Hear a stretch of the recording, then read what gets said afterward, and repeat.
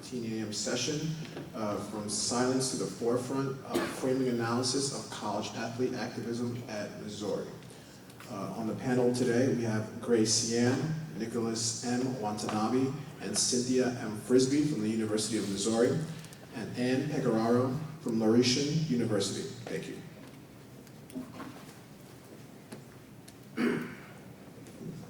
Thank you everyone for being here. It's a great honor for our group to be here today at this conference. As our introductions were just made, we're going to go one by one through this panel. I'm going to give a brief introduction sort of about the background of Mizzou, and then we're going to each speak on a little bit of a different topic that's all sort of intersected. As Dr. Harry Edwards said yesterday, that this whole Mizzou protest was not something that happened within a vacuum. There's a lot of context that goes along with this. So first we want to introduce some of this context so that we can help sort of frame everything that happened at Mizzou. The university was founded in 1839. They brag about it being the first university west of the Mississippi in the United States. One important thing to note is even from the very beginning, the first president of Mizzou actually had to resign because he was anti-slavery, and so they forced him out of office even from that first couple years in office. There has been a long tension of racial tension at the university for many years, as you can see from here. Even until recent years, when I came onto the university in 2010, I walked by the Black Culture Center every day to my office, and somebody spread cotton balls in front of it. And so even during the protest, for example, someone had actually wiped out the word black from the Black Culture Center. So there's a lot of these sort of practices happening on the campus. At the same time, even in the state of Missouri in 2014, we had the shooting of Michael Brown in Ferguson, which not only had protests in St. Louis, but there were protests at the University of Missouri campus, including in front of the City Hall in Columbia, Missouri. So these protests were something that were already somewhat ingrained within the community. There were definitely a lot of issues. And then as you see here, in actually August, there was a graduate student protest, which leads into Jonathan Butler, who we'll talk about. But there's also protests leading based on other racial incidents that happened in the fall. First up is going to be Dr. Cynthia Frisbee, who's going to lead us on discussing sort of the media framing behind this. Thank you very much. Good morning, everybody. You guys look so excited and energetic, so just try to calm down and we'll get through this. So first of all, my thing is just shut up and play, because it seems like that was kind of the comment that people had, especially after the football team did what they did. One of the things that we know in current days, athletes who support or do activist types of activities is kind of rare. And in addition, to have a coach or coaches and their staff stand with athletes is even rare. So I think that that's kind of what made Mizzou come to the forefront and in the national spotlight. One of my research interests, and we're going to talk about that later, is how media frame, in particular, black athletes. One of the things that we do know, and we'll see this a lot, is that any athlete who publicly comes out and embraces a social cause gives people or fans a reason to disagree, that they're not going to watch the sport, they're not going to buy tickets, they're not going to buy jerseys or any type of merchandise to show their support of the team. And you'll see that we definitely had that at Mizzou. So what we notice now is that today's African American athlete in particular tends to remain silent on a lot of issues. And why is that? And so one of the real interesting things is that it could be possible that over time that they've learned that my main job is to perform. And so maybe perhaps the media sends out a message that that's all I should be doing is serving as an athlete. Maybe another idea why people are staying or were staying silent is that athletes believe they might have too much to lose by speaking out, and they might feel a little bit nervous. I serve on the Intercollegiate Athletic Association at Mizzou, and we do know that there were some athletes that were super nervous after their picture came out because they were afraid of the backlash. But now when we think about it, I grew up in the era where I remember Muhammad Ali talking about things, Arthur Ashe. And so there was a time in our culture where athletes were known to speak out against things like racism. They talked about poverty, HIV. Arthur Ashe had a huge platform talking about that particular issue. And so what we noticed is these are all the studies that I could find that talk about athletes and their concern about being associated with activism. So now let's go into some of the stereotypes. What's interesting when we look at black athletes and stereotypes, just even in general, we might also notice that on campuses, on college campuses, a lot of black athletes report their struggle even in the classroom, that they feel like they have some bias from professors when it comes to getting excuses or if they have to miss. I know at Mizzou that's a huge ordeal right now. We're working on something to kind of help because professors will say, if you're an athlete, don't take my class. Like on the first day, they make them stand up and they say, you need to drop because I do not support absences or what have you. So we know that that's there. We also know that athletes in general have this, of course, the stereotype of the dumb jock. So black student athletes, we are finding, have to not only defend themselves against being the athlete, but they also have to do the dumb jock stereotype and deal with that particular stereotype. So one of my areas, as I mentioned, is media framing of black male athletes. And I just finished a study where, again, it kind of supported what we're finding. But according to Entman, there are 3 dominant images that we see in the media: athletes, criminals, and entertainers. And if you remember what I said earlier, that perhaps athletes only get the idea that I'm just an athlete, let's think about how they're framed in news stories. A lot of times, or my study found incredible significance when it comes to crime stories or the type of stories that we find black male athletes. Like, there are certainly athletes that are doing philanthropic activities that are black. I know there's one in Texas that spends money giving computers to underserved kids, but we don't find any news stories about that. But yet, when I coded for crime and other things like that, we found a lot of stories that showed more black athletes were in stories about domestic violence compared to white athletes. So again, we know, and the idea is that these frames or these stories that the media keep showing might eventually lead to the idea that, again, the athletes are one of those 3, if not all 3. Framing theory, again, is this idea that the media give us a context for which we understand something.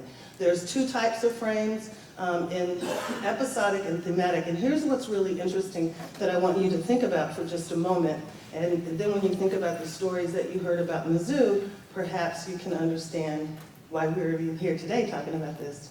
Episodic and thematic frames. Episodic frames are those that focus on the individual or on a person. So if we're talking about poverty, these are the humanitarian stories that talk about, Rose Carter was homeless, she lived on the street, she did the. Thematic frames are those news stories that provide nothing but objective facts. They provide statistics. So here's what's super fascinating about this. When the story is thematic, consumers of the message will blame the institution. So if it's about poverty and the story's thematic and it has objective statistics, they will blame society or the culture.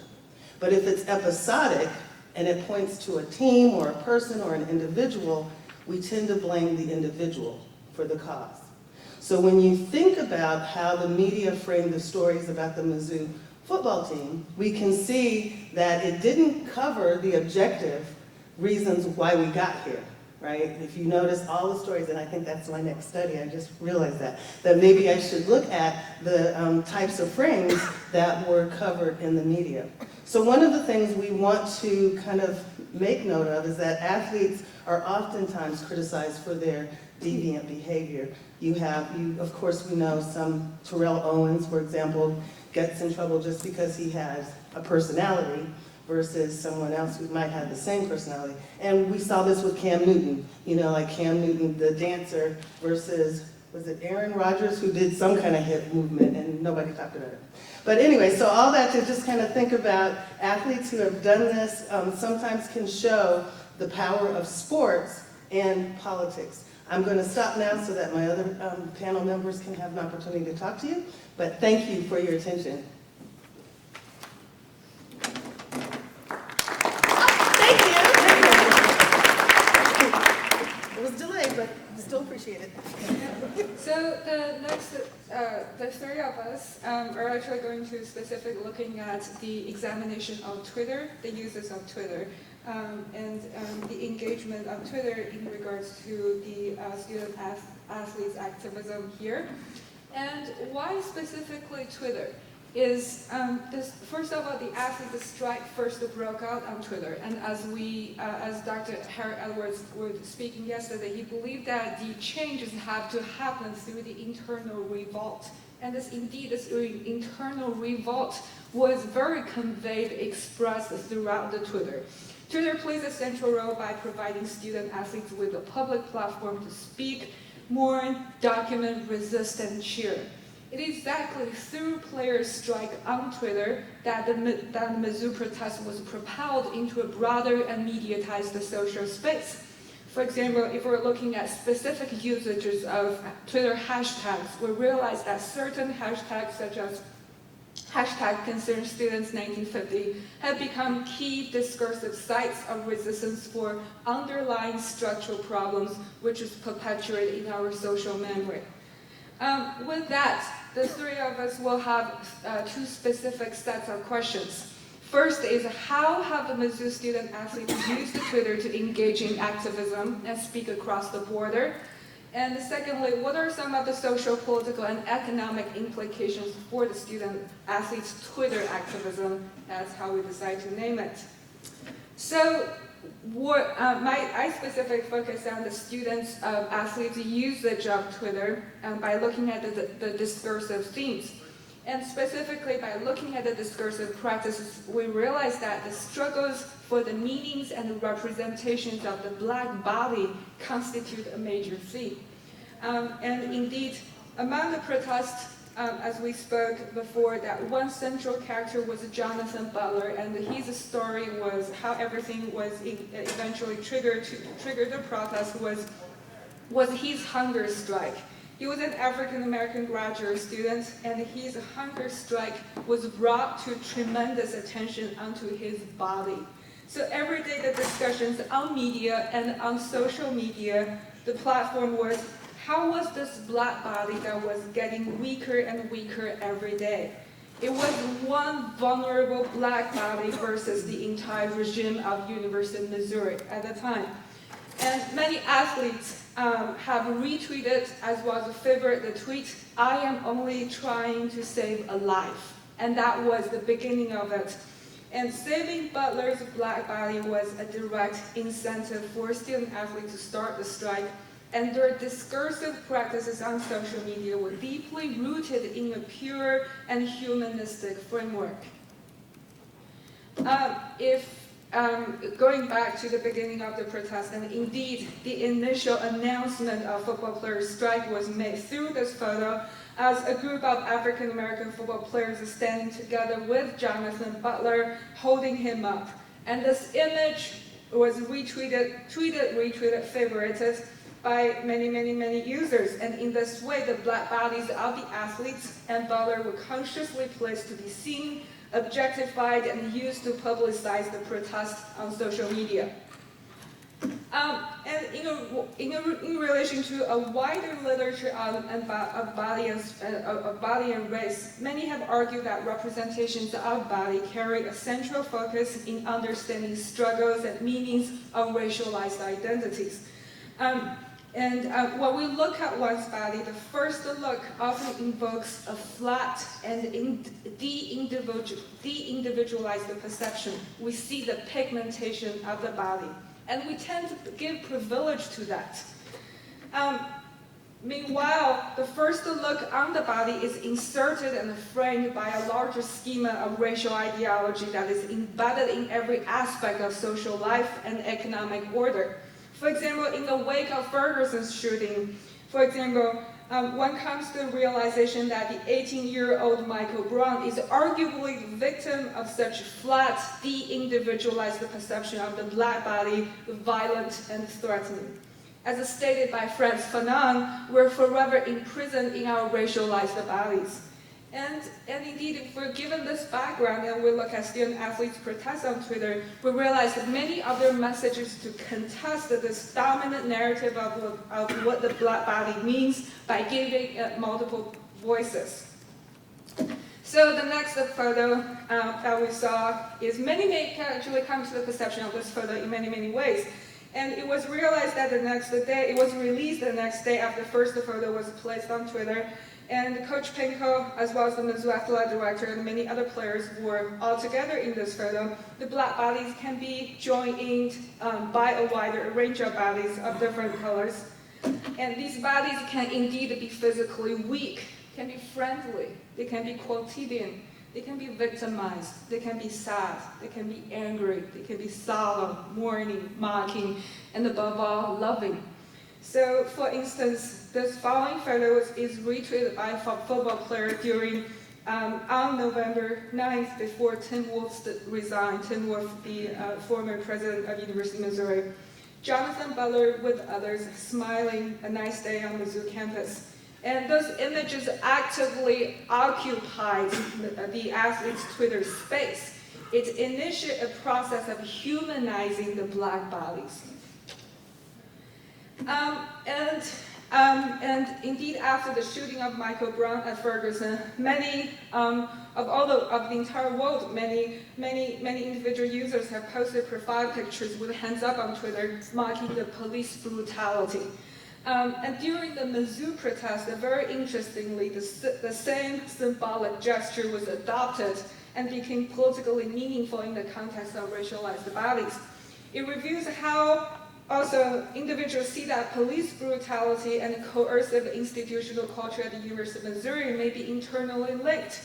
And more importantly, those photos were actively favorited and spread by the football players, becoming a part of their own protest. It was very visual and has visually given voices to the black bodies, which ultimately assigned complex counter-narratives to the meanings of black, calling for attention to a racialized academic environment that seemed unwilling to change. And of course, this black body is also very linked to the idea of space. Space means internet space as well as a physical space. The student-athletes protest first broke out on the space of Twitter, which then assisted, appropriated, and reassigned Jonathan Butler's and Concerned Student 1950s assembly at the physical space on Mizzou campus. You see a linkage, you see dynamic relationship here. And indeed, I would argue that this echoes a classic civil strategy of protest, placing their bodies where they were not supposed to be. In the physical space.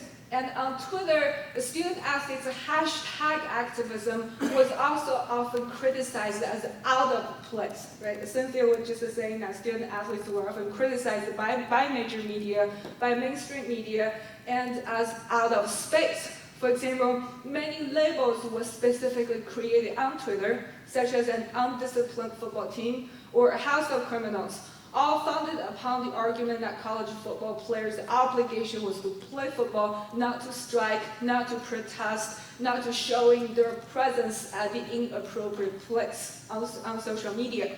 So, and in this sense, the football players' responses on Twitter often revolved around defending that their presence was in the right place. And in the end, as we realized that after Tim Wolf resigned, the campus received multiple death threats. And in the interviews that we had with some of the student athletes, some reported that they lost sleep during the time. They made plans to walk together, going from building to building on campus. So this means that the student athletes' bodies immediately became moving targets of hatredism and violence in the physical space of University of Missouri. Now, many of us who are interested in studying about student athletes and to empower student athletes have always thought about in what ways can student athletes speak up. And it has been known that various methods of institutional control have been employed by NCAA to restrict student athletes from taking actions against the organization. Athletes are frequently threatened with loss of eligibility, denied from the process, and avenues to contest or respond to the rules imposed on them. As a direct result of such coercive institutional environment, resistance and pursuits for justice mostly resort to lawsuits and appeals to the court of public opinion to have their grievances addressed. To simply put, the student athletes do not have the avenue to speak up. And with this background, the protest at University of Missouri invoked a relatively new scenario in developing student-athlete activism through online publicity. One student athlete, for example, tweeted out a picture of football players holding Butler to SEC Network at David Morrison, who is the Columbia Daily Tribune sport writer, Dave Matter, who is the St. Louis Dispatch sport writer, actively capturing on the interdiscursivity provided by Twitter hashtags to increase attention. So, and indeed in our interviews with some of the athletes, it is clear that many of them are conscious of the power that they have on social media. And interestingly, that they know that this power is also very restricted to the sphere of social media. Because in real life, once they speak up through mainstream media, they will immediately be shut down by the NCAA. And indeed, as we know, that NCAA was concerned with the potential outcome of social media as a public space for the student athletes. Research shows that at once they were pondering upon banning student athletes from using social media. And after legal debates whether such interventions may be unconstitutional, the NCAA did not create any explicit policy, but it does exert a lot of pressure to individual athletic department to closely monitor the uses of social media by student athletes. And so how do we understand Twitter as a site for student athletes to practice activism by particularly looking at the uses of hashtags? One pattern that we noticed that hashtag Concerned Students 1950 became a central space for discursive actions taken by student athletes. For example, one football player retweeted one comment written by a Mizzou student, and specifically it is that football players' strike only serves to manifest the decades of racial tension and increasing suburban poverty, all boiled down to the educational system of Missouri, followed by hashtag Concerned Students 1950. As such, hashtag Concerned Students 1950 gives a particular interpretative frame that links together a wider social-economic problem of racial inequalities to the particular strike of Mizzou athletes. And in another example, hashtag Concerned Student 1950 was seen as used to recontextualize the athlete's strike by connecting to the situation at Ferguson. For example, a retweet at UNT to Ferguson says, "No justice, no football, unprecedented action, total support." And furthermore, it also works as an intertextual chain to connect football players' activism to other critical problems at the University of Missouri. For example, one retweet that has been spread across many people's accounts is actually originally started by one football player, which said, this is just not about race. This is not just about race. It's about grad students getting benefits and unity within the athletes and the community. So what we're looking at is through such intersectionality, it shows that the strike to be seen as against an overall institutional culture that lacks equalities and humanism in treating students. And through such intertextual chain, we can also see that the intersectionality can potentially further elevate the student athletes' activism to fight for their rights against the NCAA possibly. For example, one grad student tweeted to one football player, we're underpaid, but probably not as much as you guys. So there's something out there.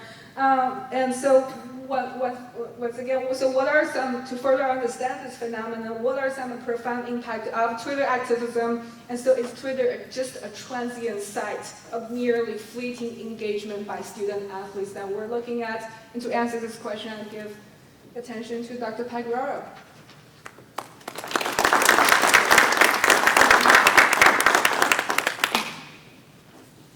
Great, thanks for having me. I thought I'd start a little bit back 10 years ago. Twitter's 10 years old.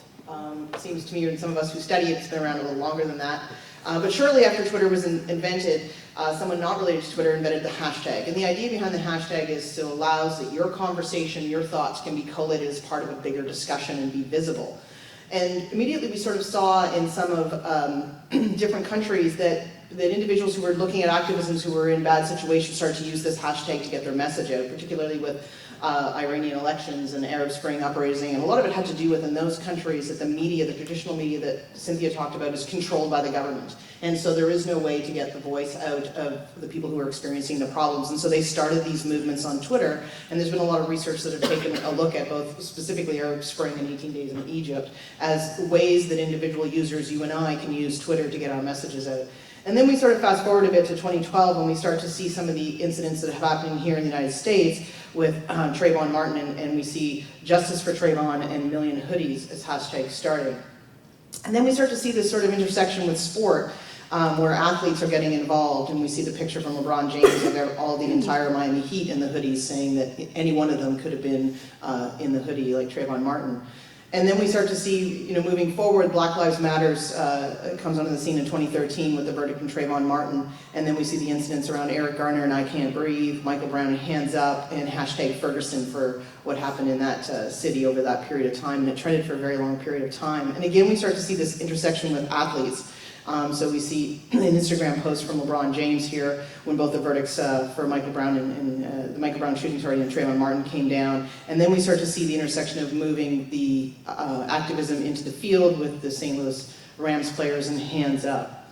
And then we start to see early in December of that same year, I Can't Breathe starts a trend on Twitter. And then again, the intersection with sport, where we see a hashtag and a movement come off of social media and into the sport world, and we see LeBron James wearing the t-shirts and a few other, Derrick Rose and a few other NBA athletes. And then it starts to come into the NCAA with Georgetown wearing the warm-ups, the I Can't Breathe t-shirts. Notre Dame women's team wore them, and we start to see this activism moving between the social media and the sport world. And then if we fast forward again to 2015, and the Mizzou players joined the Concerned Student 1950 hashtag, and the protest, and this graph shows you what happened when they joined, so you probably can't see the yellow line, is all the tweets up to November 7th when the football players joined, and then we see this massive spike afterwards. And so we wanted to know what really was happening on the hashtag.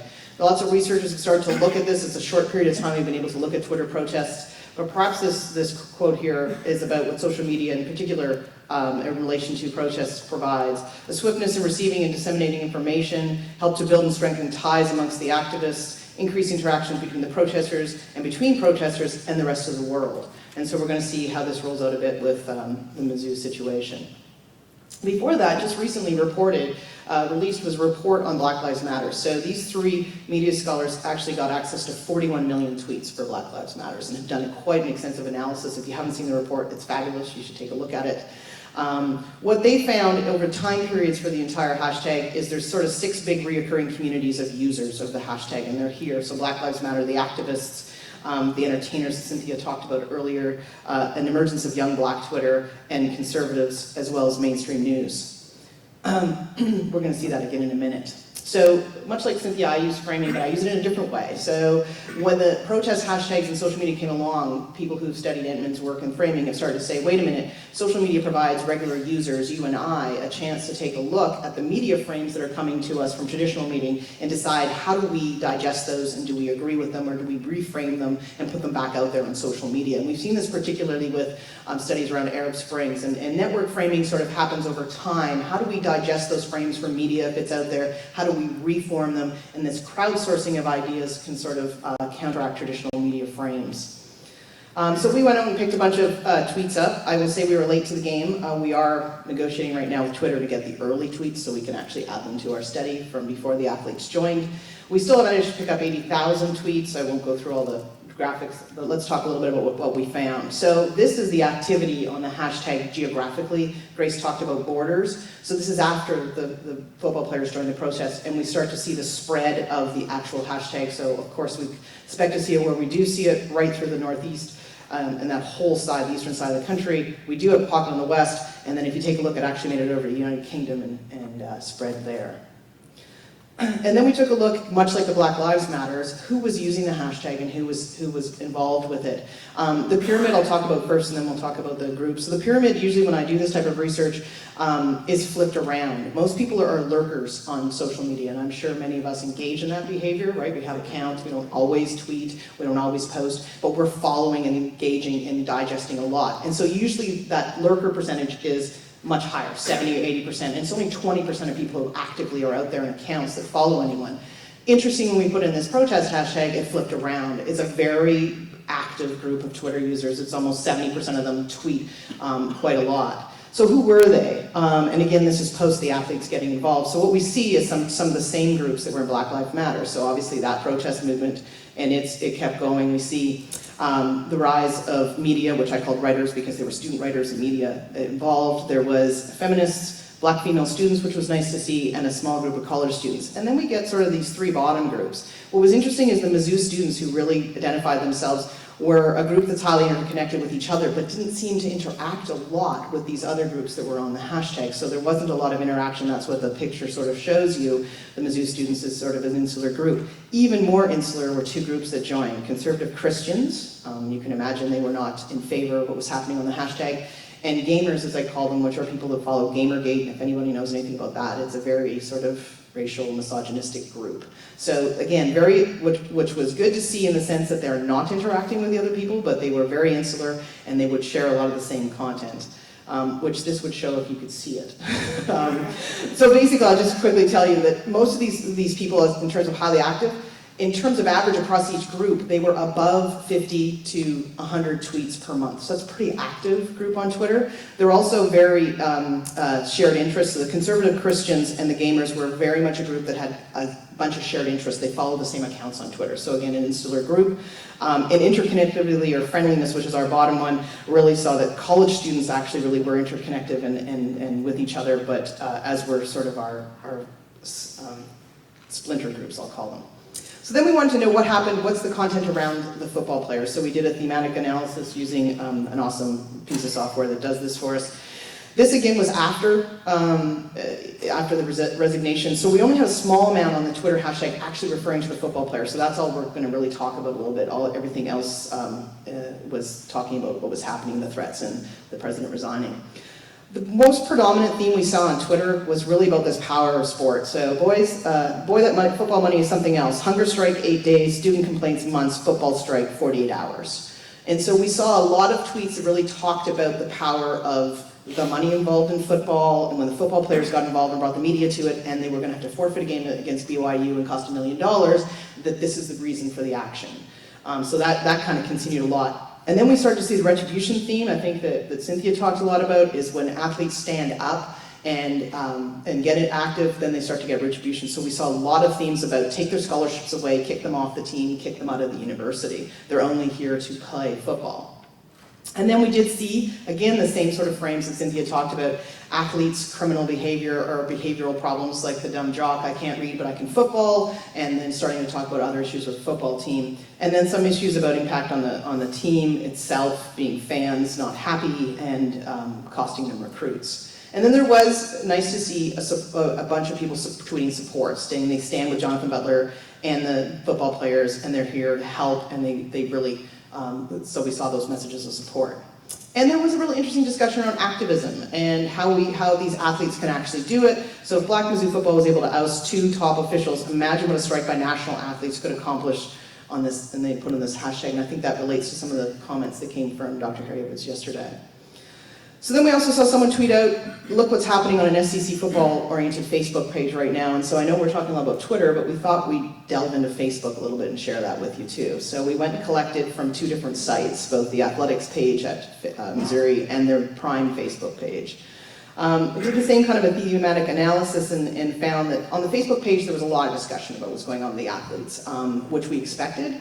So we're not going to present too much of that there. We were more interested in what was happening on the main Missouri University page. How did this trickle over into the mainstream? And we saw particularly right after November 8th and 9th, there was a whole theme, if you see it circled there, that was really about the football team itself. And we'll delve into what people were saying. Let's get that because you can't see it. So, colors didn't come out right. So emerging themes started on November 8th. These are sort of our themes that you're gonna see more and more people sort of gain speed. So this is our crowdsourcing and framing of the issue.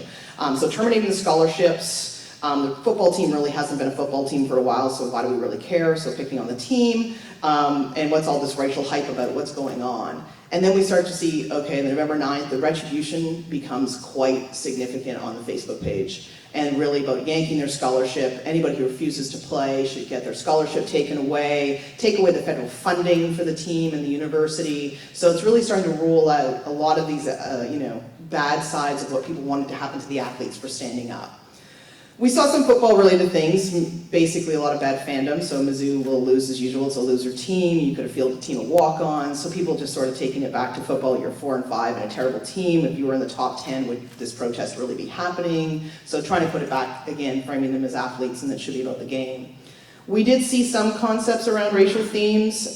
People only seeing a Negro in football cleats and things and those types of things coming through. They were lesser, and at least we were glad to see there was some support still on the Facebook page. If anybody knows the differences with Facebook, as I'm not limited to 140 characters, and I can rant a lot on Facebook, and it does happen quite significantly.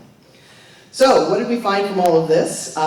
We thought that Twitter and Facebook users offered support to football players, but it was the minority of the content that we found where we were with our study.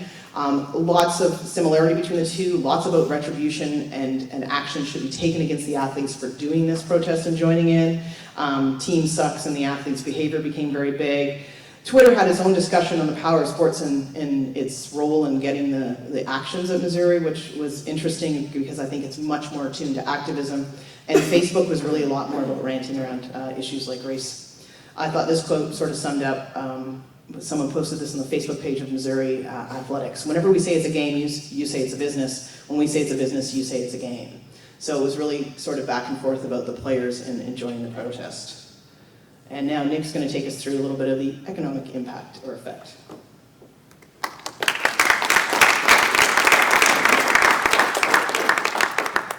Thank you. I'm actually going to look at this in a little bit of a different perspective. I tend to do more examination of consumer behavior, the financial and economic side of sport. And so what I'm sort of focusing on is sort of this economic aspect of the protest and the social movement, and what kind of impact did it have?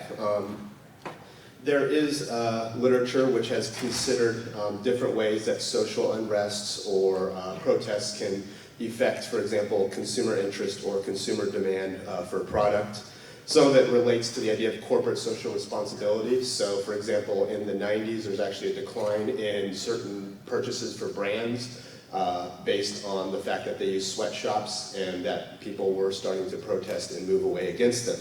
So the question that a lot of people were posing to me, in fact, some people from the athletic department at Mizzou asked, what is actually happening to us from sort of an economic and financial perspective? And most of what we saw was anecdotal. So to begin with, a lot of them talked, and if you looked at the news media, there was discussion in the athletic department in Missouri said, oh, we have a loss of donors, we're going to be losing money, and so forth. But if you looked actually at the local papers in Missouri this morning, which I just happened to look on the shuttle the way over here, they actually talked about something about big donors actually giving more money. So in some sense, they're not necessarily getting the new donors, but they're not necessarily losing money per se. So what I started to think about is how can we look at, for example, maybe the shift in consumer interest or demand, especially around these protests, did things drop off? Because people started saying, well, the game after against BYU, there was only 45,000 people at Arrowhead in Kansas City, which holds like close to 80,000. It looks sort of sad, you know, half full stadium for, you know, Mizzou versus BYU, which should be, you know, in a major market, somewhat of an entertaining game. So I decided I have some data, what can I do to try to sort of look at this impact? So looking back at this protest economic literature quickly, everything from sweatshops to labor standards and even GMO foods have all been shown to be able to affect the demand for consumer products. When people become conscious of these things, sometimes they're less willing to purchase them, or sometimes they're actually more willing to purchase other things. So with the GMO food thing, it actually increased some of the demand for organic food purchases. And we also see there's also a line of willingness to pay studies, and these usually deal with the environment and protests that deal with the environment.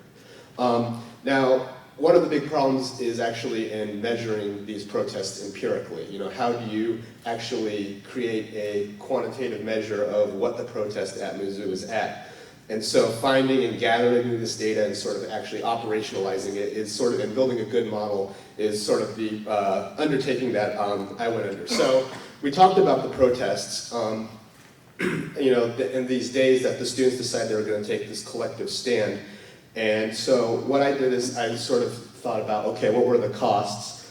There was the cancellation of the football game, which was $1 million. There is this decline in enrollment at the university, which is probably widely reported, but it was something we knew about for years because it's a lot of factors. Illinois out-of-state students are just not coming to Mizzou because Illinois opened like 2,000 more seats at University of Illinois. So, you know, if they're about the same price, why go all the way to Missouri when you can go an hour and a half from Chicago?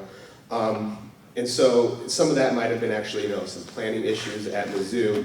One big thing is sort of that the state legislature is, you know, threatening to cut public funding. They're saying possibly about $32 million to Missouri.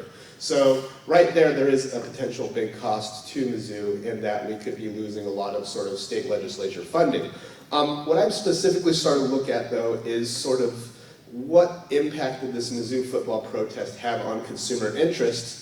And the data I actually have is for just the athletic department. So did the University of Missouri Athletic Department lose fans because of these protests? And I could say at a micro level that certainly some individuals went away, but at a larger scale level, did the interest decline? So what I've done is I've actually gone and I've collected data from social media, and what this does is it allows us to see the following. And there's previous studies by Levy Perez, who looked at actually Spanish soccer and showed that following was a demand on a social platform for sport teams, and sure enough, as teams did better, the demand increased. Feddersen, Humphreys, and Sebing actually showed that it can be related to consumer sentiment in the gambling market.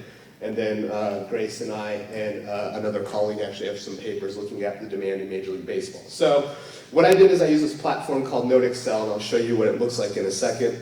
And we actually gather followers sort of daily for every athletic department in the United States for Division I, simultaneously every day for the last about 2 years. So that data set's like 80,000 right now.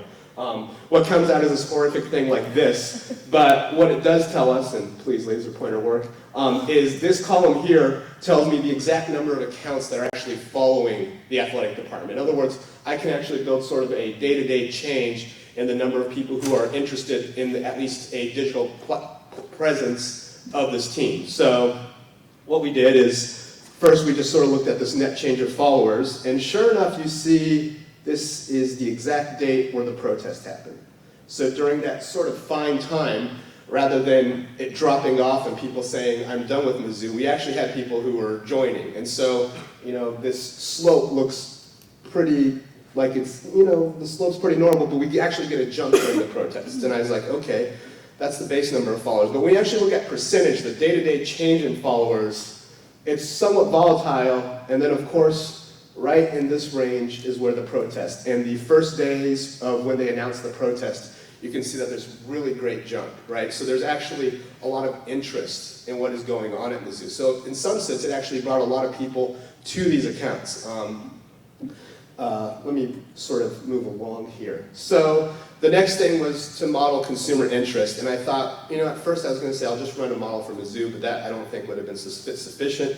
So I actually used the entire SEC as a sort of baseline, and I used the sort of football season from September 4th to February 16th, which is about 2,000 observations, and I basically built this base model. But what we get is these results out of a panel regression, and what this tells us actually, this side here on the left, is for when we are just looking at this total number of followers, and we find that there's actually not a significant change based on the protest. And I measured protests two ways. One, I just put sort of a dummy variable whenever there was a day of protest. And the second one is actually a time trend, so it goes over time, and I squared it to see if we can see if that effect diminishes.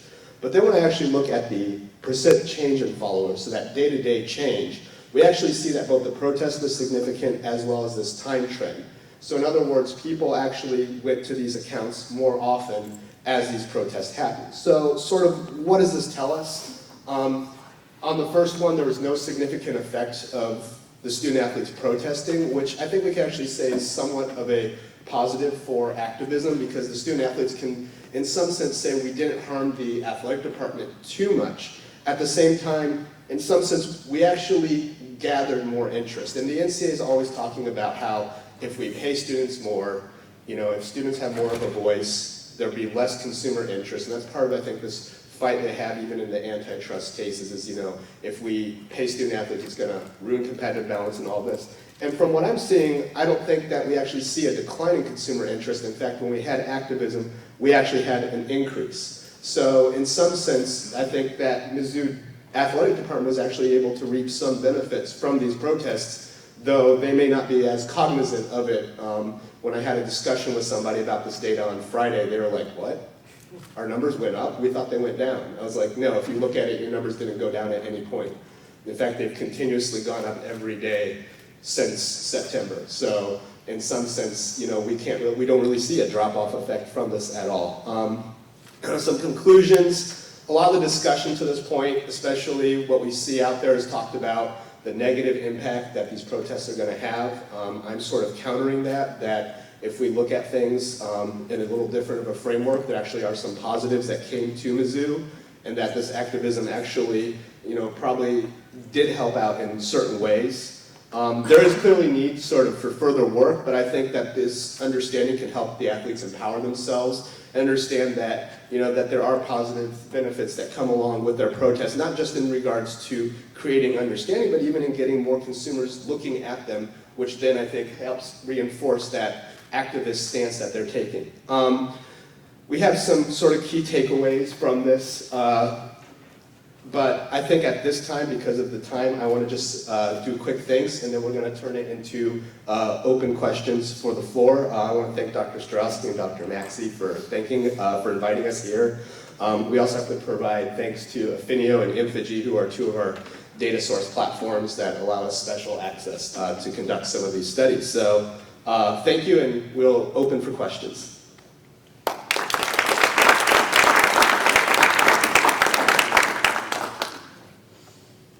Yes? This is a reference to a $32 million reduction in state funding. What were the justifications for that, the nexus to this? I don't think I saw it. I don't think I saw the contrast.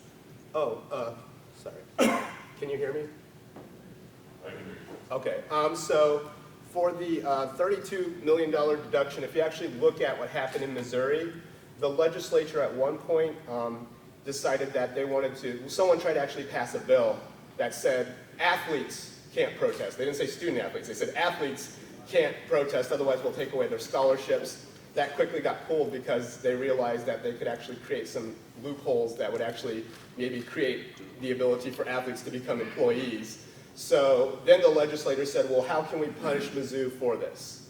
And so one thing they've done is they've gone forward and said, we're going to maybe go after the state subsidies we give the university in order to operate. So there's the idea that they're probably going to take money away from our budget in the midst of a student shortfall as well. It's going to be somewhat painful. They're talking about 5 to 8% budget cuts at the university right now.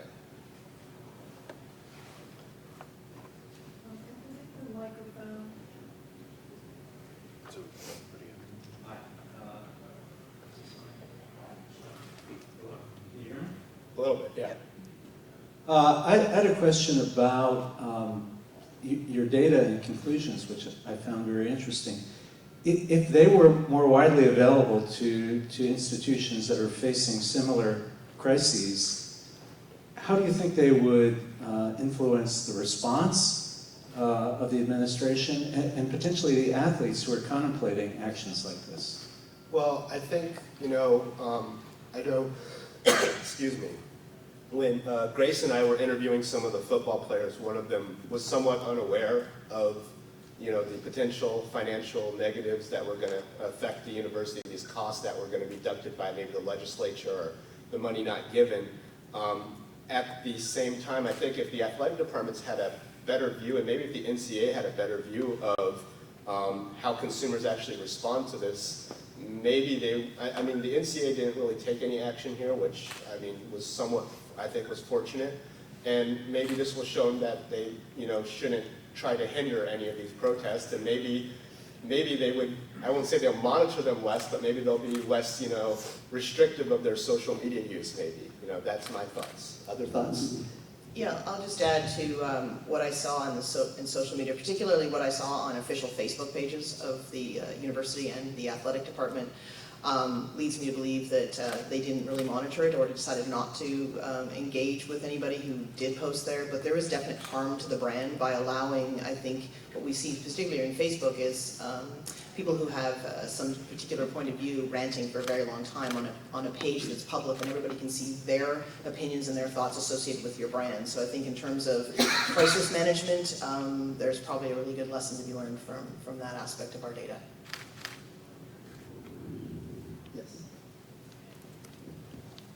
Yeah, my question is, does an action like this improve Missouri brand? Well, I will talk from the journalistic perspective. I teach in the strategic communication department, and I teach a sport and promotion.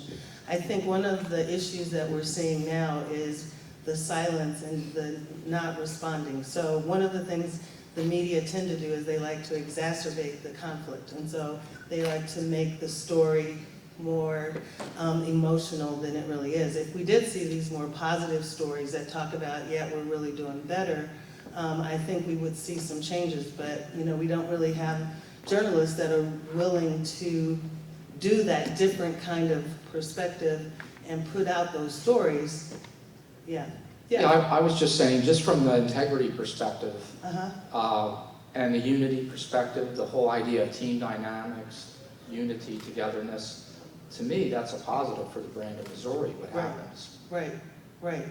I just think we don't have right now an active PR, proactive plan, strategic plan to kind of do what you're saying. That's just my take on it, that they probably do need to have someone in the Department of Athletics that is putting out these press releases to send, out the message that this unity is happening and the brand is doing, somewhat okay.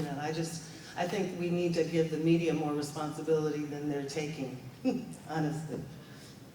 From my understanding of how even students, just everyday students on campus are responding to this issue, because one topic I would try to bring to student athletes is how do you seek communication with your peers in your classroom and try to have them understand the meanings of your protest. And me as a sport management professor, I even find it incredibly hard to teach about this because students have a very divided opinion, and specifically on how the public is perceiving Mizzou. For example, when I teach the idea of ethics, even giving various theoretical lens, many of them would still argue that the president having to step down, the chancellor having to step down, that we're receiving so much negative publicity is not exactly ideal for Mizzou, and in the sense that we're hurt, in the sense that the protest is not even ethical. And then when there is such a voice actually occurred in the classroom, and then you can imagine that there will be a ton of debates in regards to this. And so in regards to what exactly brings to this brand is something that we should probably continuously to explore.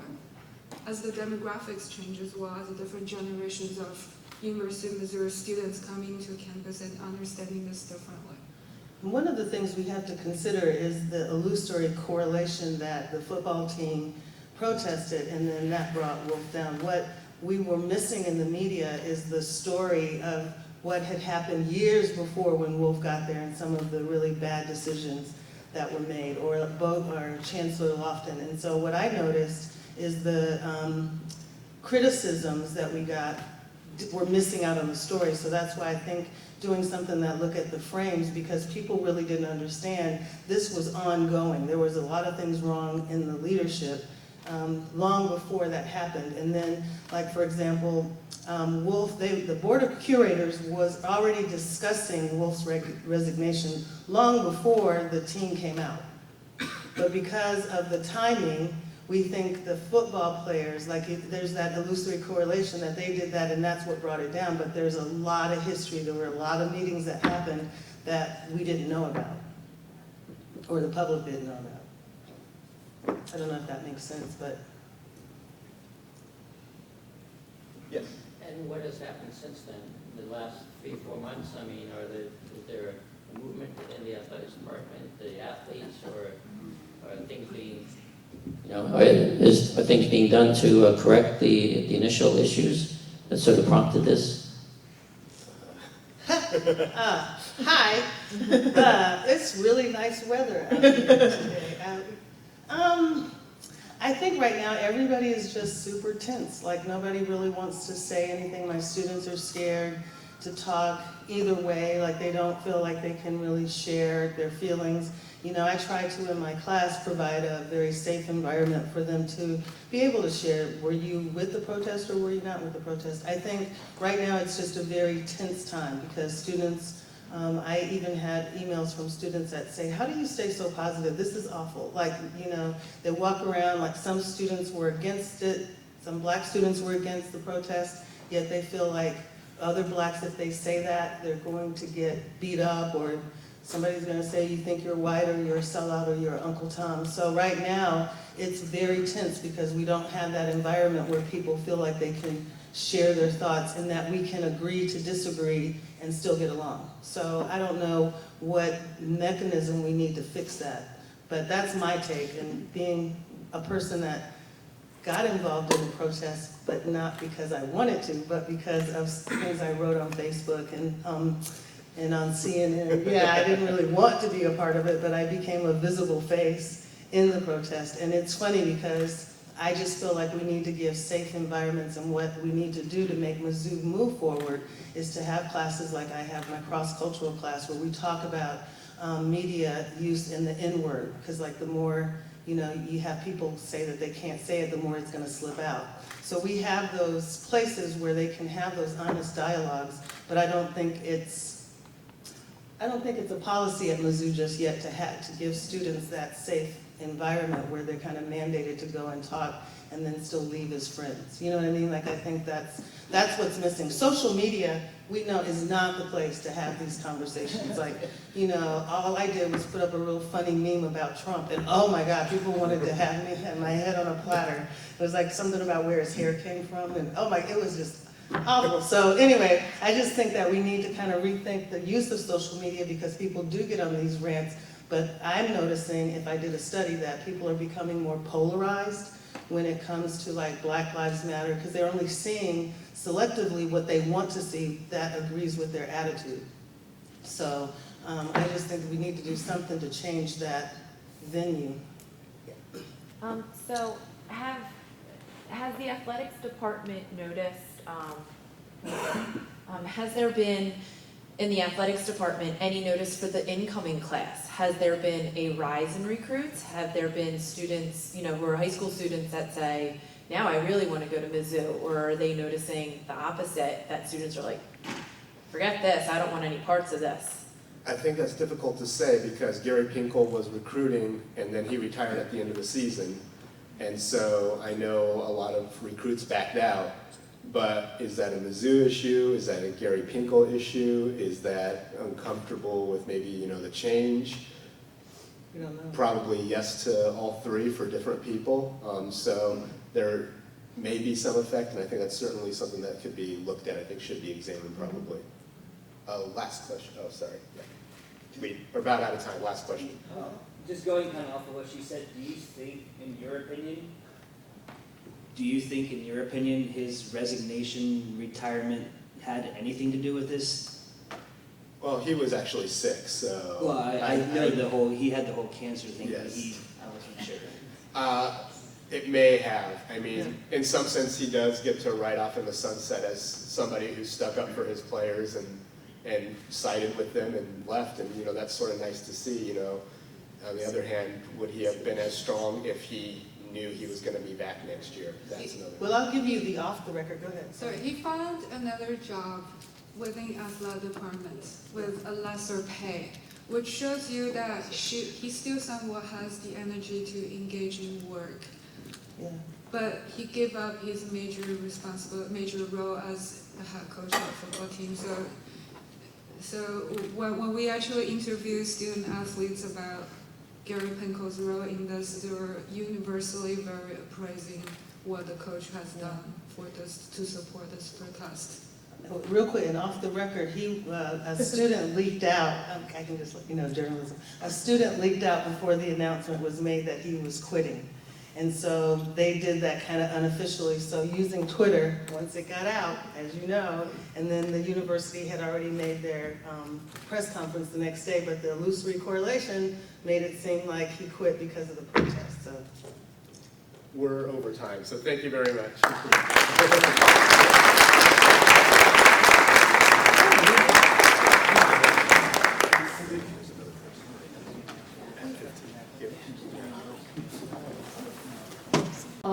I noticed, Sonny, that some of your basketball colleagues are here from Pittsburgh. So it will not be unknown to them about the ABCD camps and the talent who came out of those, including Kobe Bryant, Dwight Howard, and LeBron James. Sonny also co-founded the Dapper Dan Randall Classic, which was a premier basketball showcase for over 43 years. And I think as a measure of impact, to revisit some of the greats who came out of that are well worth noting, including Calvin Murphy, Shaquille O'Neal, Kobe Bryant, Chris Webber, Alonzo Mourning, Kevin Garnett, Vince Carter, Tracy McGrady, Patrick Ewing, Rasheed Wallace, and Stephon Marbury. I love you. I know, and Sonny does not want this, right? But for the next generation, I think it's important. These are the old generation. The next generation's not here yet. Well, but the new generation, though, coming into today's session, was telling me that they had been watching Soul Man on ESPN. And so to do justice to that next generation. For me, our shared journey began in Memphis, and I know you're going to talk about that a bit later. But I think that Sonny has had several iterations in his career and has devoted his most recent work and life work to advocating on behalf of college athletes at tremendous effort, time, cost, and everything else, and we're indebted to you for that. I also have a little surprise for you as well, because it's interesting that Sonny had an odyssey. Sonny and Pam came through Denver yesterday, and there was a blizzard, right? And so they literally had an odyssey to get here. One of our other good friends, Frank Split, has just published a work called An Odyssey of Reform Initiatives, 1986 to 2015. And this is a collection of Frank Split's work that he has been putting out to try to impact college sport reform, writing to Congress people, working with congressional aides and assistants, trying to educate them about college sport. And Sonny, he has gifted a copy of that collection in your honor to Drexel, knowing that you were going to be here today. And he had one thing that he wanted me to read, and this is from Frank. A copy of the Odyssey book has been gifted to the Drexel University Library as a tribute to John P. Sonny Vaccaro in recognition of his valiant efforts to curb the exploitation of college athletes by working to empower these athletes as well as protect their rights. So I want you to be aware of that. And what he's also done in your honor is he's also made this available in electronic form. And any of you who want a copy of this, all you need to do is send me an email, and I'll be happy to pass it along that way as well. All of this in Sonny's honor. So without further ado, because I'm going to get into trouble now that I'm in big trouble now, I'm going to turn it over to Sonny.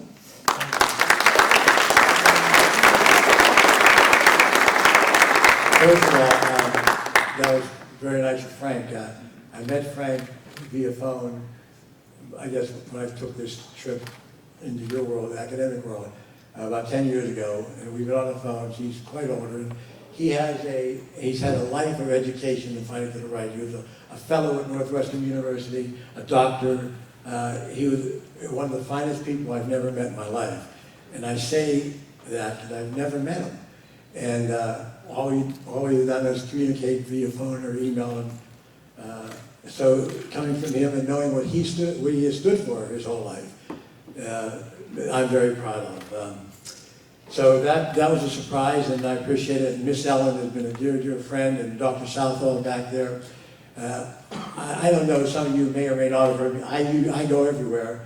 I don't know what I'm going to say, but I'm going to say a lot today, I think. And I know a lot of my friends in the media are here, and I've always said a lot, but I usually had a prepared thought in my mind. I've been doing this now since Pam and I walked away from corporate America. Pam's my wife, and without her I wouldn't be here. And I know every loving husband says of every wife or every wife of every husband when there are these kind of things that they love them, and that's the reason they're successful, and I'm sure it is. But for mine, this one isn't even close. For guys like Don DeGiulio, who's known me for like 90 years, he would say the greatest thing in my life, forgetting all these other things, was, hooking up with Pam, or Pam hooking up with me, and her allowing me to go forward with the craziness of my mind. So anyway, today I'm going to take a journey with you, and I'm going to, there's no set pattern. I got two things I want to do, and I want to take you on the journey that I've been on since about 2007, but it really started in 1965. The funny thing about some of the great writers who've chosen to write stories with my name included have characterized me as whatever they wanted to, and that's gone on for a lot of years. And a lot of things that were well-meaning and well-intended and not blasphemous, except there were times in my life where people who wrote about me wrote the worst derogatory things you can write about to another person. And this thing was sort of helping, I can walk around with this if I want to, and I will. Yeah. This sort of thing, allowed me to be me more. I sort of, since I was a child, I sort of rebelled against anybody who tried to control, and especially me. And I think it evolved into why I'm sitting here at Drexel University in 2016 and making these speeches. And when we walk away from corporate, this is the 39th trip that Pam and I have taken in those years. I've never spoken to a football team. I've never spoken to a basketball team. I went and I started this odyssey, speaking to law schools, business schools, and journalism schools. And I said in my mind when we walked away, and she went with me, and I said, if I'm going to help the kids I want to help, if I'm going to be who I think I've wanted to be all these years, then I've got to give up. So we gave up, being employed. We gave up a good life. But the good life became a better life because I got to meet people like Richard and Ellen and other people and kids along the way. And I'm looking at a young guy back there named Luke Bonner. And, I go back to Luke when he and his brother came to my camps in the 90s. And I see Melvin Bennett back there who went to the University of Pittsburgh, and he was a freshman And I was still, in those days, I called, and Pammy doesn't like, there was a movie, Lost Weekend, and I sort of had a Lost Weekend in the 70s where it lasted, a few minutes, and I didn't know what I'd do. And I walked away from teaching in 71, and I think my life really changed after that. But Melvin Bennett trusted me enough when he was 18 years old. He didn't want to go to school, which sort of grew into my mindset for all these years. He wanted to be a professional basketball player. And whether Melvin was or was not a good student was never my concern. What Melvin wanted to ask me to do in 73, I believe it was, he wanted to go play ball. Well, you couldn't be drafted by the NBA, so he had to try a league called the ABA. And I had just helped a person go to the ABA right before that, a person who got kicked out of school for hitting a referee. The school disowned him, threw out in the street. Again, he couldn't go anywhere. And he, called me because I had sent a kid from my hometown to a school called Eastern Michigan to play football. And this kid called me, and I rode to Detroit up on 11 Mile Road before Eminem went there. And he said, would you help me get into the pros? And the only place you can go to would be the ABA. And I helped a guy named George Gervin go to the ABA. And we signed a contract on the Virginia Squires in a napkin in a motel in Hampton, Virginia. And he went on to be one of the 50 greatest players ever to play. He went on to open up schools. He's having an unbelievable life. And they kicked his butt out. And you know what? He did probably do something wrong. He hit the guy, whatever it was. But this school disowned him and did all that. And about 15 or 16 years later, I'm with George at the All-Star game, which we usually have a reunion every year. And he said, Sonny, you'll never guess what. I said, no, George, what? He said, they put my number up there in the wall, at the gym. I said, yeah, because you probably gave him $1 million. And I said, but I remember the day they kicked your ass out. And I say that and I use that in glory because that's what they did. So when Melvin Bennett let to go, Melvin went to the Squires, got drafted, made a payday, and made a life for himself. So taking me now through this odyssey and starting back in Pittsburgh and being here all these years later, I got to say something. And like I said, I never do this because I sort of pride myself of talking and walking and speaking. And I don't have notes. And I get in trouble sometimes. I usually come back to where I want to go. But I want to just give you some names real quick. Then I'm going to walk around the thing and hope you hear me. Danny Robbins, Fort Worth Telegram, 1980s, SMU. Neil Armgar, New York Times, 1981, the University of San Francisco. John Underwood, one of the great sports writers of all time, Sports Illustrated, the 70s, the 80s, and sometimes the 90s.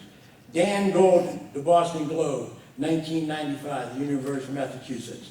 Steve Rock, Karen Dillon, Mike McGraw, Kansas City Star, 1997. Mike Fish, Atlantic Journal, Constitution Journal, 1995. George Thorman, Minneapolis Star Tribune, in the Pioneer Press, 1999, University of Minnesota. Doug Looney, Sporting News, 1999. Frank DeVore, everyone knows Frank, Sports Illustrated, all his life, I believe. Three ladies that I got to acknowledge. Jan Kemp, 1982, University of Georgia. 1999, Jan Gongadorf, Minnesota. 1999, Linda Betchel Myers, Tennessee. Now I can go on and on and on. You notice I haven't put any of the great young writers now who are now starting their lives in writing. Because I think writing and journalism is the only way that we can ever get out of the morass we're in. But I'm going to use those names and I'm going to talk about things that I think that are interesting. They should be interesting to you. Whether you believe what I say or you don't believe what I say, it should give you thought. I'm going to talk about the world we live in with college athletics. I'm going to talk about the people who run everything. I don't have anything personal against the NCAA. I don't know those people. In fact, as a matter of record, just for your record, do you realize that I'm probably the only man still involved with athletics? Since I started in 1965 with the Dapper Dan, they started sending their investigators there a long time ago. That's where they first found Jerry Tarkanian. And till today, from Byers to Emmerich, I'm probably the only guy that went through every president. I'm probably the only guy that knew most of the people who go out and investigate these kids and put them on probation or don't. You know something interesting? I met one guy, Dempsey. He came to my camp one year in Tina. I met 3 or 4 or 5 or 6 or 7 or 8 or 9 or 10 or 11, or maybe 5,000 investigators though. 3 times for the record. They were in my home, transcribed me, investigated me, and asked me about Felipe Lopez, Zendon Ham, Lamar Odom, you know, LeBron James, you know, O.J. Mayo. I got documents. They come in, and I always welcome them in. I always talk to them, gave them whatever it was they had to get. I'm a person who started this. There are people in that organization who demeaned me, talked about me in their own private way, and said, and it's fine. It was always fine. What was I going to do? I was this guy. Who was this guy? Well, I'm the bastard that started the commercialism. I'm the guy that did everything irregular. I'm the guy that supported high schools and give money to coaches. I am. I was, I am, and I would if I still lived long enough and had the money to do it. I'm so proud of doing all that. It's a very interesting thing to me that these people chose me. And I'm glad, because I wouldn't be here being able to talk, and I'm living a good life, because I think I'm doing something that'll be beneficial to the kids. And the ones that aren't here, Pam and I've used this phrase, the faceless and the nameless ones. That's what we always refer to, and I've kept notes through my life. And they're interesting. They are, because I'm weird. I'm wired differently, no question about it. But I know one thing, I have been me. So these people that I'm talking about, never took a thing, so they start bastardizing me and the people I work for, and I was all these things to them. I'd speak at seminars, and there would be on the same dais with me. One guy, and he is big, look into the court documents, he's big, man. He's the Secretary General to the whole goddamn thing. He walked out one day because he said to somebody else outside, I'd never give him the whatever of listening to him speak. I used to sit up here and there'd be guys on the dais, you know, that were involved. They were lawyers mostly. And I would say, I don't know what the hell they do, and I don't know why Mark Emmert, you know, what is his role? I say that, and I've said that over these years that I've been public speaking, because I knew that I was going to be able to do one thing. I've always had faith in myself. I know that I can speak, not eloquently and not whatever, I can speak from being me. And I know that I am such a lightning rod that they're going to react. And when we chose to leave because I said, Pam, I'll get kids to listen to me. There was no money involved, just for the record. There wasn't a reason. Quite obviously that wasn't a reason. I was praying that one of those journalists was going to graduate somebody and grow up to be one of these people. I was praying that one of those lawyers was going to graduate from one of those great law schools and grow up to be Michael Alsfield. I was praying that one of those business schools would get a person who would be so big and powerful that he would stand up for the injustices of the underprivileged. So when I made the journey, I never thought I'd meet Michael Alsfield. Meeting Michael Alsfield was a billion. It was almost bigger odds than Pam and I being married. He was so far removed from my life, I never thought it would happen. It was remotely thing. You know, having Eddie O'Bannon in my life as a child was much different than having him as a grown man when he took a stand. So the intent of what I did, which I'm proud, I certainly did. Revolutionized the whole thing. And if you ask the people that I work for, well, I just saw now Phil Knight's worth $20 billion. Not that I was, you know, involved, you know, in one dollar of that money. I only know, before I met him, he was worth $20. And that company was $250 million. And now, what I say here is I say everyone who employed me, I respected. I worked for them. Why I'm even bringing that up, not to tell you this Phil's thing, and because we don't agree, Guy fired me. And that's fine, he had the right to do that, and maybe I would have fired me. But what I'm saying is, all the things that I was able to do in that world, I was able to do with the power of the Phil Knights of the world. So to be the guy that was chastised, beat up, and whatever, was almost the most ridiculous, biased, prejudiced thing I've ever seen. Because if I'm doing my job and I'm working for him, then if I'm guilty of treason or something, then certainly the guy who supplied the motive for me to be treasonous would be just as guilty. Not that I was ever guilty in anything, so I absolved Phil of any guilt too. And the people in Germany. and Paul Fireman, and all these guys, you know, good, honorable men. You know, but I was the bastard child. But they made a mistake. I lived. And I lived to see the day that it's got to change. And it is changing. So I bring you up to that to bring you to where I want to talk about today. There has to be change. The NCAA, by its root, by the very soul of its existence, is something formed in illegitimacy. Let's go back. Who was it? Teddy Roosevelt? Because I know that Byers, he's dead. Everett said about a month ago, someone was talking about, oh, they thought they won the O'Bannon case. Right, that's what they thought. They thought they won because they didn't have to pay the $25,000, you know, and they thought that was a victory. And they said, well, good, we're back to good old Teddy Roosevelt. Well, I didn't know what the hell Teddy Roosevelt had to do other than going up San Juan with a damn sword in his hand and, you know, charging somebody. I mean, then he became president and whatever. But then I found out that Teddy Roosevelt said something to the effect that, like, college sports and football is the, you know, is the grain of life, and it'll build men. But football's got to be cleaned up because they're killing each other. Well, that struck one of those crazy veins in my mind. I said, well, let me see what Roosevelt said and why is he alluding to him. So that's what he said. So I'm going to take you on a journey. Let's allow the NCAA to begin in 1900. Let's allow them just to start existing. Let's get to the root of everything. First of all, sports was, and amateurism was only made for the rich and the elite because it was taken from the English, and they you know what they are. You know, like Downton Abbey? Downton Abbey, I know, I call it Downton Abbey. Downton Abbey? Yeah. You know, the serfs live downstairs, the kings and queens live upstairs. It's been that way forever, right? Except we took it to a different extreme in America. See, what we did was we use words and descriptions in a very strange way in America. We're never honest. See, we don't separate the classes by rooms. We separate them by ability and chances and opportunity. That's my interpretation. So I go this journey and I look through, you know what? You know why I know these people here? I swear to God as my judge on this Good Friday that I have the original articles written by these people in boxes of papers in my home. Why did I say what, you know, Doug Williams said in '99? Why did I say, you know, what these people, you know, wrote?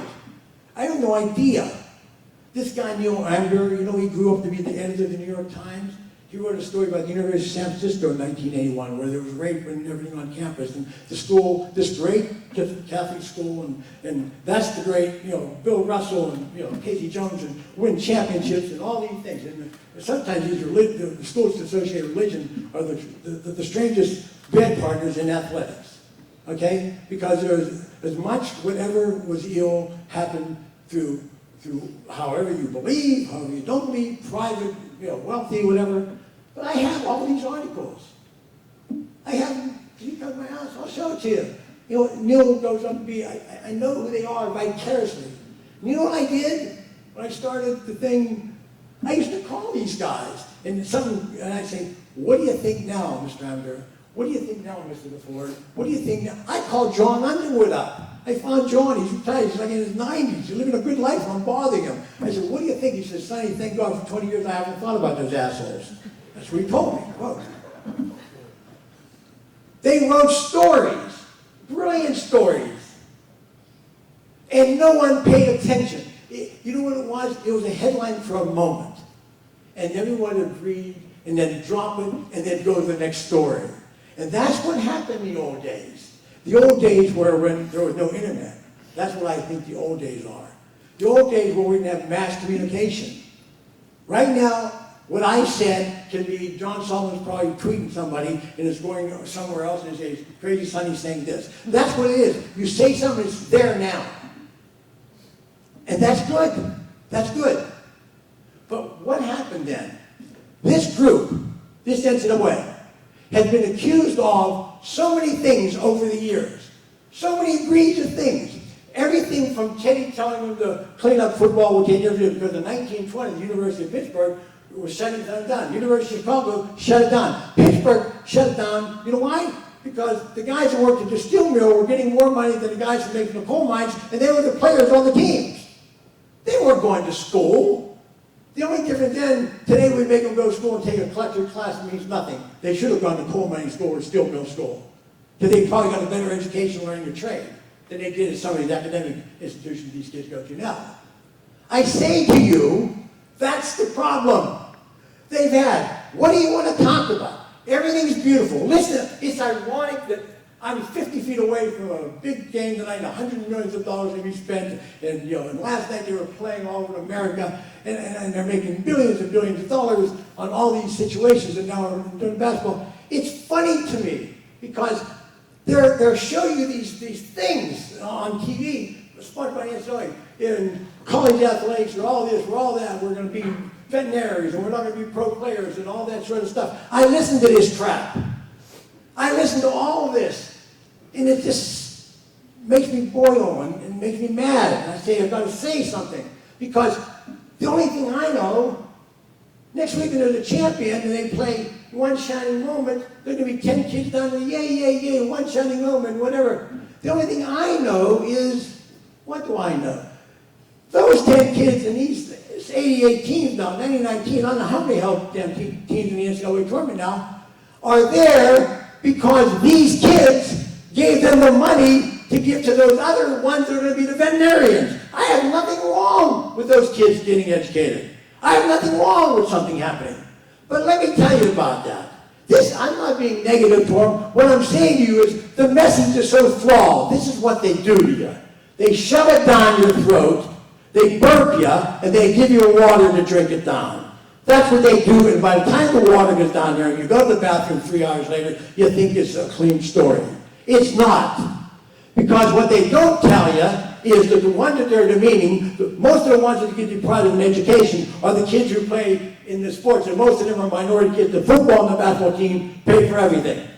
And they pay for Mr. and Mrs. Jones' kid to play tennis, to be on the swimming team, to be on the track team, to be on the volleyball team, and that's beautiful, and I'm happy for them, because now they can go back to England and play, where they got the separate gates, where the Aristotle, the aristocrats go in here, and the servants go in there. It's no different, except why is it different today? You know why it's different today? Because they tell you it is. Because they're a propaganda machine. They have lobbyists. They have millions of lawyers. You know what's interesting to me? Let's go back to the White case. Let's go back to the Special Earnings case. Let's go back to all the cases that people over the years have ever sued these people. What they usually do is just settle with you and go on. They don't give a damn. They got billions of dollars. And they got billions of more dollars that they're paying for lawyers. So I go through this phase where we're watching these games, and I'm going to go through. You know what's interesting to me? Mr. Byers, I think, went there in 1959. I'm pretty sure. Somewhere around there. Okay? And I say Mr. Byers, I say that, you know what? With respect. I do. Not for what he did. I call him Mr. Byers because he was older than me, he's dead, and he created the greatest phenomenon in the world. Amateur athletics. And he alone, took it upon himself to give you the catchphrases, to inform all the people that work under him, forever to use terms that will indelibly put in the minds of the American public, and they'll take them for granted like you're reading dogma. They'll just say, this must be the way it is in the Bible. God must have been, not dicta, not somebody saying something, but dogma. The NCAA word is gospel. They are now student athletes. Yes, they are. As opposed to student veterinarians, and student doctors, and student business, and student journalists. We're going to make our own group. They're going to be called athletes. And athletes will be forever under our protection. We'll protect them from doing everything that they don't want to do and everything that they do want to do, because they'll do what we say they'll do. Do you know the mighty revolution in America was in the 60s? That was the year. Go watch CNN, go watch all that. I grew up in the 60s. I was there, I didn't participate. I prayed to God that I would have. From the wars to whatever, but I didn't. But it wasn't like I wasn't there, and it wasn't like I didn't know people. You know the idols on my wall? We have an office, and I've met everybody. I've been blessed in certain fields. 3 people, Muhammad Ali, Jesse Owens, and Roberto Clemente. They're up there not because they were great at what they did while they were playing. They're up there because of what they did after they quit playing. Ali was right. He was absolutely right, wasn't he? The war was a piece of shit, wasn't it? And he had the right to say no. They took it all away from him. Jesse Owens, you know the picture. You all know the picture. He's at the end of the line when you see the start of the 100-yard dash. Mr. Nazi's up there. We knew that. Clemente, well, Clemente, I'm a Pittsburgh kid. I was just telling, some of the guys today, he was very important to me. Clemente died in the airplane, taking stuff to Nicaragua. Interesting. Because I remember in Pittsburgh, for what reason I don't know, I loved him as a baseball player, but he was different.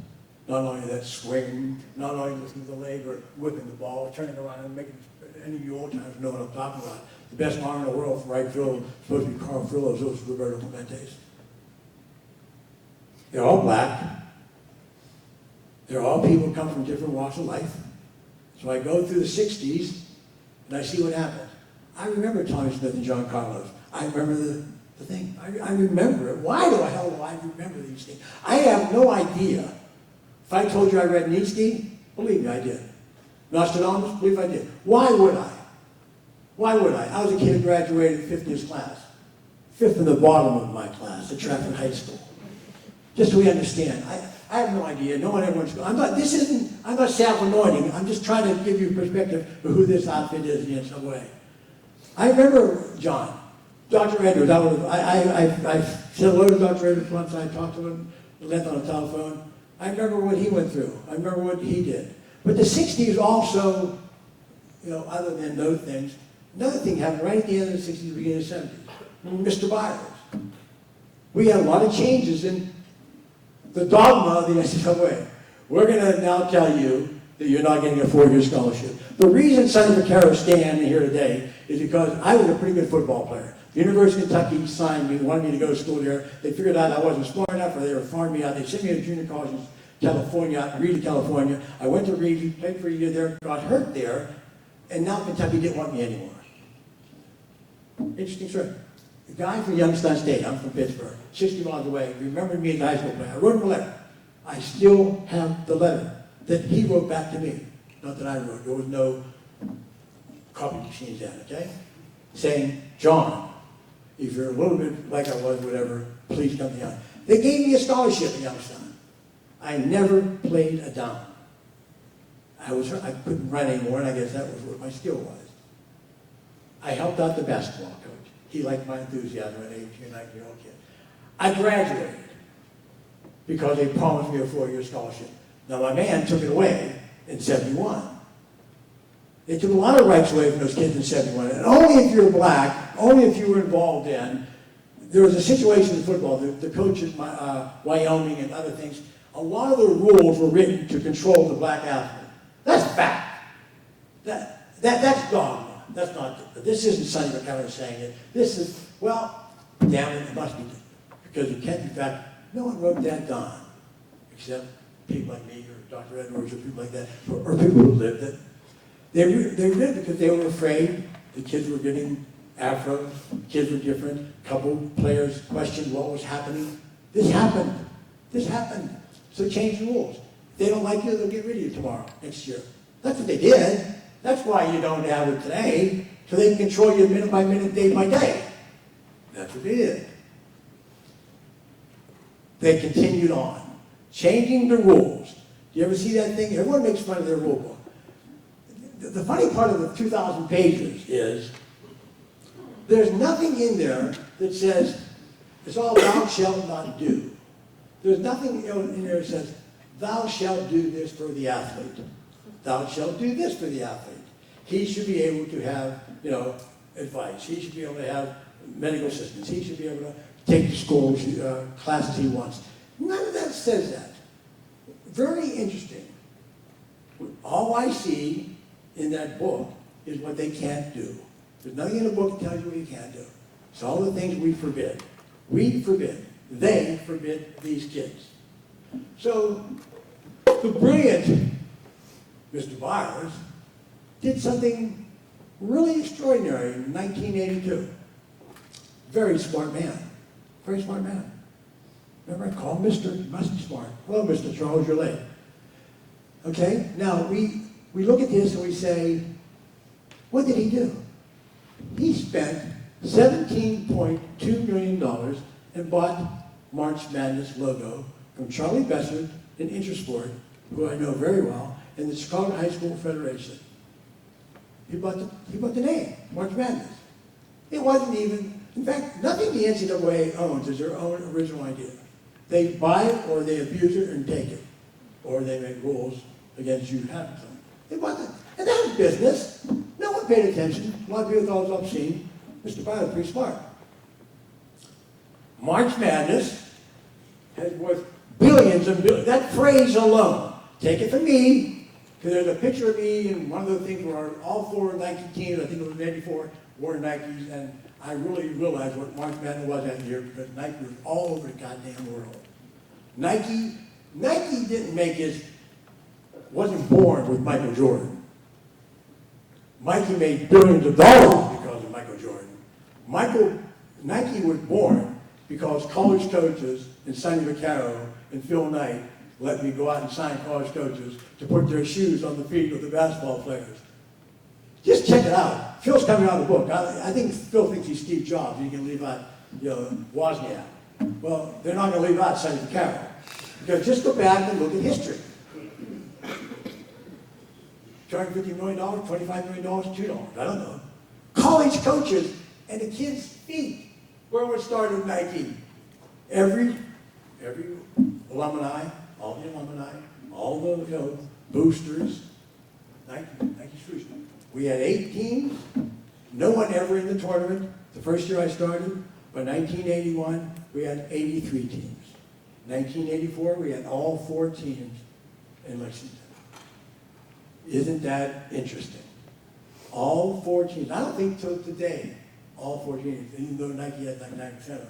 It's just something I wanted to tell you about March Madness. That's why I brought that up.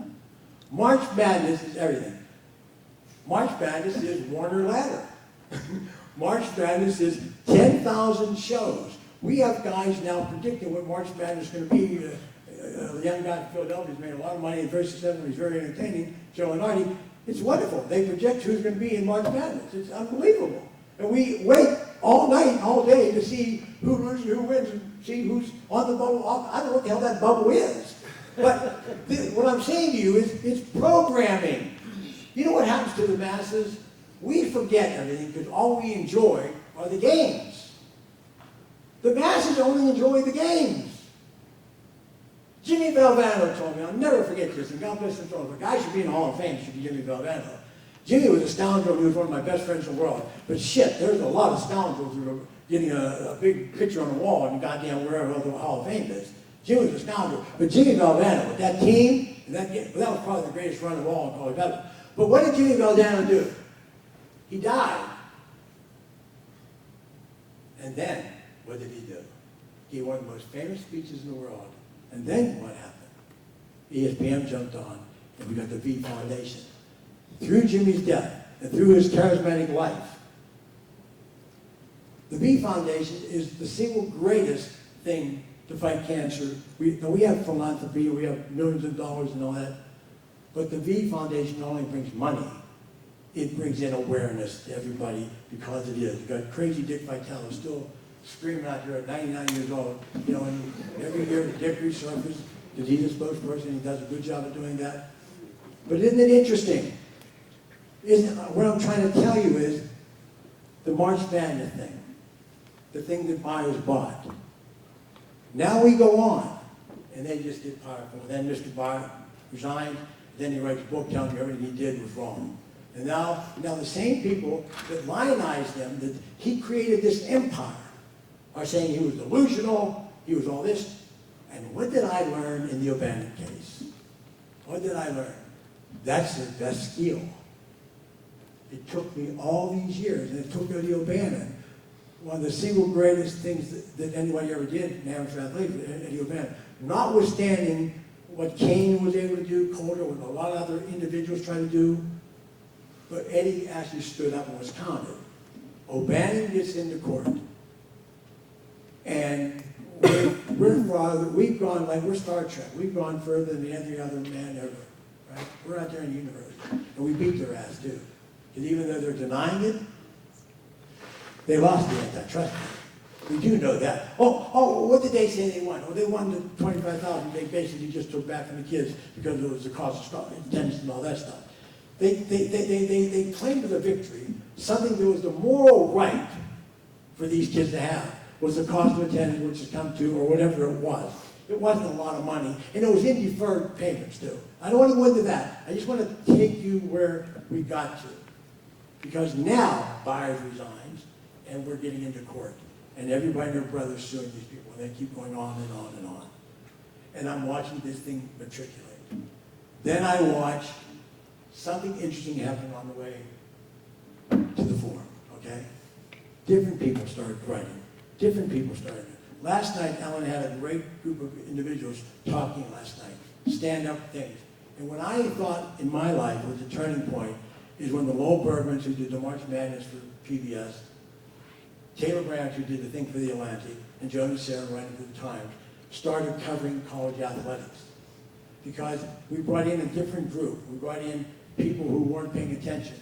Because what did Jimmy Valvano tell me? See, I always get back to the damn story.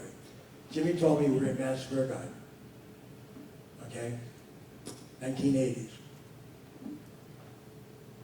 He said to me, just unconsciously, I remember it forever. He said, Sonny, he said, there's 19,000 people here. We're at Madison Square Garden. They're going to play the 9 o'clock game. He said, and there's millions of people watching ESPN with the television. Millions of people watching that game tonight. Everybody's attention's here. Tickets are being sold for great prices. He said, but you know what? I'll never forget this. See those people up there? You know the ones watching? No one gives a damn how these kids got here. They're just interested in who wins or loses the game. Take your own inference of what Jimmy told me, whether you were just a fan. No, they wanted to be entertained. That's all the public wants. There's a famous line in the story, Pam, what's the story of Van Doren's, the quiz show. The last line in the quiz show, people should all watch that. Robert, it was one of the great movies of all time, when Charles Van Doren was, he cheated, he lied on the quiz shows, and they were giving him the answers, and the crazy guy from Brooklyn beat him, and it was a great, great show, okay? And they were suing CBS, or the networks, and all that sort of stuff, and they went to court, and Van Doren lost his life because they degraded him and his dad and everything. But they really wanted to get, Congress really wanted to get, the networks. They were after networks. Well, all the Geritol's and all the people who were sponsoring the thing, they went there, and the guys who were the broadcasters, Don Enright was the guy that I remember, because he came back and had the Joker's ball or whatever. The last line in that movie is the writer, who was Teddy Kennedy, or Bobby Kennedy's, he worked for Bobby until Bobby got killed, he was involved in that, and all the things that he said, the last line in the movie was, he said to this kid, and he was talking to networks, but whoever it was, the guy from the media, and he said, Enright said to him, but Teddy, he says, we're not a public trust. You can't sue us. Television is not a public trust. We're in entertainment business. We only give the public what they want. What do we do wrong? We gave the guy the answers. They weren't a public trust. They're right, they weren't. Just like the athletes aren't. The athletes are there just for the entertainment. Enright was disbarred for 3 years. 4 years later, him and his partner come back. They made hundreds of millions of dollars, and they produced other TV shows. The network went on, Geritol went on, everybody went on selling their product, the shows, whatever. But the guy, Van Doren, he was gone. He was demonized forever. Interesting. When a player, something happens to a player, and every day we see something happen to a player, pick up the papers. There's always some sort of an arrest list. I don't create it. I don't go to bed each night and saying, I hope the guy from this school or that school beat somebody up tonight. I don't do it. You don't do it. Somebody chooses to do it. I talked about the three ladies. They were staying up for academics. Let me tell you something in court. The O'Bannon trial. If you ever want to read something interesting, really, that gets to you, read the 1,000,000 pages of the O'Bannon transcript. There's one part in that transcript that Bill Isaacson, I believe, was the lawyer that answered the question at that time, and he asked the academic advisor for the NCAA. Let's just call her Miss Jones. Miss Jones, let me ask you a question. He said, what is your role? My role, her role was and is to make sure that the athletes get a great academic career here at the university. That is first and foremost in my mind and all the people that work for me. That's dogma, that's written, okay? Now, there's many, many bad things that are happening in college sports today. The two worst ones to me right now. Worst number one is North Carolina academic scandal. Because we really hit a vein there, buddy. They're playing tonight across the street. That's the Harvard of the South. What the hell that means, I have no idea. Maybe you want to be the Yale of the South. They want to Harvard. They want the chat. I don't know. But Harvard of the South it has stability in America. That gives you credentials. We have presidents come there and, I don't know which, all the famous people in the old days went to Harvard or whatever. And that's wonderful. I'm not demeaning. This is a good thing. But this school in North Carolina, they had arguably one of the nicest, best, certainly thought of coaches in the world, named Dean Smith. They win championships. A lot of those students are good, great writers. I mean, everything about it, there's nothing for me to condemn, except the scandal. Well, we know what it is. You all know what the hell it is. They're going cluster passes. There's no classes. This is no different than some other schools. I first learned of clusters by a girl named Katie Otto. Katie Otto works at a small school academic. She writes. She's a brilliant little girl. I've only met her twice in my life. And she told me what clustering was, and that was in the case. Why do I bring that up? Well, Hosfield, who represented O'Bannon, and Isaacson was with Hosfield at the Craig case when he asked this lady, about. Now she said on record, that's why we're resistant for the academic. But if you go look at the defense in North Carolina, in fact, Mark Emmert said, in all his eloquence, okay, we can't control what they do academically at these schools. They have their own whatever. Now, we got dogma, dicta, and bullshit. That's what we have. Because someone's lying here. The problem with Emmert to say what the hell he wants, there's no attachment to any penalty to Mark Emmert or any of those presidents. They can say what they want, and you, the media, translate it back to the public. The public believes them. Why? Because they read the paper, watch television, and they put the paper down. They're amateurs. They're this, they're that. Oh, we believe them. Who said it? Oh, the president of the NCAA. When I was a child, 1,000 years ago, you know who ruled my life, mom and dad? My priest or any of your religious leaders, the doctor, and the football coach. My mother and dad, I remember that when I was a child. We never went against the priest. I had major arguments and problems with the chief. The doctor, Dr. Poe, lived for 100 years, come to everybody's house, and the football coach, or the basketball coach. The football in the 60s was much bigger than basketball is. What I'm saying to you is, that's the way life is. If the public is given something, just like the quiz show, they don't care. They don't care how they get there. They don't care what they do. But the NCAA makes sure that they care. So the O'Bannon case has brought out so many things. We're going to the Supreme Court. I don't know if they're going to accept it or not. I'm going to tell you, this is a proud moment for Senator Carroll. I have literally nothing to do with the case. but mentally and morally, that this is me. All the things Ellen said beforehand, and all the things that I've had a wonderful life, and I think I've done some good things, and I've earned a good living, an honest living. To me, the O'Bannon case is, that's my life. If any of you guys ever want to talk about Sonny Vaccaro, say he really believed in the O'Bannon case. That was more important to him than Michael Jordan. Without Michael, I wouldn't have been probably involved. I understand that. There's always something to precede something to allow you to do the next thing. But the O'Bannon case, hell, the Jenkins cases, there'll be another 100 cases. There are 3 or 4 cases sitting on the dockets.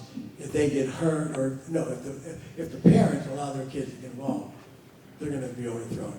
Why do I keep saying that? Why do I keep saying that? I told you about March Madness. I told you about the billions of dollars. I told you about control. I told you about Mark Emmert. You know, I keep saying that because on this last day, and I'm going to speak of all this, to this group here, there's nothing pertinent. I sort of rehashed a lot of things. I told you that people didn't pay attention. Well, you know what? I think they do now. I think the O'Bannon case, I have an opinion of it.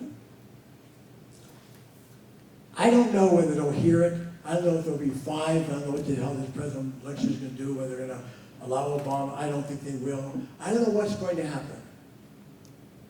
But can you imagine a case brought by athletes, former athletes, and there were current ones at the end of that case, into it, has brought these guys to their knees. You know how much money they spent already? And this is the only ones we can calculate because I know what they owe Michael. They're into like $60 million now. $60 million they fought. They just for this thing. And that's money I don't know yet. I'm going to leave in about 5 or 10 minutes. I'll be done. But I want to just bring you a circle. When you talk about things, press, that you want to learn how it becomes a cartel, investigate the birth of the NCAA and follow the timelines and then get to the 60s and 70s and then follow the people who are in power. Now, we all know if your father owned a business, you might have run the railroad when he retired, or you might have had the store, or you might have been the shoemaker. Usually we follow our leaders, our parents, our college, or whatever. And I know that politics has a lot to do with earning power. I know that. But what I didn't know was the disparity in the people who get to be in this power. I don't come to talk about race. I come to talk about logic, and I come to talk about everything else. Now, I know what happened in Hollywood, 4 weeks ago when Spike and Denzel and everybody wanted to rail against, leaving out the blacks for the nominations, all that stuff. But I thought Chris Rock did an unbelievable job. Chris said, shit, that's been happening for 100 years. What's changed this year? Make you laugh and you go on. Well, go back and follow the bloodlines. I want you to find me a minority. I want you to find me somebody of substance. I don't know. I'm sure they all have substance. And I hope there is one. I hope I'm wrong. I don't think so. This isn't a black-white fight here. This is what I'm telling you that organization is not. They're not, I don't want to say diversity.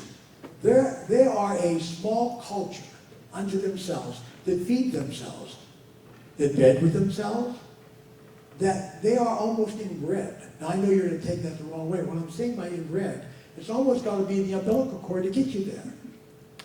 Go look at the conferences. Get away from Indiana. Go look and see who runs the conferences. See who's in power. See who makes the decisions. Let's go to the networks. Let's go to the networks. Do you know that in 1953, I got Nike to be the second biggest commercial buyer at ESPN when Bill Grimes, then the president of ESPN, called me on the phone to Dave Gavin, gave my number, and he needed sponsors for the Big Mondays. He flew to Santa Monica, California. We flew to Oregon. I got Phil and Rob Strasser to give me $1 million, and Nike said to Budweiser, I got a 25-year, I got a big ring in my house. I have a lot of those rings. Big ring. I'm very proud of this stuff. ESPN sent me a ring for the contributions to ESPN. Would you believe that? Interesting. We have a lot of other things, don't we, Pam? I appreciate them. I like Frank's to me was much more important than that ring. I say to you, where are you going, people? Black, white, green, young, old, athlete, non-athlete, a writer, you know. Go look at the conferences. Then let's go to the schools. Let's go to the athletics director. And I know Mr. DiGiulio for life, okay? But I'm saying, just go look. I know a lot of the guys. I knew all these coaches. You have to understand, I was the guy at least responsible for 83 of them making millions of dollars. I know that. They took the money. They're still my friends. But since O'Bannon, my friends and I don't communicate. That doesn't mean we're not close. That doesn't mean that I don't respect them. That only means I understand. I'm a logical person. I understand that it's hard for them being friends with me in the open because they're getting paid by the people I'm fighting, or these kids are fighting. They can't advocate for what I believe is right. The athletes have more rights than anybody in the world right now in this particular arena we're fighting. That's not what they're about. What they're about is self-preservation. Go into the schools. Go into the city. Who are the academic advisors? The secretaries? I got books. I quit getting them because Pam made me throw stuff away, and thank God. I'm like, they could do one of those television shows on me. Put these boxes. You know, I got books. I got proof. From the greatest university in the world, and I used to thumb through it every year, looking for minorities. We had The Usual Suspects, is that great movie said. I always refer to movies. Yeah. Line up The Usual Suspects. All right, we'll get him, he'll be the trainer. She'll be the secretary. It's demeaning. But you know what? The poor guy that got the secretary and a trainer, they appreciated having a job. What they don't stop and think, and what has not been stopped and thought about is, why shouldn't we all think that that shouldn't be the job, that they should be somewhere else? The strangest thing in my lifetime of reading is that I found God, however you believe in your God, when he gave us a mind, if we were able to have a mind or something bad didn't happen to us through illness, never differentiated. I never knew how we got the colors. Never knew how we became red. That's a mystery to me too. Red, you know, dark complected, light complected. I never understood it. God in knowledge, God in wisdom did that. So I don't know how we got this thing in here that we are going to be separated. You see, psychologically, we as a group have been separated for many years. You know, the Board of Education, separate but equal. You know, oh, wonderful.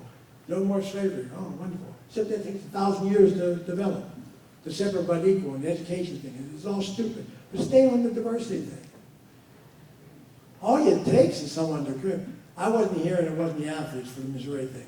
The University of Missouri football players did a wonderful thing. I don't know if they did know. I know one thing. I think the guy's name was Pickle, and I know he's sick now, and I don't want to talk about him. But I think, you know, I know what he said when the football players went over and tried to get them to understand. Pickle said, well, we were only there to save the kid who was going to be starving to death. That kid was starving to death 7 days before the football players went over there, just so we understand this. What Mr. Pickle said, I think that's his name, the football coach. I think what he was saying, he didn't want to admit, when those kids come over there, everything changed. No one gave a damn about the poor kid, and I don't mean this in a bad way. He was starving himself. A couple of students did, they were his friends.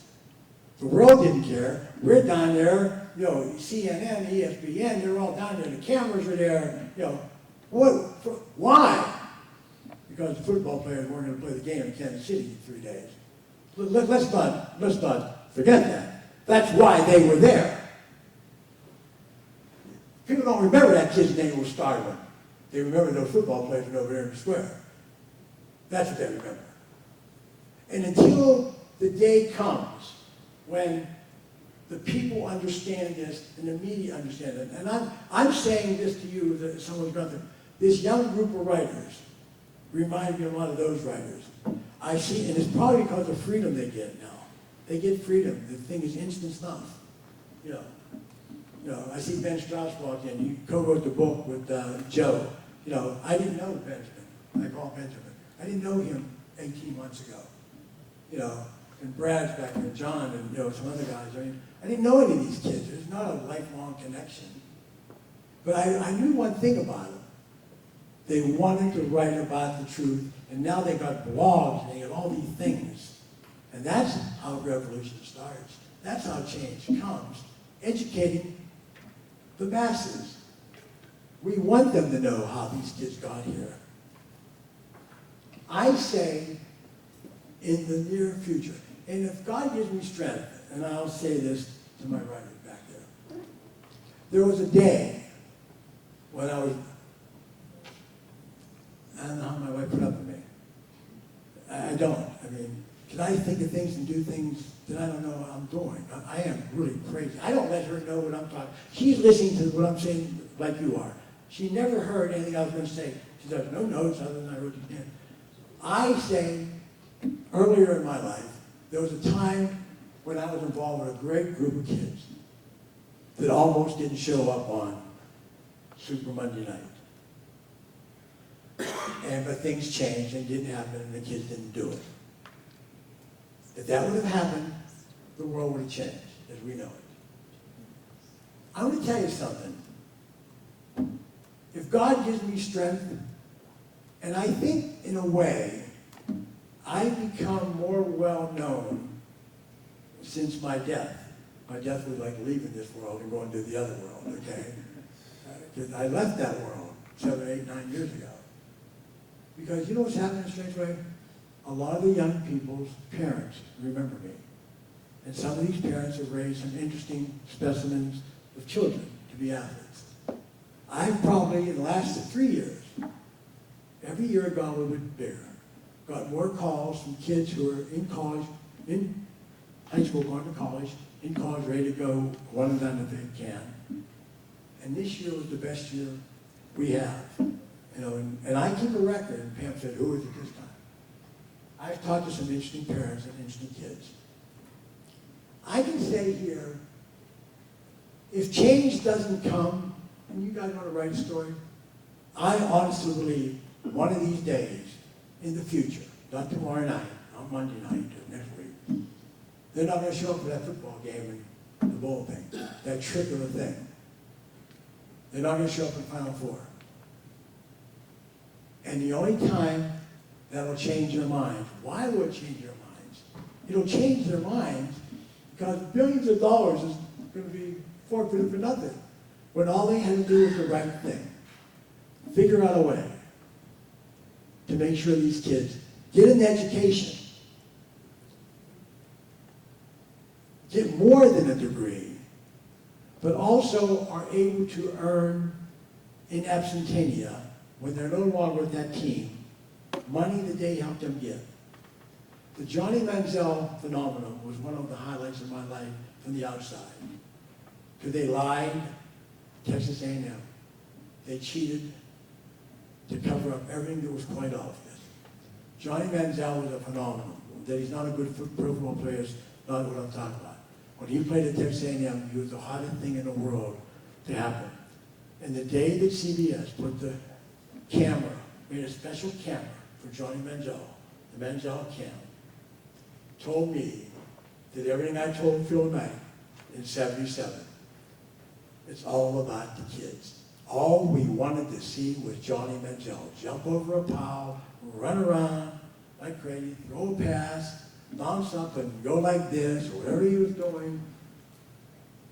All the stories that are told, all the media coverage, the shows after, all the millions and millions of dollars that these kids create. They're already talking about next year's most valuable player, who's going to be player of the year.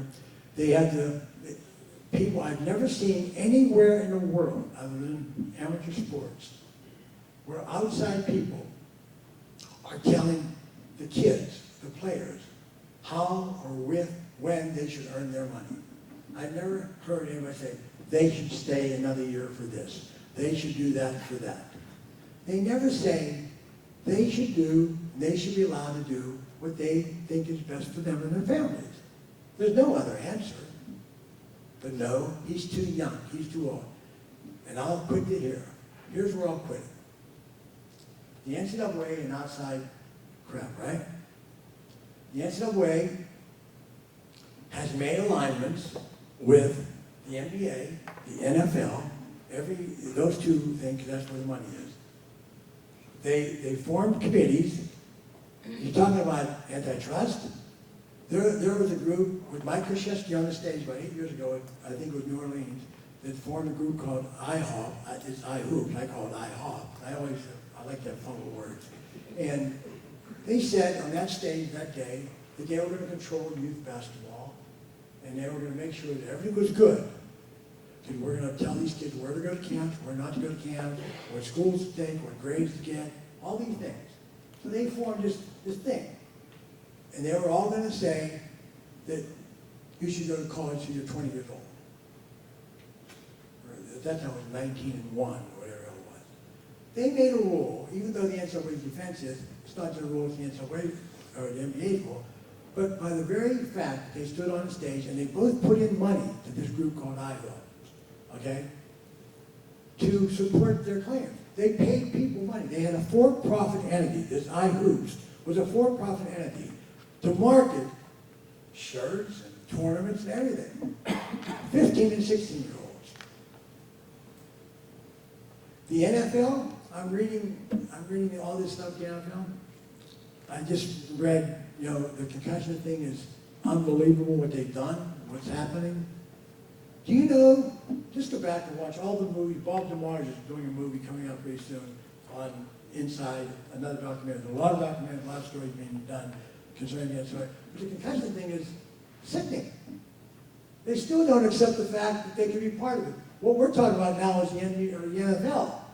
And now I saw where Bruce Arians, who I know went through his own thing, he's done a great job. I usually don't bring out names, but Mr. Arians just made a statement here. He said, parents are all fools. Football's the greatest thing in the world for your son. They're all full of crap. Concussions, all these things. It's almost like the crazy people don't believe it's climate change. Oh, that doesn't mean that your head's going to go rotten in 30 or 40 years. Well, just tell you what to do. Let's just get a test paper. Okay, say, son, we're going to feed you, we're going to take care of you, but we're going to hit your head with a sledgehammer every day. Doop, doop, doop. Let's see what happens in 5 years. We'll take a test on. Is that what we do? Because that's what the NFL does.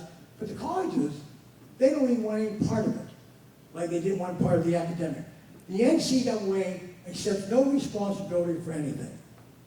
They're now changing. Obama's made them change to be able to get a lawyer to do all that stuff. All I'm going to say, and I don't want to be repetitive, and I want to, maybe somebody has a question. All I'm going to say is, I think Mr. Dillon, change is coming. It's coming. If I have anything to do with anything going down the road, all I would like to see and do is help individuals have the courage, and the parents, the courage to stand up for themselves and demand their rights. But I don't believe under the present circumstances that they are going to be able to continue this. I may be gone. I have no idea what the hell does or doesn't happen with them. But to sit here and talk to a group of educated people and tell you that what they're doing is not only morally and ethically wrong,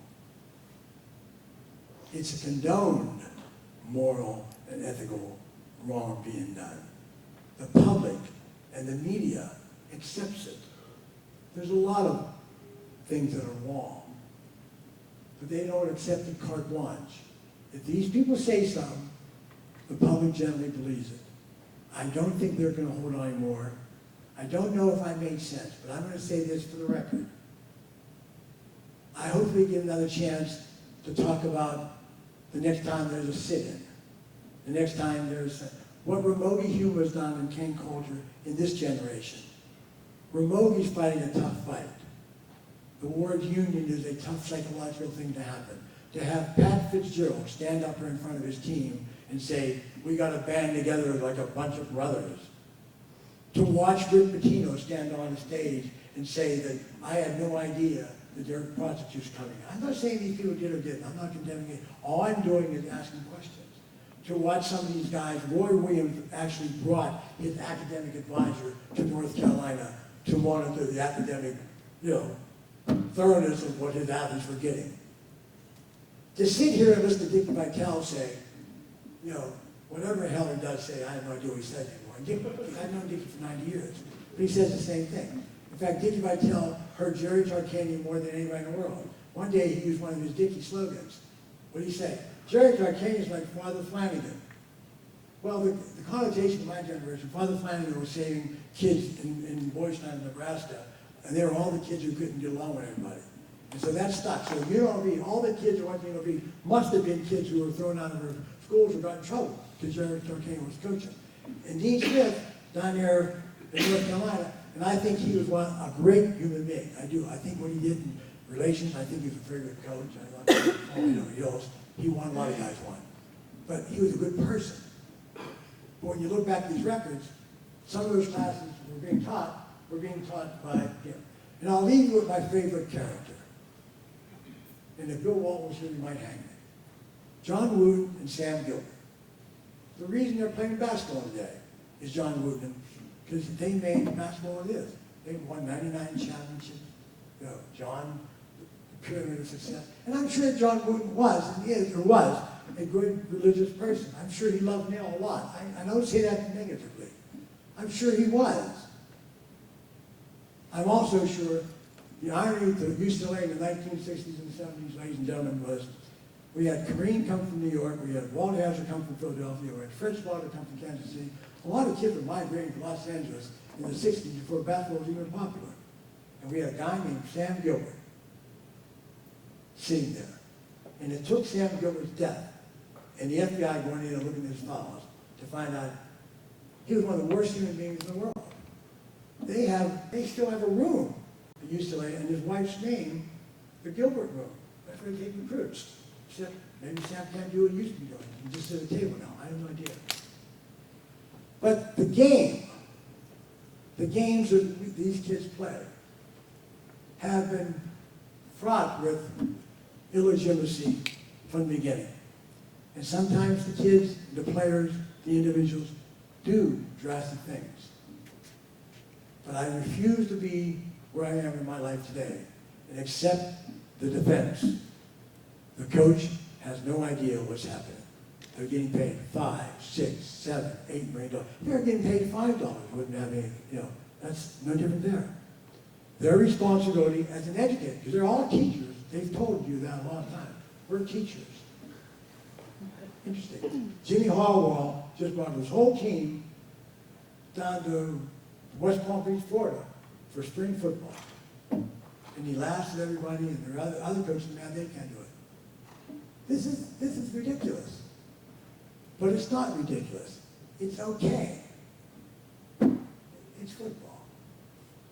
When that guy turned him, it's entertainment. So thank you for coming. Alan, thank you for having me. If anybody wants to ask anything, God bless you. I love speaking, so.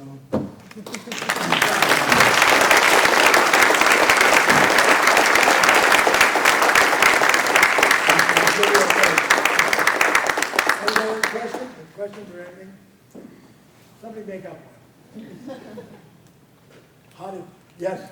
Yeah. Sonny, if college athletes could be paid, how would it change the relationship between the shoe manufacturers and the athletes themselves? How would that relationship be? Mark, do you mean when they become a professional or while they're playing college ball? They're still playing college ball, but they're able to be paid and maintain their eligibility. Would they then be paid directly?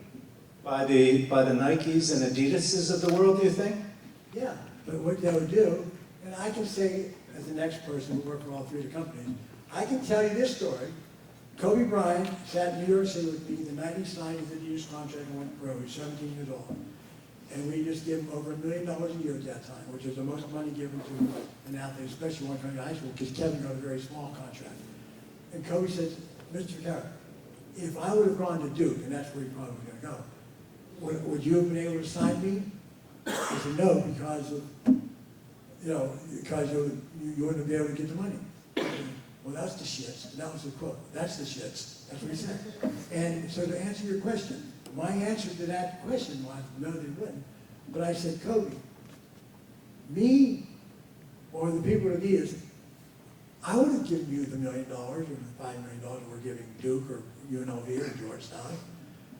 The people in the shoe industry, Mark, just so you understand, it's a good way of doing business. You're really concerned about those guys. That's who Johnny Manziel is on television all the time. Why do you think EA Sports put him on a cover?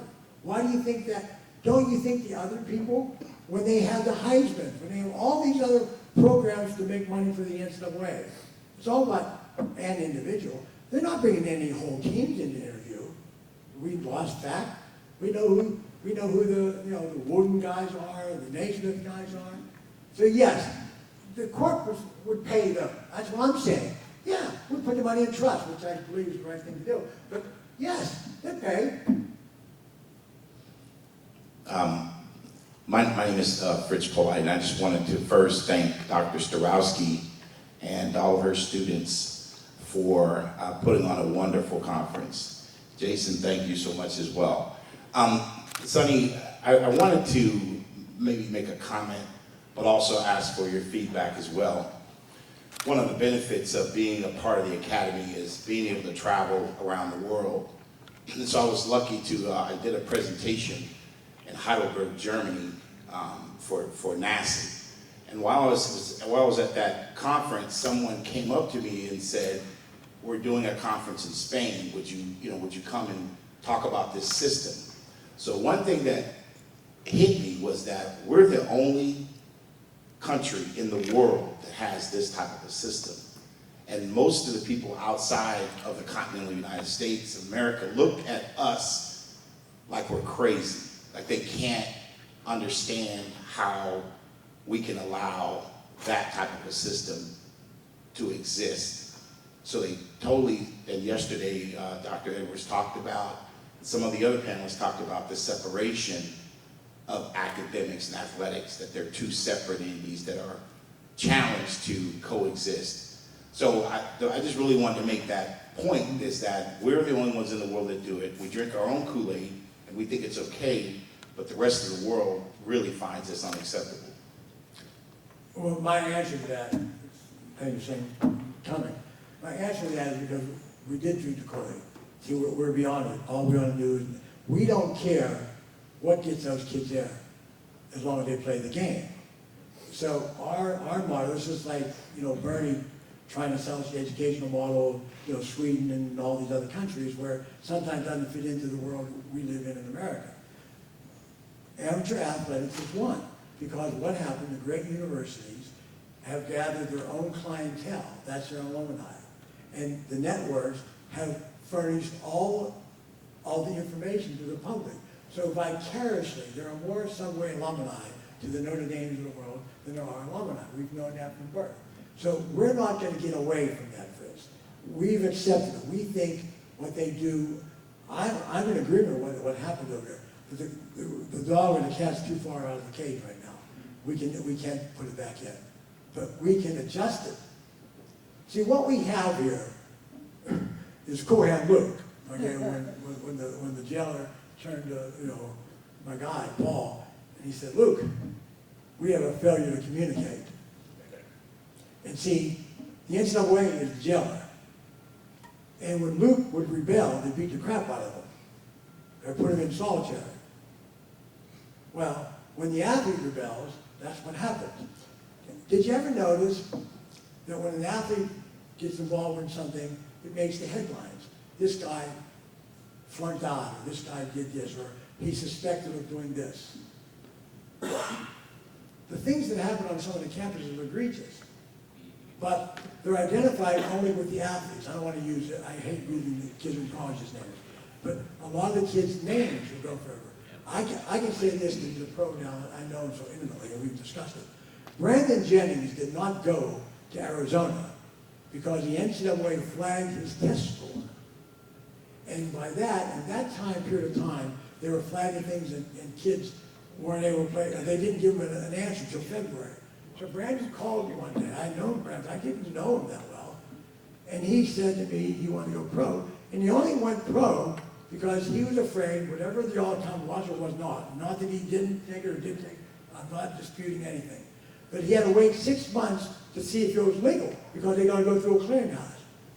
So that's the problem. So some writers and some announcers alluded to the fact that maybe Brandon wasn't smart.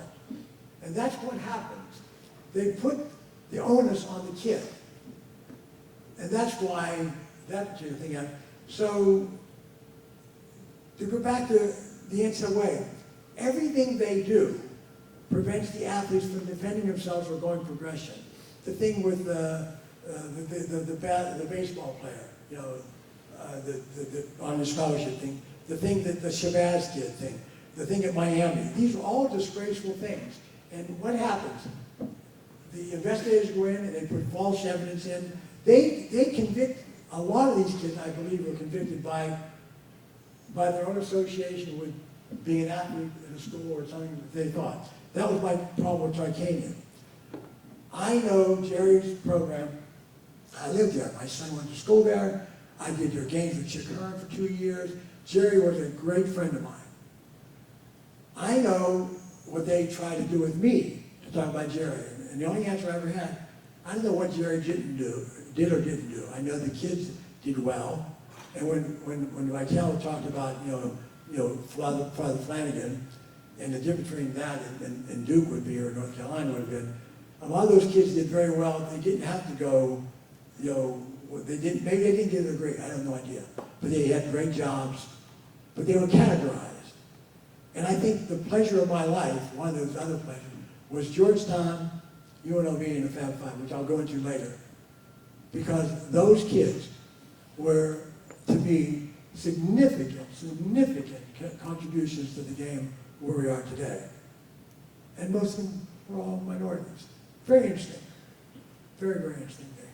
So we'll never do that. Too much money to be made being an amateur for the other people. Too much.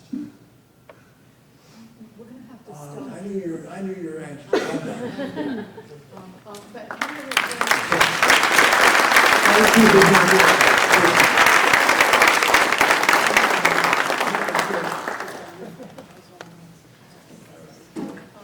Hey folks, it's time to eat. But before you go, which is right outside in the lobby, we also have a poster session going on right now. So the folks who put together their research and their posters, many of them are here to talk about it. So get a little food, come in and chat, and then we'll start the next panel at 1:30. Okay? Off we go.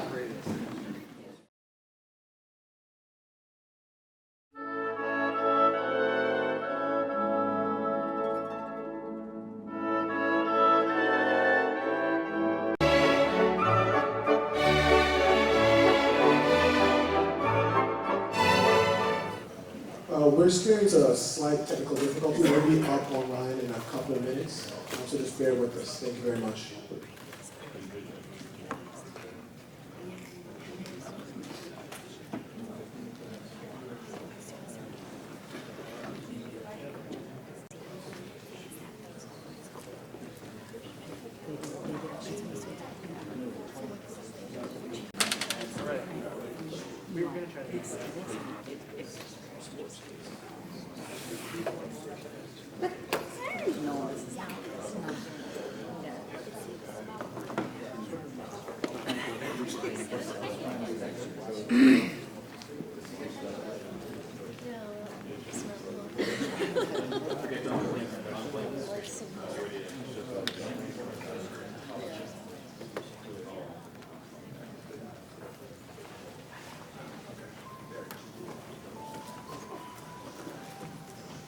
Good afternoon, everyone. Hope you guys enjoyed your lunch.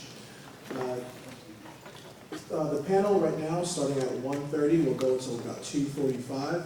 And this is the Rethinking Player Representation Models, Why the Olympic Model Doesn't Work, and Lessons from International Sports Federations. On the panel today, we have Dr. Richard Southall from the University of South Carolina, Michelle Donnelly from Kent State University, and Ivan Soto, Executive Director of Arena Football League Players Associations. Thank you very much.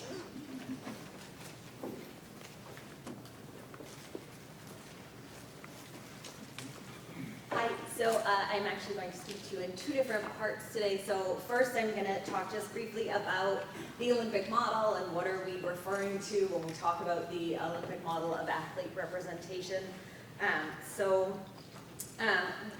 Scholars and others have identified that there is currently a crisis in sport governance. As Katwala tells us, it's difficult to find anything else in the world quite so badly governed as sport. And this is really strongly tied to the autonomy that sport has enjoyed in its larger social and political and economic contexts, and also its legal context. So that is where people have identified kind of how we have come to this place of being in a crisis with respect to sport governance. And among the major issues that have been identified as part of this crisis are the lack of equitable representation and democratized governance in sport organizations. And this is representation across a number of different categories, the roles that people play within sport, as well as representation based on gender and social class and race and ethnicity and geographical location. And democratized governance in sport is really related to this next point, that among the various groups who are a part of the formal decision-making processes in sport, one of the groups that is consistently left out is that group without whom we don't have sport, the athletes, who are very often not consulted, not considered in the decision-making processes about sport, in the governance of sport. And so the IOC has certainly made some moves. The International Olympic Committee has made some moves to include athletes in this process.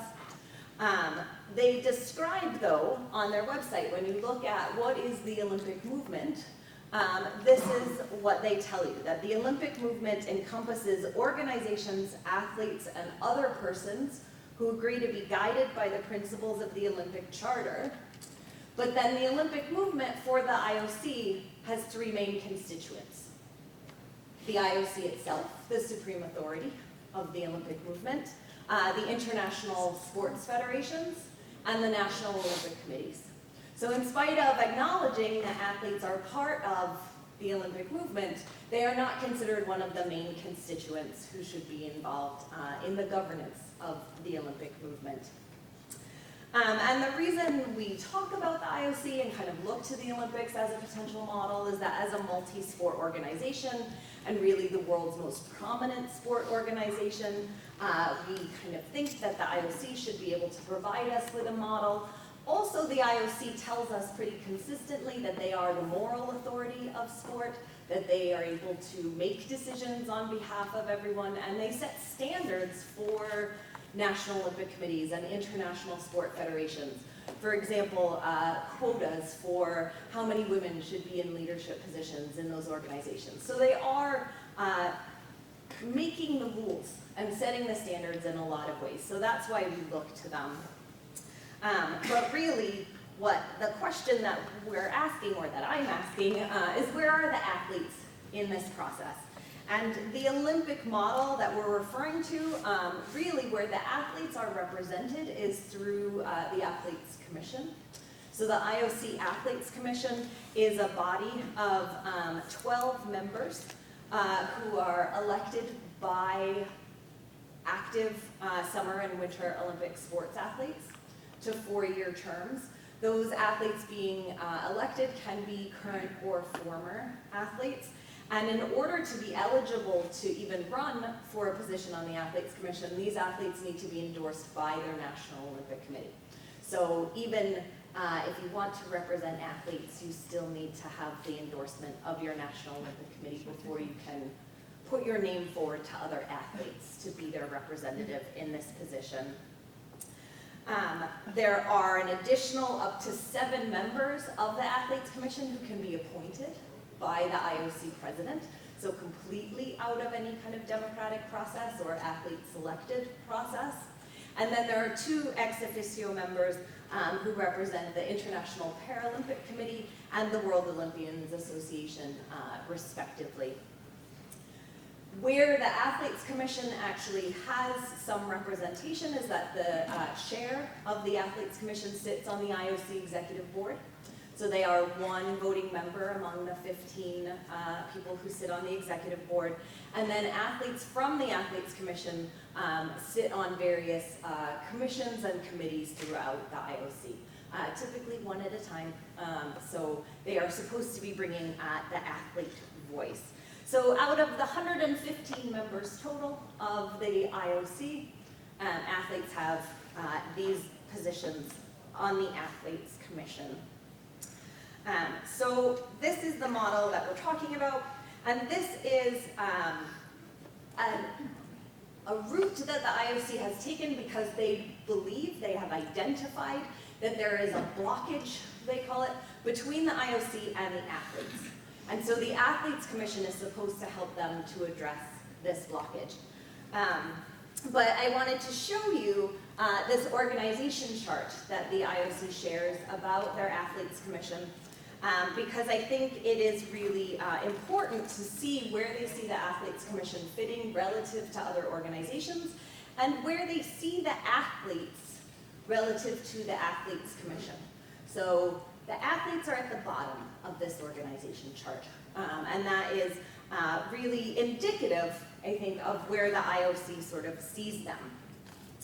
But in spite of maybe not offering the best example, the IOC has moved forward, and the Athletes Commission from the IOC has actually put together a document that offers best practices and recommendations for other organizations to develop and implement their own Athletes Commissions. This is something that the IOC is starting to expect of National Olympic Committees, of international sporting federations, and of major multi-sports events as well. So London 2012 had an Athletes Commission, or kind of an advisory board, in place. And so the IOC Athletes Commission has put together this document to detail the best practices. And one of the things that is notable about this document is that the IOC Athletes Commission is assuring organizations like international sport federations and National Olympic Committees that it is in your best interest to do this. Here are the benefits to you of having an Athletes Commission. So this isn't just about the pesky athletes who want to have a voice and a say in the way that their sports are governed, but here's how they can actually help you make your organization better, and that's the selling point for why you should have one. So these arguments that your Athletes Commission can help you to develop ambassadors for your sport and for your sports organization, that they can ensure that changes are made more easily and efficiently, and they can provide credibility to the organization, quote, in an era where they are being scrutinized in their decision-making, inclusiveness, and governance. So this is an explicit attempt to address that crisis of sport governance that I started with. So whether or not the IOC Athletes Commission actually meets its own criteria for an effective structure is arguable. Does it actually offer a group of athletes that is balanced and representative? Not typically, when you're looking at the whole body of athletes who competes at both the Winter and Summer Olympic Games. And whether or not it is an integrated and credible part of the decision-making processes of the IOC is also arguable, I would say. The numbers are so small because of that intervening step where a National Olympic Committee has to endorse an athlete before they can even be eligible to serve on the Athletes Commission, ensures that there continues to be a lot of Olympic Committee and traditional control in who ends up on the Athletes Commission. So to date, it doesn't seem that it has really achieved a lot of credibility, but it is, you know, I would say it is a step in the right direction, but not quite there yet in terms of athlete representation. So that is the Olympic model. I'm now going to turn it over to Richard to start talking to you a bit about the alternatives.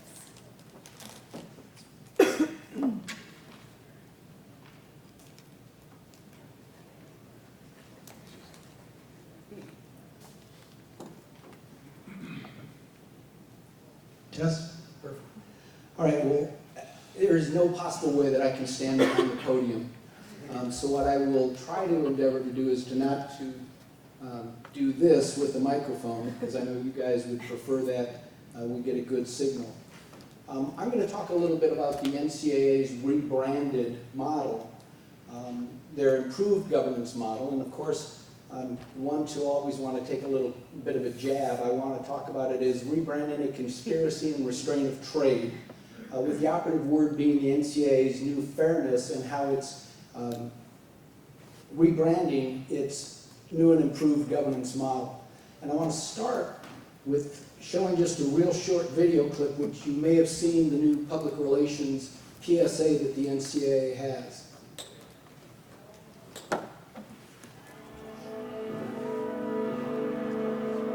Great moments are born from great opportunity. That's what you have here tonight. That's what you've earned here tonight. This is your time. Now go out there and take it. So the tag is now prioritizing academics, well-being, and fairness. And if we let this run out just a little bit,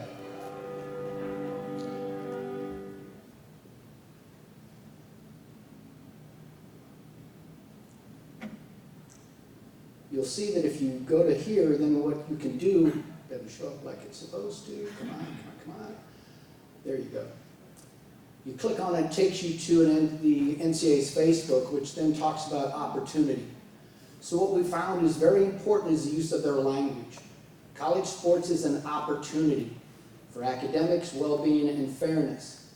And if we look and click on fairness, it's going to take us down to another link. Academics. Move a little bit more down, more, come on, people. And fairness. And one of the things that they're talking about is that they're listening to students now. And so what you have is a really interesting rebranding of their NCAA governance model that I want to talk a little bit about. Do you have a Billie Jean King version? Excuse me? Do you have a Billie Jean King version of that ad? There are 4 different ones, yes. Yeah, and there's a Billie Jean King one, there's a Shaquille O'Neal, and so on and so forth. By the way, the quote, the wording that was the tag behind it was a speech of Herb Brooks before the U.S. team played the Soviet Union and so on. There's a John Wooden one and so on and so forth. But what I found interesting, to go to your point, all those athletes that are portrayed in that video, they're now middle schoolers. They're no elementary school children. Well, I'm hoping we're compensated for their use of their name, image, and likeness in the commercial. But what you have really is the NCAA is under attack from critics all the time. Last night we were talking about Joe Nocera's book, Dr. Edwards' book, et cetera, Taylor's article in the Atlantic. And you have calls for unionization, you have O'Bannon lawsuits, you have always the NCAA seemingly in crises. And what you always have is then an opportunity for the NCAA to rebrand its model in response to these threats. So we're going to take a look at this fairness and opportunity language and how they're utilizing it in their rebranding efforts. Because rebranding theory talks to us about crises or tipping points or triggers that are coming from reputational trouble or causes of incongruence with stated missions and values of organizations or cultures. So you have loss of support possibilities from government or other stakeholders. So what organizations do periodically is they respond to pressures or crises by rebranding and taking the focus in a different direction. So while in 2007 Dr. Brand talked about the NCAA Division I operating as a representative democracy, calls for meaningful independent athlete representation have been rebuffed because we have the Student Athlete Advisory Committee, or SAC. Well, that no longer seemed to be, is it too loud? Sorry. Okay. So it no longer was that seeming to work with publics because there's a call for representation. And one of the interesting things When I was at the NCAA convention in 2013, I took a photo of their lanyards at the registration table. I don't know if any of you have been to the NCAA convention and seen the lanyards that you wear when you go into a business session. There's the red ones, the blue ones, the green ones, and the white ones. And the white ones said, voting rights, no. Speaking rights, no. The white lanyards are the ones that the athletes wear. So I was kind of happy when a few years ago, the NCAA started responding to this. We were questioning, why do the athletes have no voice and no vote? So what rebranding theory tells us is that a rebranding organization, or when an organization rebrands, it's a chain between an initially formulated brand and a new formulation. Well, the NCAA has rebranded its collegiate model over the years, whether that took place in 1956, or 1974, 2003. You can trace rebranding of the organization and its model historically. So there's different types of rebranding. So when we go forward, I want to make sure that you understand there's minor rebranding, basically just an aesthetic facelift, intermediate, which is repositioning using public relations and marketing tactics, and then a complete new brand or new product. You can see this visually if you take a look at the NCAA March Madness basketball courts. If you hadn't noticed, they've rebranded the courts this year. Anybody noticed? A little more color, because it was kind of like Darth Vader colors before, if you remember. Big NCAA logo at the middle, and it's black border and blue. It was really not very friendly. So what's at the half court now? What's at half court now? March Madness. NCAA logo is minimized, and now the focus is on March Madness. Very effective, very strategic rebranding strategy. So rebranding, if you're going to rebrand a core idea, what theory tells us is that you have to conceptualize that core idea and sell that idea to your various publics, both internal and external publics, or various stakeholders. You have to roll out the newly rebranded idea. And this promotion is critical in mass media and non-mass media, whether it's internally to your stakeholders that are within your organization or other constituents. So rebranding fairness has started and been underway for a number of years. You'll notice that we have a new spokesperson for the NCAA that has taken a much more of a front and center role, and that's Oliver Luck, as opposed to Mark Emmert. Mark Emmert doesn't come across very well. I'm sorry, but he doesn't. He's a nice guy. He's actually very nice. I sat next to him for about 2-3 hours, and he's very nice. I don't know, we didn't talk, but anyway. So Division I recently redesigned its governing system to create a structure that is more nimble and streamlined and more responsive to membership needs. It's from the NCAA website. So they're telling you, we're rebranding, we're redesigning. It's also very interesting that the rebranding of the NCAA governance structure has, by its own admission, and this is from a TCU website, the autonomy legislation, its possible effects are now compared to when Title IX, the federal legislation that is historic related to college sport. So the new autonomy model is given credence because it is just as important as Title IX, which is a very important rebranding strategy. And on the Big Ten Conference, very fascinating, in January of 2015, they had a press release talking about the new autonomy model within the Big Ten as well, because the conferences are now rebranding and having more athlete representation, they say. So the inclusion of the student-athlete voice and vote. And I was thinking, did they look at that slide where we had the lanyard, no voice, no vote, because that's what they're saying. And that the athletes that they have been chosen, Chris and Andy and Ben Marvin, will successfully represent all the conference athletes. And part of the NCAA's mission to engage and empower athletes by giving them both a voice and vote with a transparent decision-making process. So the NCAA governance model, which is, instead of being a faceless, evil bureaucracy, now we're open and transparent. So, you go to the NCAA website, they have some new graphics. The old, man, those people look regimented on the left. So there's 18 of them. On the right, Notice it's 360 degrees, we're more inclusive and so on. And look who we have. We have an athlete right down there. Looks just like all the other folks. It's a blue body, et cetera, so on and so forth. So it's interesting, very subtle, but now it's more inclusive and friendly. The NCAA Division I Council. On the left, look at the hollow student athletes. They have no color to them. They're down at the bottom, by the way, which is significant. Down at the bottom, in my mind anyway, maybe I'm just making all this stuff up. Almost dropped the cuss word. You did. Anyway. Notice on the news side on the right, the athletes are at the top. And there's 2 of them. And they're filled in. So that glass really is full. It's not empty, it's full now.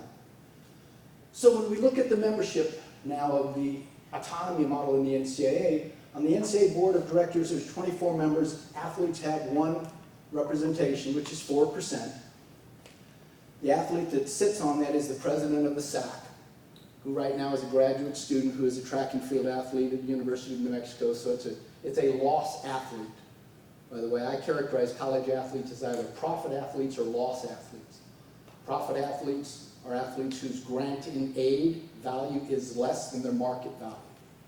Loss athletes have a GIA value that is greater than their market value, because they have very little, if any, market value. On the NCAA Division I Council, there are 40 members. Athletes have 2 representatives, 1 in men's soccer, 1 in softball. But the way the votes are weighted, there are 64 votes on the Division I Council. The athletes' votes do not get any more weight, but there's 64 total votes, because the power structure, the power conferences have more weighted votes.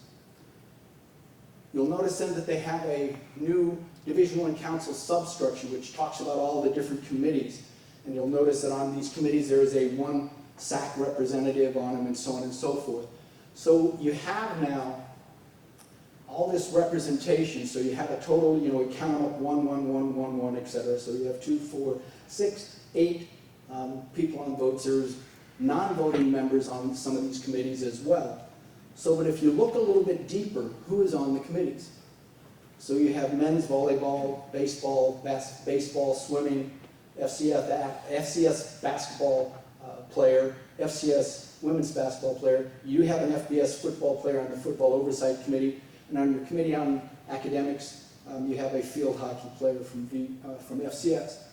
So when you look on all the other committees, there is no athlete representation.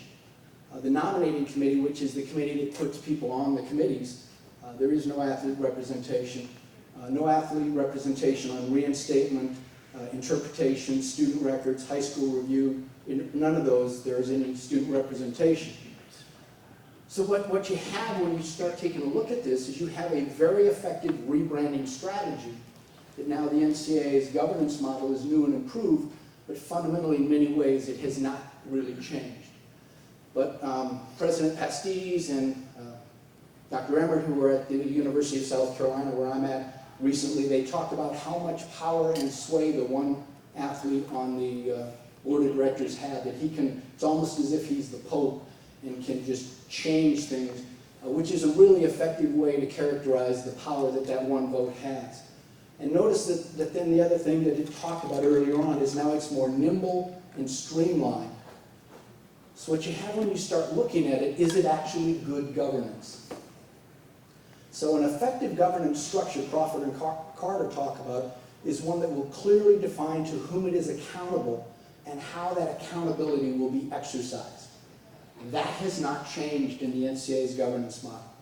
There is no change in who they are actually accountable to on the governance structure. They're accountable to the owners. And that's a good thing. You should be accountable to the owners. And that's best practices throughout the world, as Brendan Schwab with Uni World Athletes talks about. There should be an independent, however, and well-skilled board that is clearly accountable to the owners. And that board does not confuse its own role with that of management. And I think there are 2 things that if we look at the NCAA governance structure, it is a management board as opposed to a governance board. And the second thing is, I think we've not had the discussion about who the actual owners should be. Because given the profit athlete's role in the promotion and development of big-time college sport, it seems the players have a significant claim to ownership. Any place else in the world, the players would be seen as owners. Can't remember who it was, maybe it was Dr. Polite was talking earlier on about speaking overseas, and the people in Europe just continue to scratch their heads when I visit with them about the NCAA governance structure in college sport, because students and many people in faculty positions, they assume college athletes are in fact getting paid a market wage. They just assume that. And I'm like, really? And so when we think about who the actual owners are, it seems that that is a step that is not taking place. But I think what has actually happened is that the NCAA has in its mission to rebrand, has empowered the profit athletes, the labor that actually produces the revenue, by literally giving them a vote. And it's on the Football Oversight Committee. Or maybe we could say the University of Northern Colorado, who is the athlete representative, is from UNC, which is the other UNC. They don't have any vote.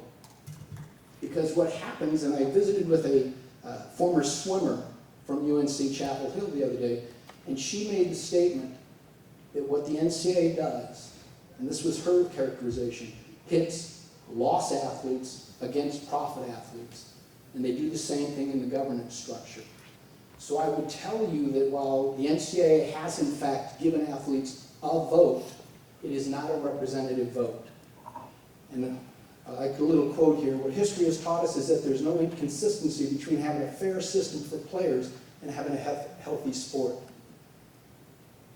And I think Jeff Kessler has a good point to be made.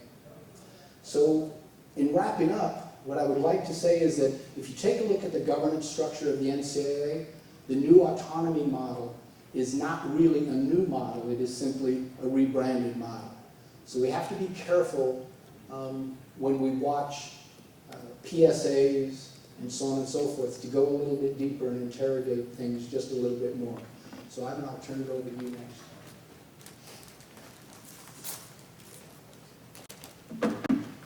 Good afternoon, everybody. My name is Ivan Soto. I'm the Executive Director of the Arena Football League Players Union. And I'm going to start you off a little bit of history and how I got here, and it'll help us lead into talking about athlete representation and some of the things we're working on within the Arena Football League Players Union. I'm from Cleveland, Ohio. I was born and raised in the Cleveland, Ohio area. I'm a Cleveland Browns fan. Those of you that know the Cleveland Browns, I love them dearly, but I do have a backup team. Probably make me cringe too. I've always had the Cowboys. So, but needless to say, I'd like you to think about Johnny Manziel and keep him in your mind for a moment as we get through this little talk here. I'll bring him up again a little bit later.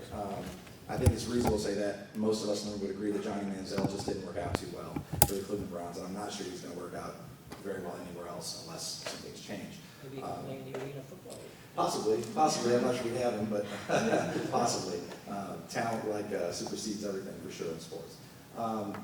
The thing is, at this point in the speech, I usually give a little light joke, but I did tell you I'm from Cleveland and I was a Browns fan, so I think I've covered that, so we'll just get past that. I am a former Marine. I served from 90 to 94 in the first Gulf War.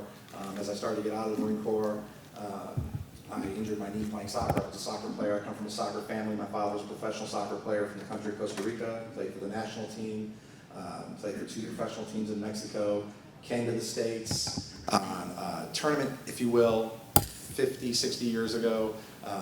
Might have been a little longer, but around then, well, soccer wasn't very big then, wasn't paying a lot of money, but he met this cute girl, and she was Brazilian and Ukrainian, and that's my mom. And that's how I ended up here. My dad got married, he became a machinist, and became a blue-collar worker because soccer didn't pay the bills in the United States of America back then. So I grew up in a union household, but I was never a big advocate of unions.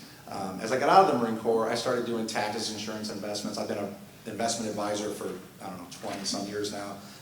I've worked with a lot of professionals. I was an investment advisor for Ray Hall Letterman Racing.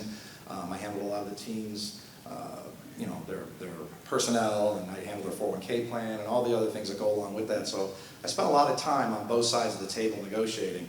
Little did I know that the Lord's plan for me was that I was going to become the executive director of this union. The way I got here was I had some Dallas Cowboys that were renting from me in Columbus, Ohio, where we were for about 15 years. And one of them had a very close friend of his, said, look, they need some help. The Arena Football League went through a bankruptcy. The NFLPA used to represent them. They're not really representing them anymore. These guys and their kids need some help. Are you willing to help these guys out? And I said, sure, I'll come help you out. I thought it was going to be about 6 weeks. Well, I had a labor lawyer that retired from Baker and Hostetler. He was willing to help us out.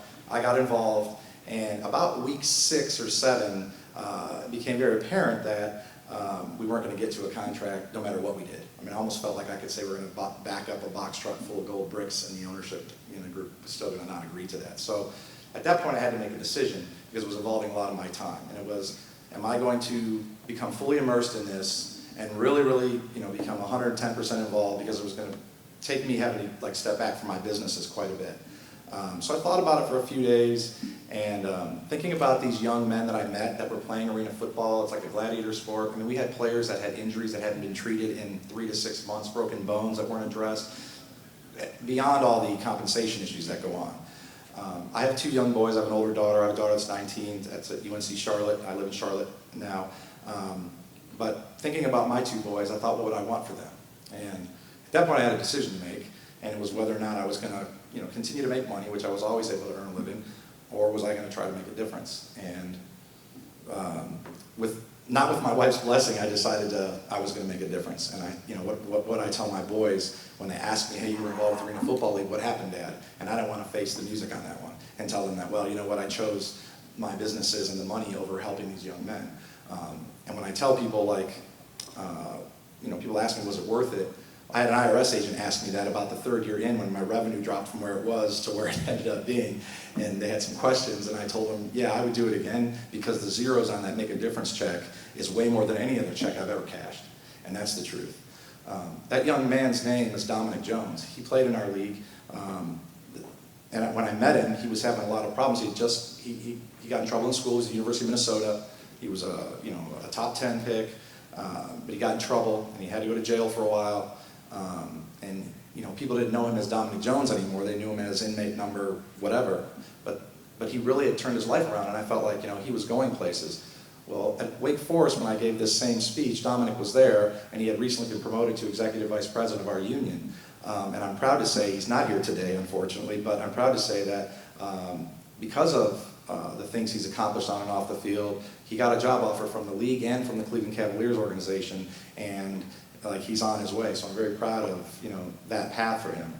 But coming back to the players, both in collegiate sports and in our league, I don't think there's any mystery that the #1 asset in all of sports are the athletes.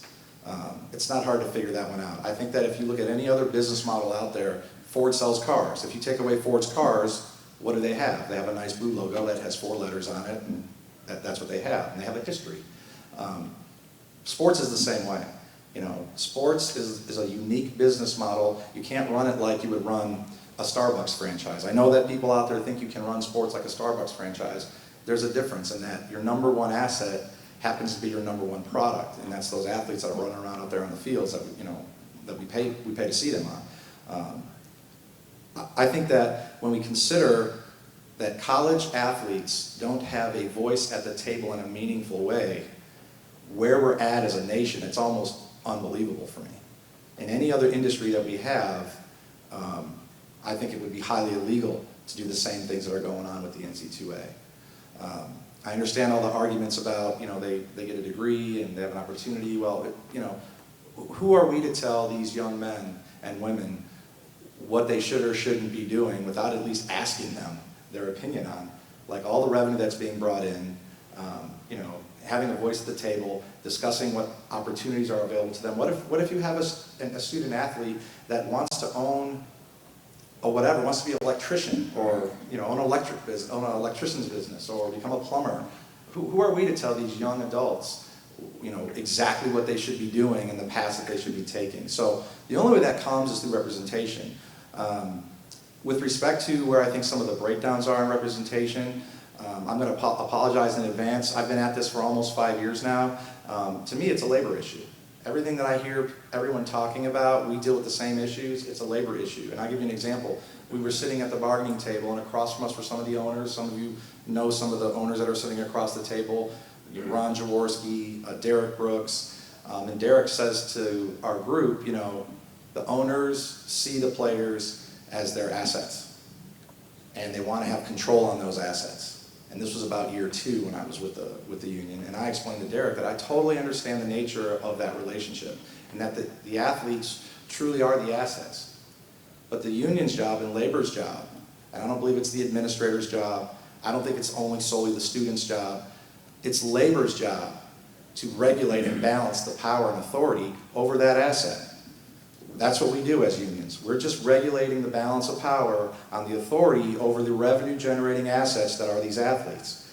And I think it's completely appropriate to have them have a say-so in what's going on within the sports complex. I call it entertainment, because to me all of it's entertainment. Whether you're an actor or an NFL player or a college athlete on Saturday, to me it's entertainment. That's where the money comes from. A lot of the money comes from people willing to pay to watch these things on TV. I think the number one thing that we need to consider is if we took all the money out of college sports, would we still be here having these conversations? I don't think we would. I think if you took all the money away from college, the sports, that's the money that's generated, would we still be having these same arguments about do they have a voice, don't they have a voice? I think it would be like, yeah, they have a voice. They're going to have say-so over, you know, the color of the jersey or whatever. So I don't think it's any mistake to talk about the elephant in the room, which is the revenue. Like, that's what it's about. My opinion is it's coming from a position of fear. I think the people that have all the money, or most of the money, have all the control, and they're afraid that if the players have a voice at the table, that money is, it's a finite amount, and it's going to shift a certain amount over to the athlete side of the table, and then, oh my gosh, how will we run some of these other departments in sports if we lose that revenue? And I would ask that, and I would take a position that's probably the opposite that would happen. And I'll give you a small example. We've been talking about Olympics. Those of you that, I'm going to be 46 this year, and I've watched a lot of Olympics in my lifetime. Olympics used to be a lot of amateurs running around out there. That changed a while back, and now you have pros, and you have the dream team. You have winter sports that are incredibly, incredibly successful in providing a lot of revenue to the Olympics now, because you have taken away the requirement that you be an amateur in some of these things. So I think it's a fallacy to believe that this amateurism is what's like if you allowed some of that to change, you're going to lose revenue. I actually think you could probably double or triple the revenues within college sports if you had a different model. I know what NFL owners pay for prospects, and if you remember, I talked about Johnny Manziel. Johnny Manziel came to Cleveland, and he was just a prospect, and they paid Johnny Manziel millions of dollars. The NCAA could bring college athletes into college, let them be represented, sign them to an actual contract with actual rights that the university could then control and could sell and move. And I can almost guarantee you, I just can't say guaranteed because I can't guarantee it, but I can, if you look at the history of what professional sports owners do with their money, they spend it on prospects. If you look at leagues that are lower leagues, and they consider ours a lower league, although we do have talent going back and forth, the game is just very different. Once they've seen the talent and paid some for it, it's very hard for them to go back and pay again for that talent if it's not something they've accepted as like where they, fits their structure. If the universities had athletes under contract, true contracts, not just letter of intent, true contracts with licensing rights and incentivized athletes to stay in school. By a show of hands, how many people know that Johnny Manziel gave up 2 years of his college eligibility to leave to go to the NFL? So Johnny gave up 2 years of eligibility to come to the NFL. There are thousands of athletes that give up years of eligibility to go play professional sports. I think that if everybody got to rewind the clock now, and I'm just speaking for Johnny off the cuff right here because I can't guarantee this, I think that if Johnny had an opportunity to go back to Texas and finish out at least 1 or 2 more years of his collegiate career, knowing where he's at today, he'd probably do that. I'm also willing to say that I think that if Johnny Manziel went back to his school where he was playing, was back on that football team, their revenues would probably have been different the past couple of years if they would have had Johnny than if they didn't have Johnny. So I think the argument that, we're going to lose revenue, I think that if you really consider the value of the athlete and consider the amount of money the universities are allowing professional sports owners, now the athletes may not like it because Johnny, who got, whatever $4 million may not like it. Some of that will be measured a little differently, and the owners are probably going to spend a little differently. They're probably going to spend money on keeping the kid in college for a year or two longer. There could be a component of, hey, you got to get good grades because we're paying for you to be in college. So there's all kinds of ways that the system can change dynamically to create bigger and larger sums of revenue, where I think instead of coming from a position of fear, like we're going to lose all this money, I think if you think about it objectively and just how valuable athletes are, how much money, Jamarcus Russell got $40-some million, I think, and what, played maybe 2 games or something like that. If you think about the money that is out there that could be used in a different way, I think that realistically that revenues in college sports could easily double from where they are, especially if you can keep those athletes that are so valuable in school 1 more year of eligibility, 2 more years of eligibility. In the NBA, it's many years. Now that doesn't mean you're going to keep everybody there. You know, maybe a #1 pick is still going to be #1 and LeBron's going to jump straight to the NBA. I get that. But there's a lot of kids that doesn't happen to, that I think that if the dynamic changed, we'd have an ability to see more revenues, not less. Just like the Olympics, that was amateur, and it changed to being you were allowed to have professionals. I mean, you even have an Olympic red shirt. Not many people are aware of that. I think they still have that, where if you're a wrestler, I think Ohio State this year has the #1 wrestler in the nation, and he was going to be on an Olympic red shirt. Basically, could work out with the team and could do all these things, just couldn't like go to competitions, and didn't even need to go to class, didn't have to go to school, and could like focus full time on 1 year of trying to make the Olympic team. So there's all kinds of ways to circumvent some of the eligibility rules. But what I think we need is to have a better system of balance of power and authority, and I think that comes through labor. And I don't know that that means students having a union, but certainly labor is a mechanism, and we have to do a better job of reaching out to these young student athletes and explaining to them what their true value is in this system. They're young, they're 18, 19, 20 years old, and I think we've all been there, that having some representation at that point isn't a bad thing. I think it would actually help balance some of the playing field. With respect to some of the things that could happen by having the right kind of representation, for those of you in the room that think that college athletes don't have agents, let me warm you up that all college athletes that are playing, that have any shot of making it, have an agent. It's kind of like prohibition. If you didn't think they were selling alcohol back then, like college athletes are talking to agents all the time. You can't stop humans from talking to each other. Sometimes they get caught, sometimes they don't. What you do is you have a lot of underground things happening. They come to light, and then when you find out about them afterwards, it's like, wow, that was pretty bad. I think that if we had a little more representation, balance, and power, some of these negative effects, if you will, would kind of go away. In our union, things we're working on with regards to representation would be, the first thing I want to do is create a structure that we go after some of these college athletes by injecting competition. That's the investment side of my brain working. I know one way that we can certainly affect college and the NC2A is by going after and creating a market for these kids that are freshmen, sophomores, juniors, and seniors. Maybe not the starters, but I'll give you an example, and I use this example. Cardale Jones at Ohio State. He was behind JT and Braxton Miller.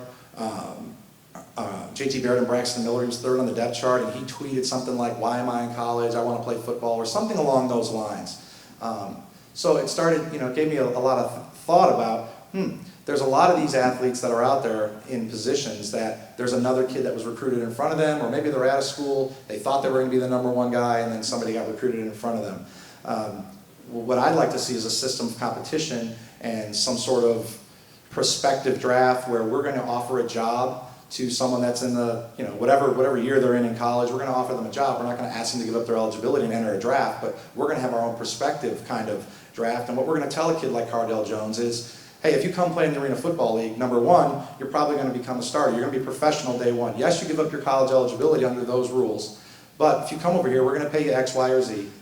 You probably get a bonus. You're going to become a professional. You're going to leapfrog the 2 guys that were in front of you automatically just by being out on the field on ESPN on Friday or Saturday nights. And then beyond that, we're going to offer you as part of your compensation, we're going to pick up the cost of your college attendance, because we do have to make mom and dad happy, and I think it's the right thing to do. As part of their compensation, they would keep their scholarship, and there'd be a 4-year scholarship. So someone like a Cardale Jones elects to come and take the job with us. That's great. He works with us. Our season is just starting. Here in Philadelphia, you've got the Philadelphia Soul. Our season starts next Friday. Our training camps will be running for a few weeks now. So our players will play from approximately April all the way through August. So what we want to do is have athletes playing professional football in our season and then going to school during the off season and training and getting their body right. I know a lot of people think football players go out there, they play these games and they sit around and play video games the rest of the day. It's a brutal sport. All sports are pretty brutal, but the gladiator sport of football takes a toll on these men's bodies, and it takes a long time, 3 to 6 months, for them to get their bodies right for the next season. It does take a long time. Those of you that played football, you have an understanding of that. I played soccer. It was a little different. As long as you kept running, you could keep running, and your knees were okay.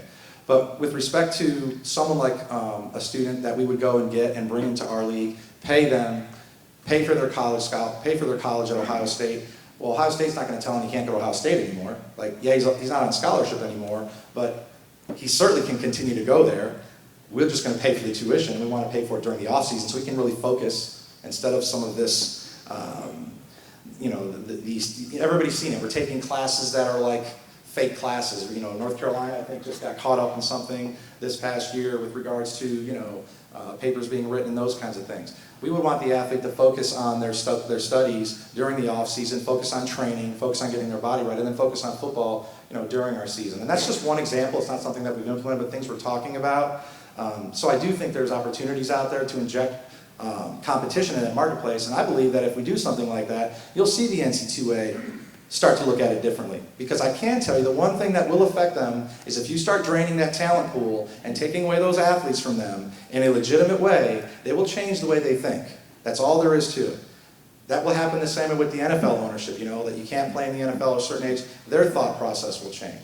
So these are just ideas and thoughts, and the reason why I'm asking and saying these things is, I think it was Kennedy that said, he wanted to get to the moon in 10 years. I'm not really old enough to remember that. I was born in 70. But I think he did say that, and I think we did end up getting to the moon, for those of us that believe we got to the moon. I think that there are enough, I'm not the smartest guy in the room, that's for sure. When people ask me what university I went to Franklin University in Columbus, Ohio for a while, but I went to HKU, which is Hard Knock University, and that was the Marine Corps. It taught me a lot. What I do know, there's a lot of people that are very, very intelligent, that are problem solvers, that if they got in the same room and sat down together and put their differences aside, they will solve this problem of the college athlete or the student athlete conundrum that we're in. I don't think anybody disputes that college athletes devote a lot of time and energy to something that we enjoy, entertainment, and we're willing to pay a lot of money for. And I don't think any of us want that to end.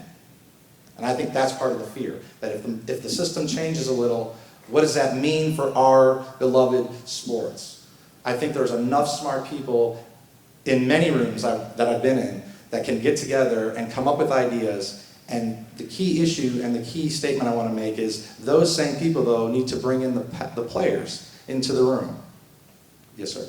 What's the mobility rate from arena to NFL? It used to be a lot higher. Our athletes used to make anywhere from $50,000 to $250,000 a season. In 2009, they changed. What percentage are going from arena to the NFL? Right. After the bankruptcy, it went down even further because the level of talent changed. So it's probably less than 5% going from arena to the NFL. Maybe a little bit higher going to Canada. Our athletes are going to Canada. We've had guys sign. But it is picking up, and the reason why I bring up the money is we were able to get a contract in 2012. We doubled the money. We got medical protections, workers' compensation for kids in the state of Florida that they didn't have, and all these other things. As that changes, talent comes, the talent demographic changes, and then when the talent changes, some of it's, but the NFL is I can tell you about the NFL, they're the top. And when I say top, that doesn't mean our athletes can't compete. Because a lot of people think, Arena Football League players, they're not as good to play NFL. No, I can tell you that plenty of our guys played outdoor football, played at college, could play in the NFL. There's a lot of circumstances why they're not on a team, maybe a size or a position difference. Sometimes if they did something dumb. The NFL is very, very finicky about their athletes. They're very, very finicky about their athletes. I would say the difference is very small. You also don't see a lot of NFL players coming into the Arena Football League either, meaning even after a year or two, because our game is different.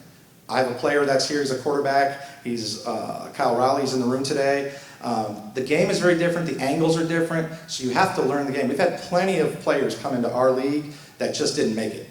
You guys have a league minimum? Sorry. Yeah. Okay. What was that? You have a league minimum? Yeah, the league minimum in our league is for a rookie this year is going to make like $825 a game, I think.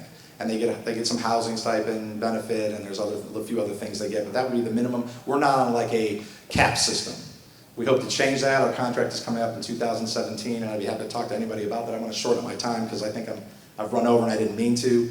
But I'll just leave that thought with you. There's plenty of individuals out here that are smart enough to figure this out. I think that, you know, if we remove the fear of losing the money and focus on the inflationary economic system we've got, there'll be plenty of money for everyone. Thank you guys very much.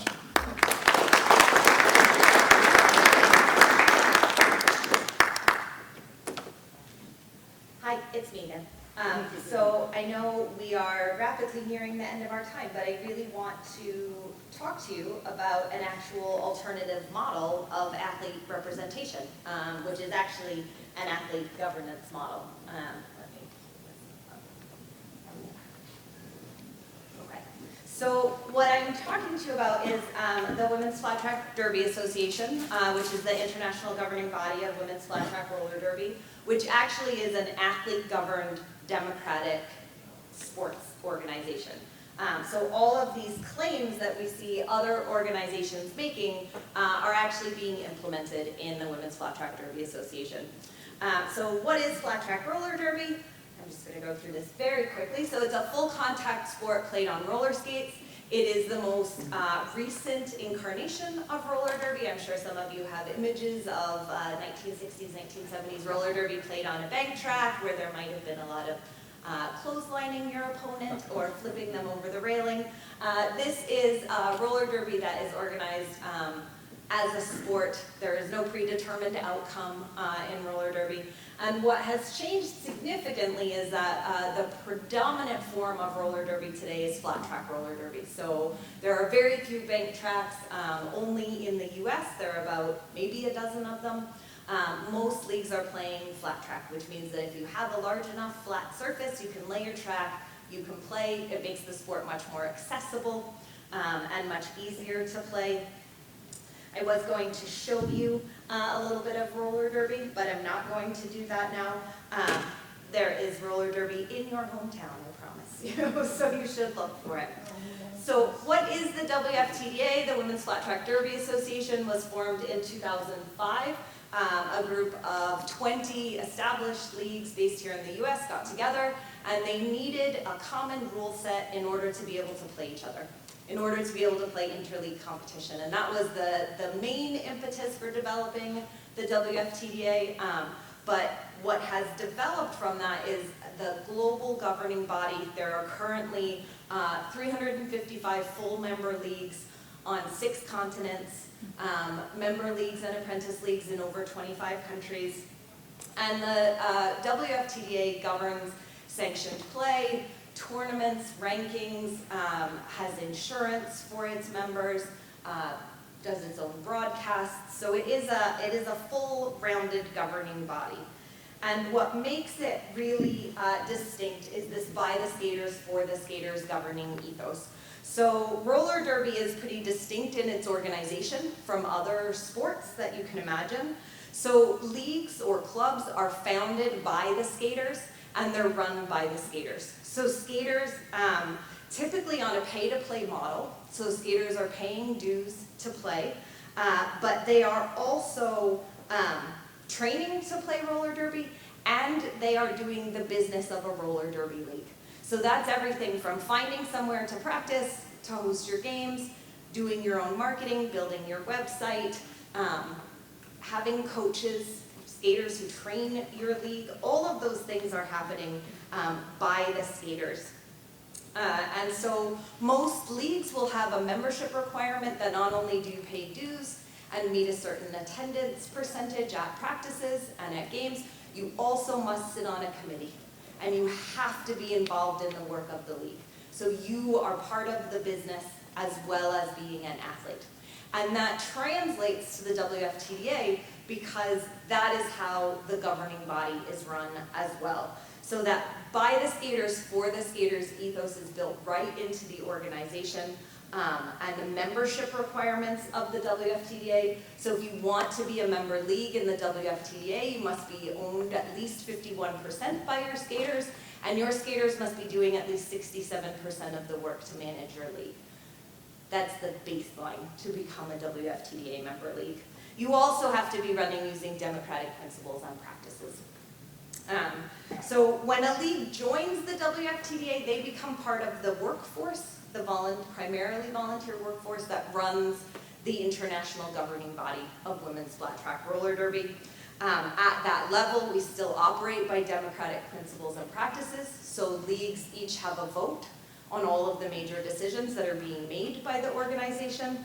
And there is, skaters are the managers, so leagues devote resources in the form of skaters who will take on a job at the WFTDA level. So probably stop doing some of the work at their league level and now do work on behalf of the international governing body.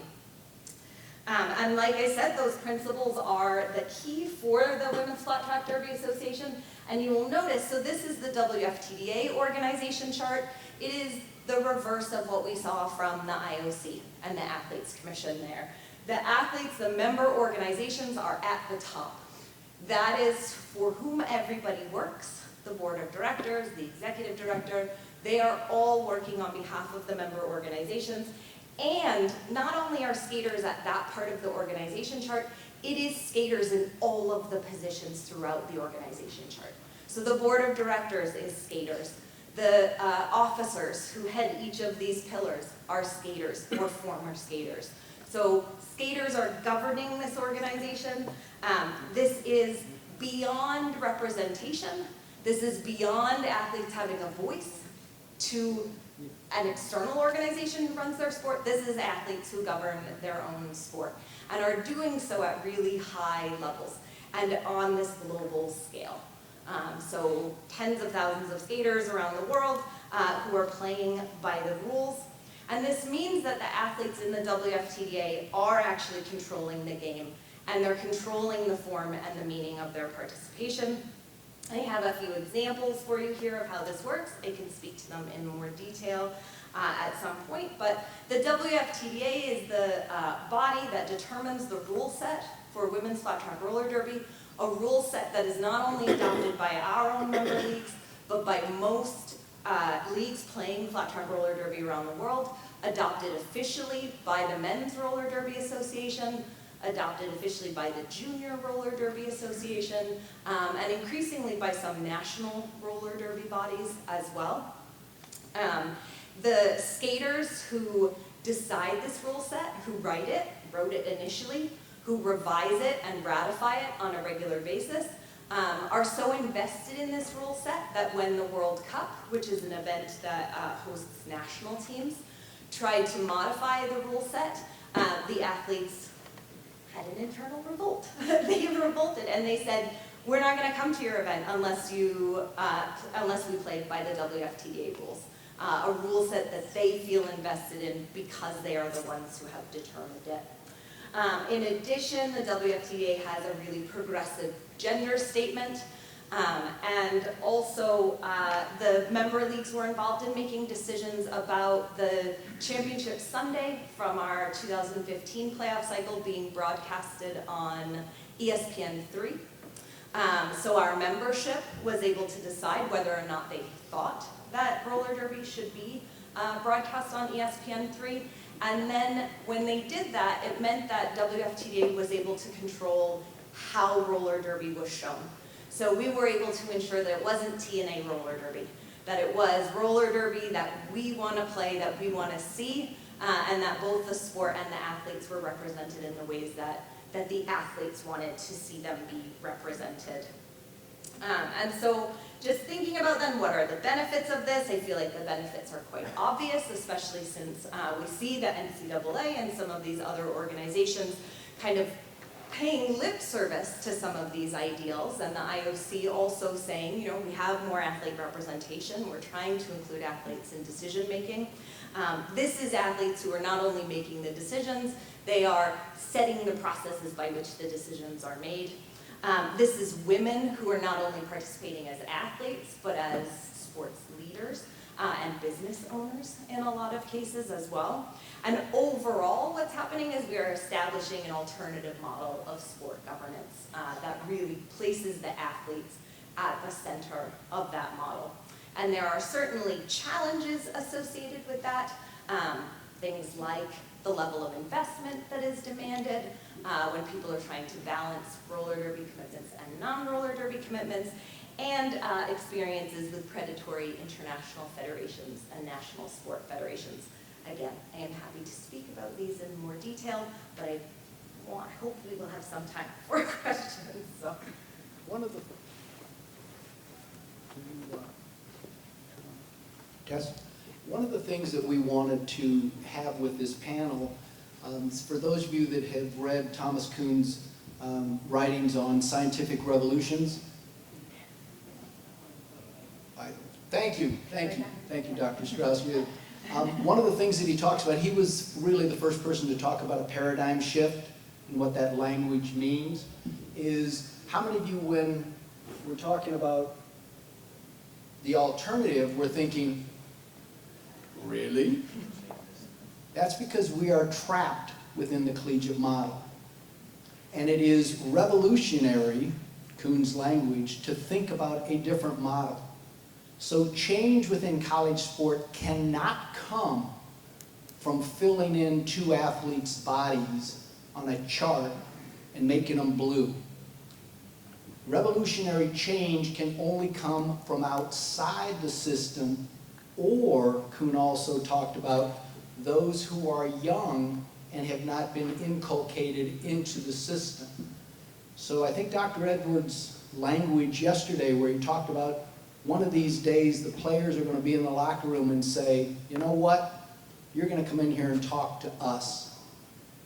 And so what we wanted to do was to give a possible alternative to say it is within the realm of possibility that athletes control their own governance structure and not be in the paternalistic model in which we find ourselves today. So we'll gladly take any questions or comments on any of the discussion. And Dr. Strauss, I don't know what kind of time we have. About 8 minutes. Okay, we have 8 minutes. Great. Well, we can stretch that to 10 right away. So just to clarify. Here, we'll give you a mic. And then you can give him that mic. How's that? Just to clarify a point that I may have misunderstood that you made about the athletes being the owners. I would say the colleges are the owners and the athletes are the employees, if we can use that word, those words here. But in my presentation, I said in a governance model, best practices in governance in the world and theoreticians that are talking about governance, any governance model should be beholden to the owners. And in fact, I would posit that the profit athletes, because they produce the labor that they should more rightly be viewed as the owners that the governance model should be accountable to. They're not now. They are excluded totally from any ownership stake, but I think we need to think about them as the owners and not AT&T being the owners.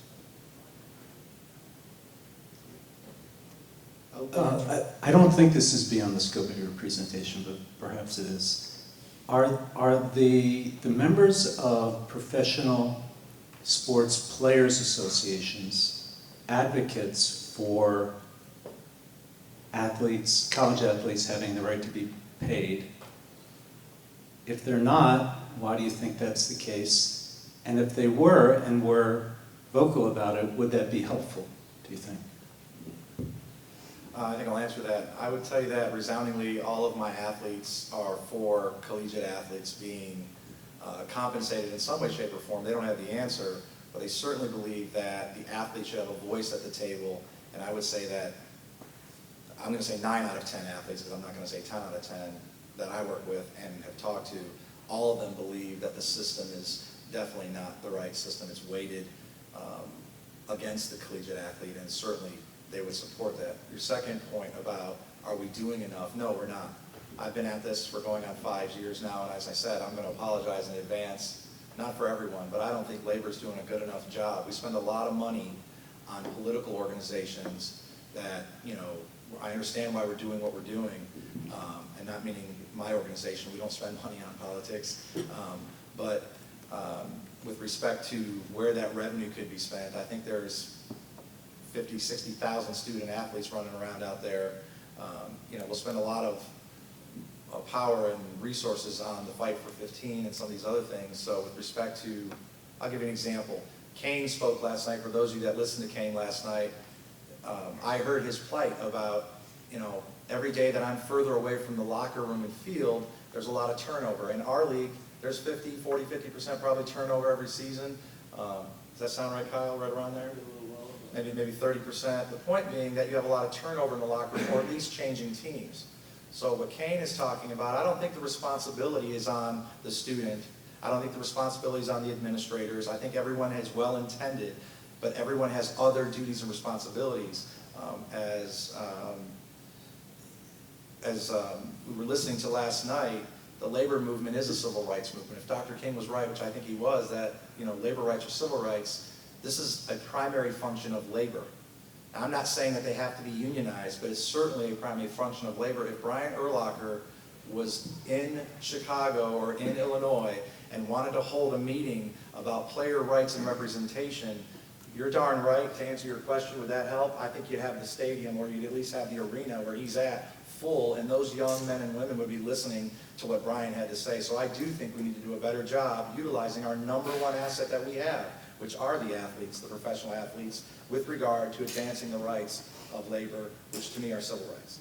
I hope that answers The your question. NFLPA and the NBA Players Association are privately supportive, but have not publicly, my understanding, come out in support. I think something that may have, Brendan Schwab, who's the head of Uni World Athletes, who you may not be aware of the organization, but is the worldwide Players Association umbrella organization, is in fact in support of college athletes having recognized rights of employees. We've been in conversations for about a year. I have been with Brendan, and he is, I think, very, very supportive. Now we're working on trying to get Uni World Athletes to come out now with a statement in actual support. We have another phone call scheduled, or Skype call scheduled for the 1st of April. So my hope is that Uni World Athletes will come out and say that college athletes need to have representation. Is that taking place now? No, but it's, again, one of those things, follow the money. And I think that's really the challenge, is rethinking how this paradigm is. We are at this quote-unquote precipice, and we can't take that extra step. We know we need to, but we just can't do it. I have a question.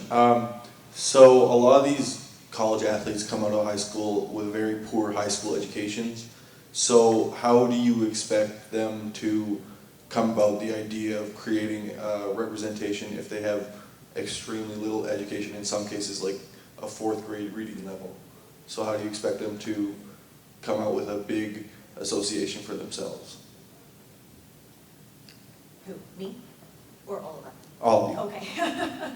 I think that athletes, when you speak to them, completely understand the situation that they're in. I think it would really be doing athletes a disservice to pretend that they don't understand the relationships of power that exist in the college sports system right now. They simply are stuck within them, right? There isn't really an alternative at the moment. So, I mean, I think that, while formal education can certainly assist people to make these arguments, this is based on lived experience. The athletes understand the situations that they're in. I don't think that necessarily having a higher level of education, it may help to articulate the arguments, but again, I mean, for those of us who were here last night listening to Dr. Edwards, right, it's, making these well-articulated rational arguments is not the same as action.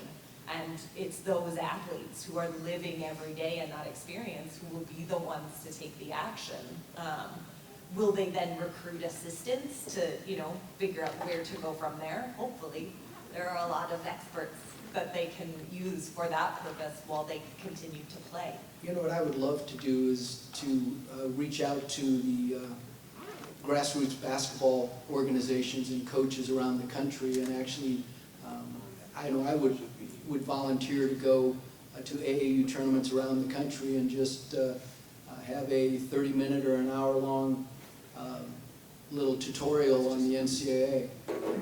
And I would think that would be a possibility that faculty around the country, there's many of us, I think, that would volunteer to do that sort of outreach and education. So I don't know too many AAU basketball coaches, but I know a few. And I bet you I could find out some people that might be interested in, because I don't care about signing them to a contract. Maybe I'd like to eventually have them be grad students, come to the University of South Carolina, which is a really good graduate program. I'm just joking. But, so I would think that faculty could be mobilized to some degree to help educate, unless the NCAA would say that that would be an impermissible benefit, and then I'd say, well, blank you. If I could just real briefly, and then we'll get to this next question.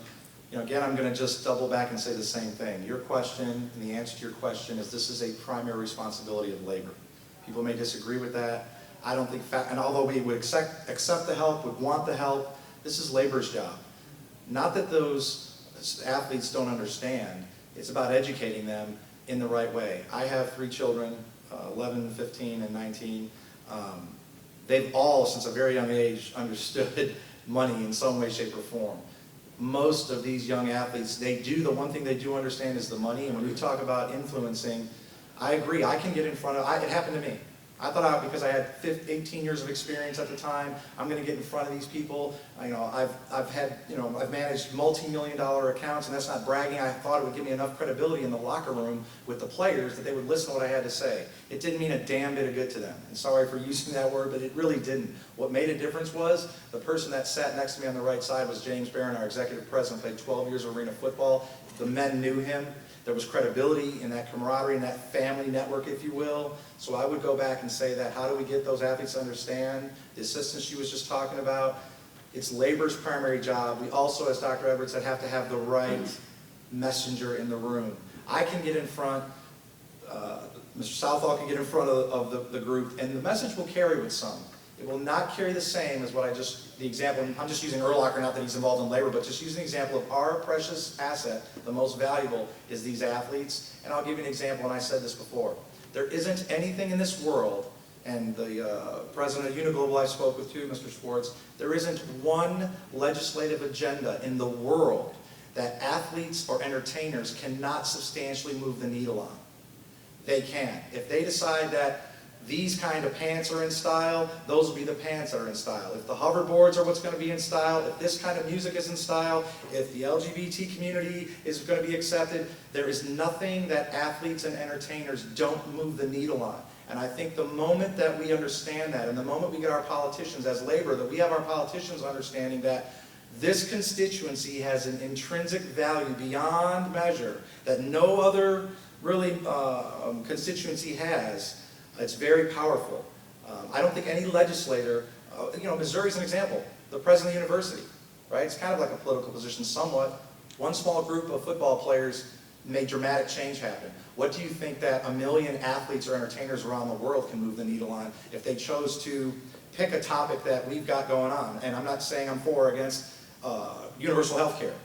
If you had all the athletes and the right voices and all the right entertainers talking about it, it'd be over. It'd be a wrap. There'd be not a question of where that needle's going to move. What that governing body, those athletes all move in one voice and do, the public is going to follow because that's what kids are following. A lot of the music industry, that just affects so many different areas of our economy. And I repeat that there's not one single agenda out there legislatively that athletes and entertainers, if they get together, can't move the needle on in a real way. Mark Emmert meets every year with the head of the 4 major sports leagues.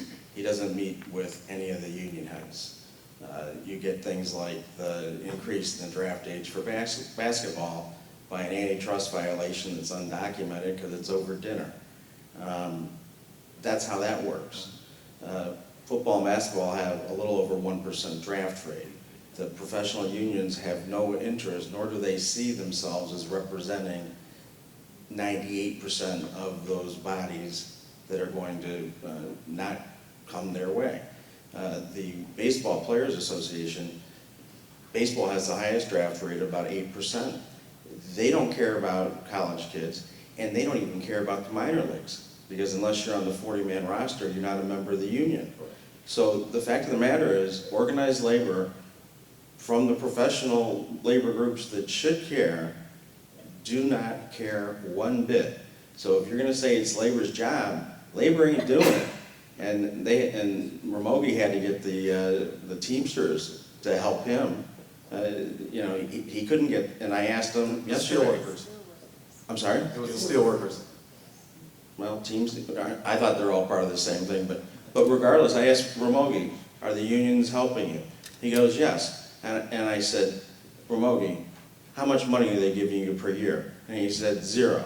And I said, when I ask how much help you're getting, there's one way to measure that, only one. How much money are they giving you to support your cause? The answer is 0.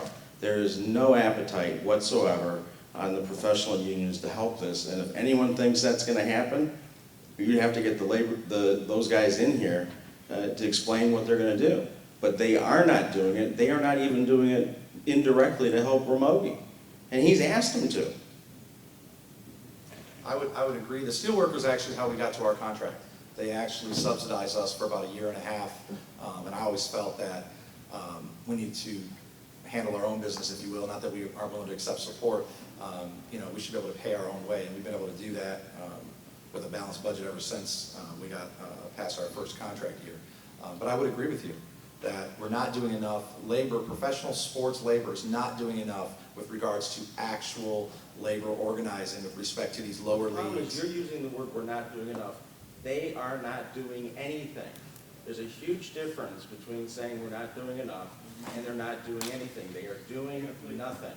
Well, I would probably disagree with nothing, only because I'm privy to inside what's going on. There are things that they've done to help us, including DeMaurice and the NFLPA. Do I think it's enough? No, I don't think it's enough, but I can tell you it hasn't been 0. The steelworkers have helped us with legal support and financial support in the beginning to the tune of 6 figures. The NFLPA has helped us. Kessler and Fair have assisted us. So there's some assistance. I'm not debating whether they're helping a I've got professional to league. intercede here because we're already over time. Okay, and sorry. we have a speaker who actually is a flight to catch. So we are grounding this one, hopefully so that he is not grounded in a couple of minutes. So can we thank everybody and thank you for your time.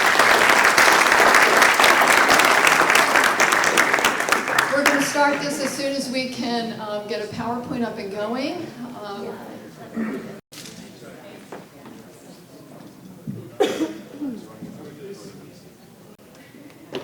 There we go. So this next one, we got 3 panelists. I just met Eddie over here for the first time, so bear with us. It's going to be off the chain. So that last panel was great. They talked about, you know, structural type stuff.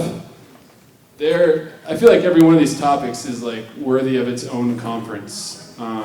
We're going to focus on athletes' access to their own voice. So, before we start anything, there's your hashtag, engage with that. I work in marketing, so I just want to make sure that's there. It's also on the bottom here in case you forget. So Ellen's here. Ellen's going to make a quick intro to the subject matter.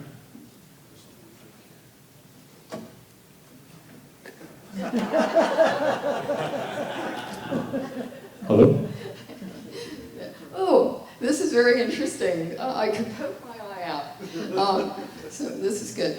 Thank you. And it's been very interesting. When I put this program together, initially I thought that we were going to sort of lawyer up a little bit more than the direction that we're going in. I thought we were going to talk more about First Amendment issues and about right to association and that kind of thing.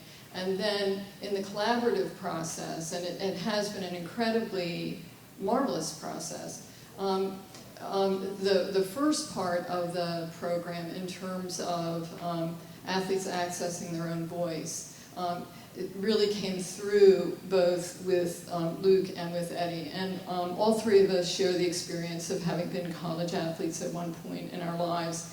And I think in each of our own individual ways, we've come to find our own voices in relationship to this information and to the experience of college athletes And so our purpose is to offer some insights about how difficult it is for athletes to access their own voice. And without further ado, I'm going to let Luke and Eddie really talk about your own journeys, and then visually, as you can see with our creative wonder, Luke, he has captured your attention already in the visual medium. So I'm stepping away, and I'll let you two take over. All right, so to start, we decided to take more of like a human approach to this. And so just to give you a little background, we thought Eddie and I would take a few minutes to kind of explain how we came to be involved with this movement. So, oops. So here's my man, Eddie. Thank you, Luke. Thank you, Luke. So Luke approached me and asked if I had any photos relative to my time playing college baseball at Cal Berkeley. And this was the early 90s, so I had to go through my archives to find something that I thought was fitting for this conference. And so this is 5 African-American males on a Division I baseball team, believe it or not. This is not the starting 5 for the Cal basketball team. You'll notice here that John Carlos and Tommy Smith are in the background here. But in all seriousness, these 5 college athletes, we've all graduated from college. We did have a level of consciousness during our stay at Cal, but I really thought this really represented my journey to some degree in terms of the peers that I had around me that really pushed my thinking around issues on college athletes' rights and well-being. So this gives you a snapshot of some of the things that went on during our journey. But before I even stepped foot on a college campus, I had some very substantive discussions with my father, who was a former college athlete, who really talked to me about the dual role of student and athlete, really thinking about the ways in which I'm being prepared for my journey of college athletes, the ways in which I'm being provided with agency, right, to be able to navigate a very difficult educational terrain.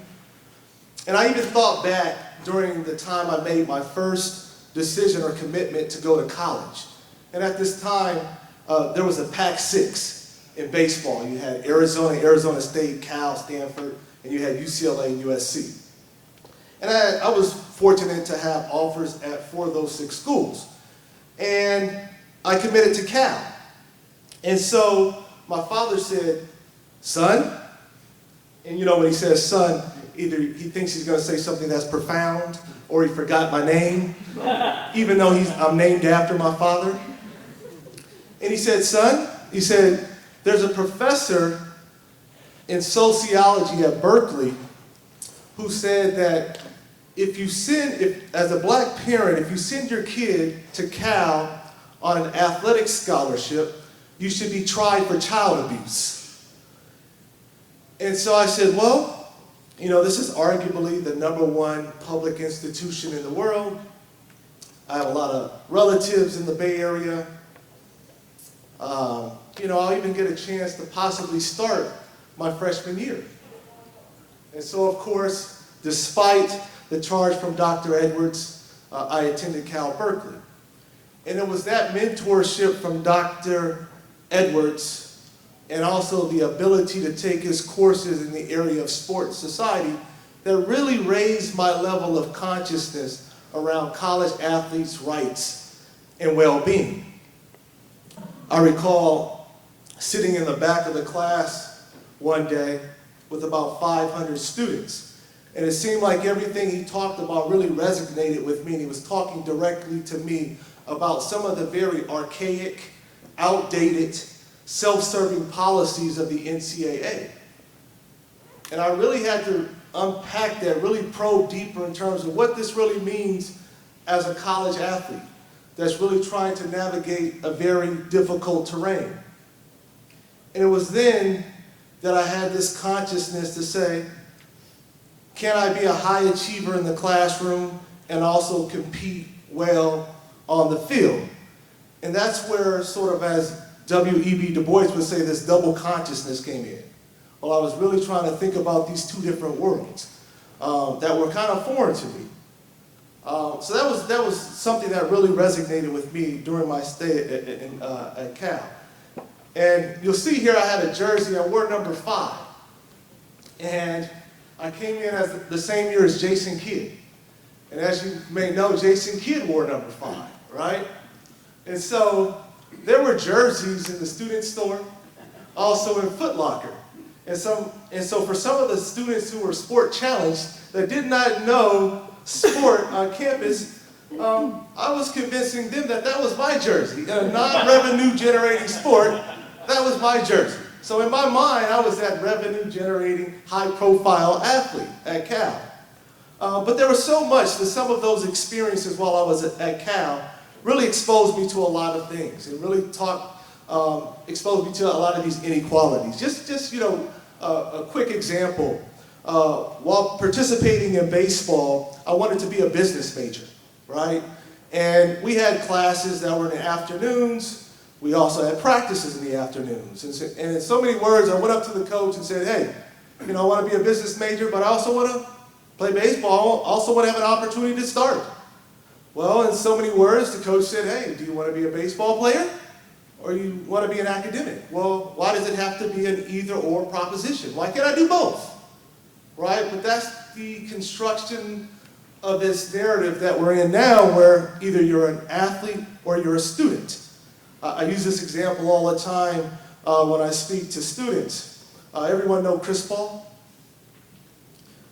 Point guard for the Clippers. Anyone know Cliff Paul? So when you look at this commercial, there's this split screen. You have Chris Paul, the athlete, with his physical prowess, and then you have Cliff Paul, who's dressed in his Argyle sweater. He's got on the glasses. He's got that intellectual, the thinker, right? So there's this dichotomy where you can't do both, right? That's possible. So you really have this narrative, right? That's figurative, but it has a material impact, right? With the athletes, where you can't do both. You can't be a high achiever. You can't be an elite athlete. And so that's some of the things that I was thinking about through this journey during my undergraduate studies. And just fast forwarding as now a professor at UC Riverside, you know, these issues are really passionate for me in terms of thinking about this dual role of student and athlete and the kinds of rulemaking and policies that certainly don't enhance the quality of experiences for many athletes, particularly at the Division I revenue generating sports. So I'll pause right here. I'm sure there'll be opportunities for me to address some of the broader questions that we have for this session. All right. So, there's Eddie. Here's me, Luke, revenue generating Bonner. Right there. There's my one shining moment. Upsetting Chris Paul in the first round, or second round of the 2005 NCAA tournament. I got a pin. I got like $10 a day per diem. It was sick. My feet were too big to get the NCAA tournament shoes. Sonny, we got to do something about that. I had like the creative player block shoes. Everyone made fun of me. So, again, my name is Luke Bonner. My background is I'm the youngest of 3 high-level Division I basketball players. Some of you might know my brother. His name is Matt Bonner. He plays for the San Antonio Spurs, has somehow been in the NBA for 12 years.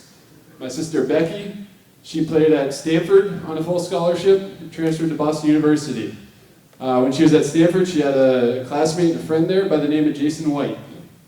Some of you might be familiar with a lawsuit that Jason White brought against the NCAA, or class action suit, I should say.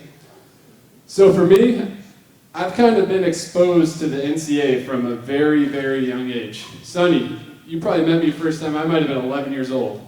You know, with my brother and sister. It was a different day and age in terms of college recruiting. We're from Concord, New Hampshire. Name an NBA player from New Hampshire other than Matt Bonner. You can't. There isn't one. There's a guy named Jeff Cross that played like a preseason game or something in the 80s. He was like, that's when the NBA had like 10 rounds in the draft. So I grew up, I was about 6 feet tall in 6th grade. My brother and sister are 4 and 5 years older than me. I'd go to the Concord YMCA with them after school. It was pretty common to go there. I'd just be shooting around, my brother and sister, crazy work ethic. We'd be in the gym, it'd be Roy Williams, Mike Krzyzewski, Gino Auriemma, Tara Vanderveer, just sitting there, just following around. Me and my brother go to the batting cage, just play mini golf. You look over, oh, Billy Donovan and John Pelfrey are playing mini golf on the next one over. That's what was going on. This is, like, people don't just do that, you know, unless there's a serious incentive. So my brother ended up going to the University of Florida. His freshman year, they made the national championship game and lost to Mateen Cleaves, Michigan State team. Maybe I shouldn't mention the team right now. And I just have this like vivid memory of being like, excuse my French, but like, holy shit, my brother's in the Final Four. This is incredible. Like, that's incredible. Your big brother's in the Final Four. Can you imagine how blessed I am and my family and how awesome this is? And there's 100,000 people at this game in Indianapolis. And then you think about it and you think, holy shit, there's 100,000 people at this game in Indianapolis and everyone in the world is watching it. And my mom and dad are driving 16 hours straight to get to the game because we can't afford a plane ticket. That's crazy. So I wrote a couple pieces for advice. You might want to check them out if you really want like more in-depth detail. But also around that time when my brother went on his visits, we got bills because you get 5 official paid visits, and you know, as a basketball player, you got to put your weight on. And he ate too much at the Outback Steakhouse. He had like 2 bloomin' onions or something. He was only allowed to have 1. Swear to God, compliance called our house. My parents had to pay for it. Just like, and this is happening to me. I mean, everyone thinks they're middle class. We were a lower middle class family. I was 12 years old. I saw what my brother and sister did. I emulated. I'm going to copy these guys. I'm a freakishly large human being. If I could suck, if I can walk and chew gum, I'm probably going to get a Division II scholarship. My parents can't afford to send 3 kids to college and feed 3 7-foot behemoths throughout their teenage years. So I was playing basketball, and in 6th grade, my mom and dad had a very serious conversation with me. I'm in 6th grade. I was 6th grade. I'll never forget it. And they're like, Luke, awesome that you love basketball. It's an expensive hobby. You're driving around, you're going to Vegas, you're going to Providence, you're playing this tournament, you're paying your AU coach so that you can have gym time. We got to get you to practice. It's expensive. That's your college money. If you're going to do this, and I was a smart kid. I got like some weird like exam thing, humble brag. So they wanted me to like go the academic route, or if you're going to play basketball, this is how you're going to college. That's kind of heavy. Of course, I'm 12 years old, and I assumed I would make it, and I copied them. I copied my brother and sister, you know, and I ended up, I made it to assigned at West Virginia University, Big East School. Fantastic, right? It is fantastic. I'm not saying it's not. While my brother was in school, I should, also mention, he tore his meniscus one year. Guess whose insurance pays for that? My mom and dad. Guess where he has to get his operation? Wherever the coaches say you're getting your knee operated on. Guess where he went to school? Florida. Guess where my family lives? New Hampshire. Guess how many family members we have in Florida? 0. Who's helping him out when he's recovering from his surgery in the summer when there's no one on campus? Who's covering the flights down to Florida for the follow-up appointments? Another thing happened. My brother was a valedictorian of his high school. You want to talk about student and athlete? He's not the most street smart, but he is definitely book smart. Valedictorian of his high school. Every year gets a scholarship from our local community center. It's like $1,000. This is before colleges. Like, so when you graduate from high school as a basketball player, like a week later, you're on campus taking summer courses in case you flunk a class in the fall, you're still eligible. This is before that was allowed to be covered. My brother uses the money to pay for a course at Florida so he can get down there, do his weights, learn everything. It's pretty much mandatory. The compliance office found out about that, and they were concerned that he benefited from his status as a basketball player, accepting the scholarship. You're not allowed to accept the scholarship because you're already getting a basketball scholarship. You're double dipping. This is like 2 years later. My parents had to pay it back.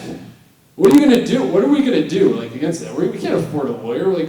He's at risk of getting suspended for half his season. They're seeing the draft boards. My brother's on, late first round, possibly second round draft pick. How can you possibly risk that?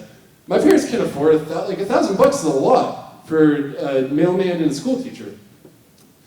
And I'm seeing this all happen as I'm in middle school in my formidable years, and this just makes zero sense to me. I'm like, Mom, Dad, there's 15,000 people at their games every night. I don't know if you remember Florida in those years. They're #1 in the country. All the way, they were stacked. They had Mike Miller, Udonis Haslem, David Lee. They were on national TV. It was just crazy. So I get to college myself. We had our first inter-squad scrimmage at West Virginia. I chose West Virginia because West Virginia sucked in the Big East at the time I committed there. And I thought, I go to West Virginia, I'm a giant dude. I averaged 10-5, suck in the Big East. I'm still going to be on ESPN. I'll get an invite to an NBA workout. I'm awesome at individual workouts. I'm a good guy. I might make a roster. A little guy named Kevin Pittsnoggle blew up that year. Our first inter-squad scrimmage, I played awesome. My coach, the day before our first game, asked me if I'd consider redshirt. What? I was already old for my grade too. And I just told him no, absolutely not. What if the coach Lee, I'm stuck here. Why would I? That was never mentioned once during my recruiting process. No, I'm not redshirting. After that year ended, I decided to transfer. We made it to the Elite Eight, lost to Louisville, transferred to UMass, figured, I'm pretty good in practice on an Elite Eight team. I could probably be the best player in the A-10. I was very wrong about that. System has a lot to do with that stuff. Transferred to UMass.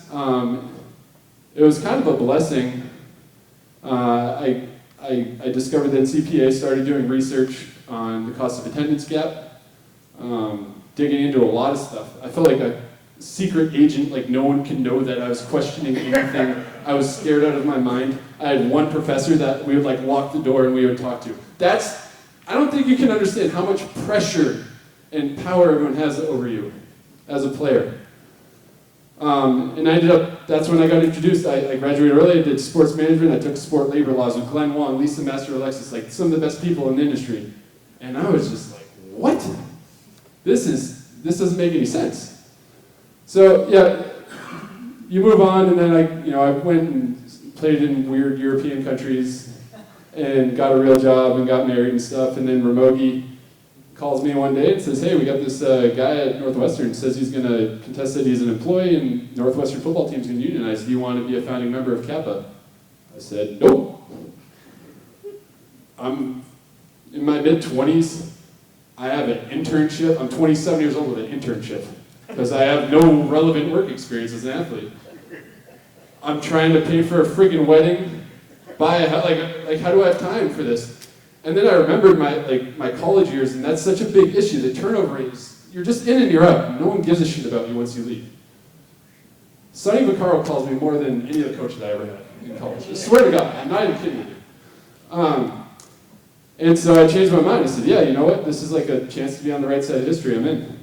And so I've just stayed really involved and still very cautious about it. And it was only recently that I decided to write anything publicly and just, speak honestly about my experience. So I might have gone a little over, sorry. But anyways,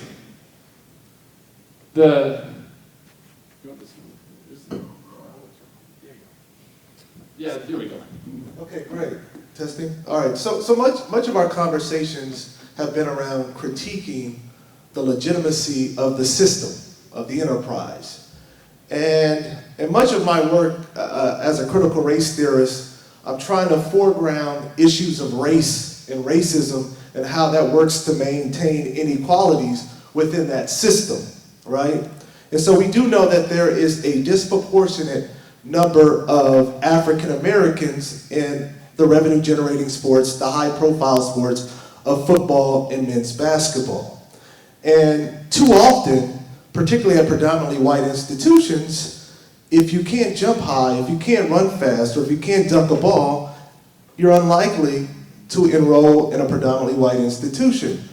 I was looking at some numbers at UCLA in fall 2013. African Americans made up 3.3% of the male population. And of that 3.3%, 65% were recruited athletes. So again, that sort of underscores the point around if you can run fast, if you can jump high, if you have athleticism, you're likely to attend a highly selective institution or a selective institution for that matter. And so I've been arguing, as we think about within the context of race, there's a hyper-surveillance of black athletes at predominantly white institutions. And what I mean by that, when we think about the kinds of courses they choose, the majors they select, it's often through consultation with their advisors, their coaches. We're looking for classes that are held in low repute, majors that may be less demanding. Why? So we can simply maintain their eligibility. Even when we think about course attendance, you have class checkers that actually attend the class, make sure that they attend the class, and stay for the duration of the class to make sure that they were there for the entirety. If that's not surveillance, I don't know what is. Even in terms of their food intake, how much food you should take. Like if you want to gain weight or lose weight, there's a surveillance around that, right? And so oftentimes I'm thinking about how do we couch this sort of in a larger perspective? How do we frame this in such a way that would make sense beyond our own college campuses? And I see the same surveillance in racialized communities among our police officers in terms of how we're observing the black body. And to what extent, particularly in college athletics, is there anything healthy or good about this hyper-surveillance? Does it lead to independent thought? Does it prepare them for life after sport? So when the music stops playing and they've had someone there to choose their classes for them, to make sure that they're on time, to what extent are they prepared for life after sport? You're not, you're screwed. And so that has been a central concern of mine in terms of thinking about the extent to which athletes actually have a voice in this entire system, right? We're on the peripheral. I don't think that when we think about a critical mass of athletes and having a voice that actually prepares them for the greater good, that it even exists. And this hyper-surveillance only limits their ability to fully participate in the college process. And then there's also this perpetuation of subservience. And we're talking sports here. No one takes individual credit. It was the team win. You downplay your personal accomplishments. The coaches are gods. And we're seeing this sort of militarization even in a lot of programs where, I mean, it's a huge trend where teams are literally doing boot camp, and you're being treated like you're the scum of the earth, and it's very well known. Like break them down and build them up. I don't know how much building up actually happens, but a lot of coaches sure know how to break it down. And then when you talk about the power structure, there's this like, the pampered athlete. Like how could you be so ungrateful? I would do anything not to have student loans. Well, you should have been up at 6 in the morning doing your jump ropes and dribbling drills, and you should have grown to 7 feet tall. Sorry you didn't. But there's this power at play. And I don't think that we can emphasize like how real this is unless you've been in it. I'm 30 years old. I published that first piece for Vice. It was very even-keeled and honest. When I hit publish, I was in my office, I was like shaking and sweating, like just like scared out of my mind. Like, how could I? Oh, coach is I don't know what he's gonna do, he's gonna make me run. But there's this level, you're talking about the most powerful individuals in like every state essentially is like the head coach. And so they'll do all that, and then they make you have this feeling, like you said, of like they made you. Also, just side note, Mike Krzyzewski, according to Fortune magazine last year, made $9.682 million last year. And that's great, good for him. So then there are also these power structures at play here.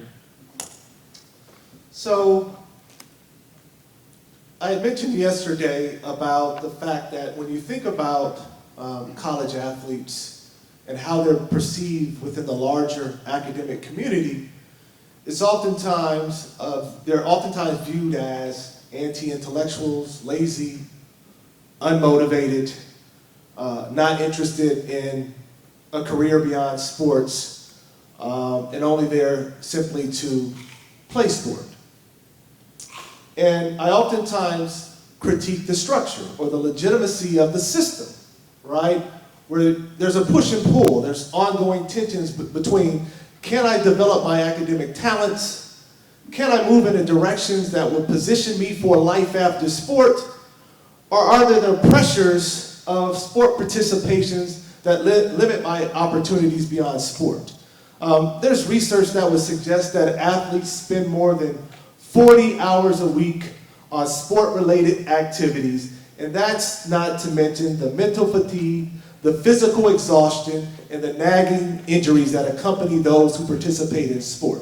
So if the combination of all of that, and you think about trying to be a high achiever in the classroom, when in fact there's a push toward the commercialization of college athletics, it takes a special person to be able to do that within that structure, right?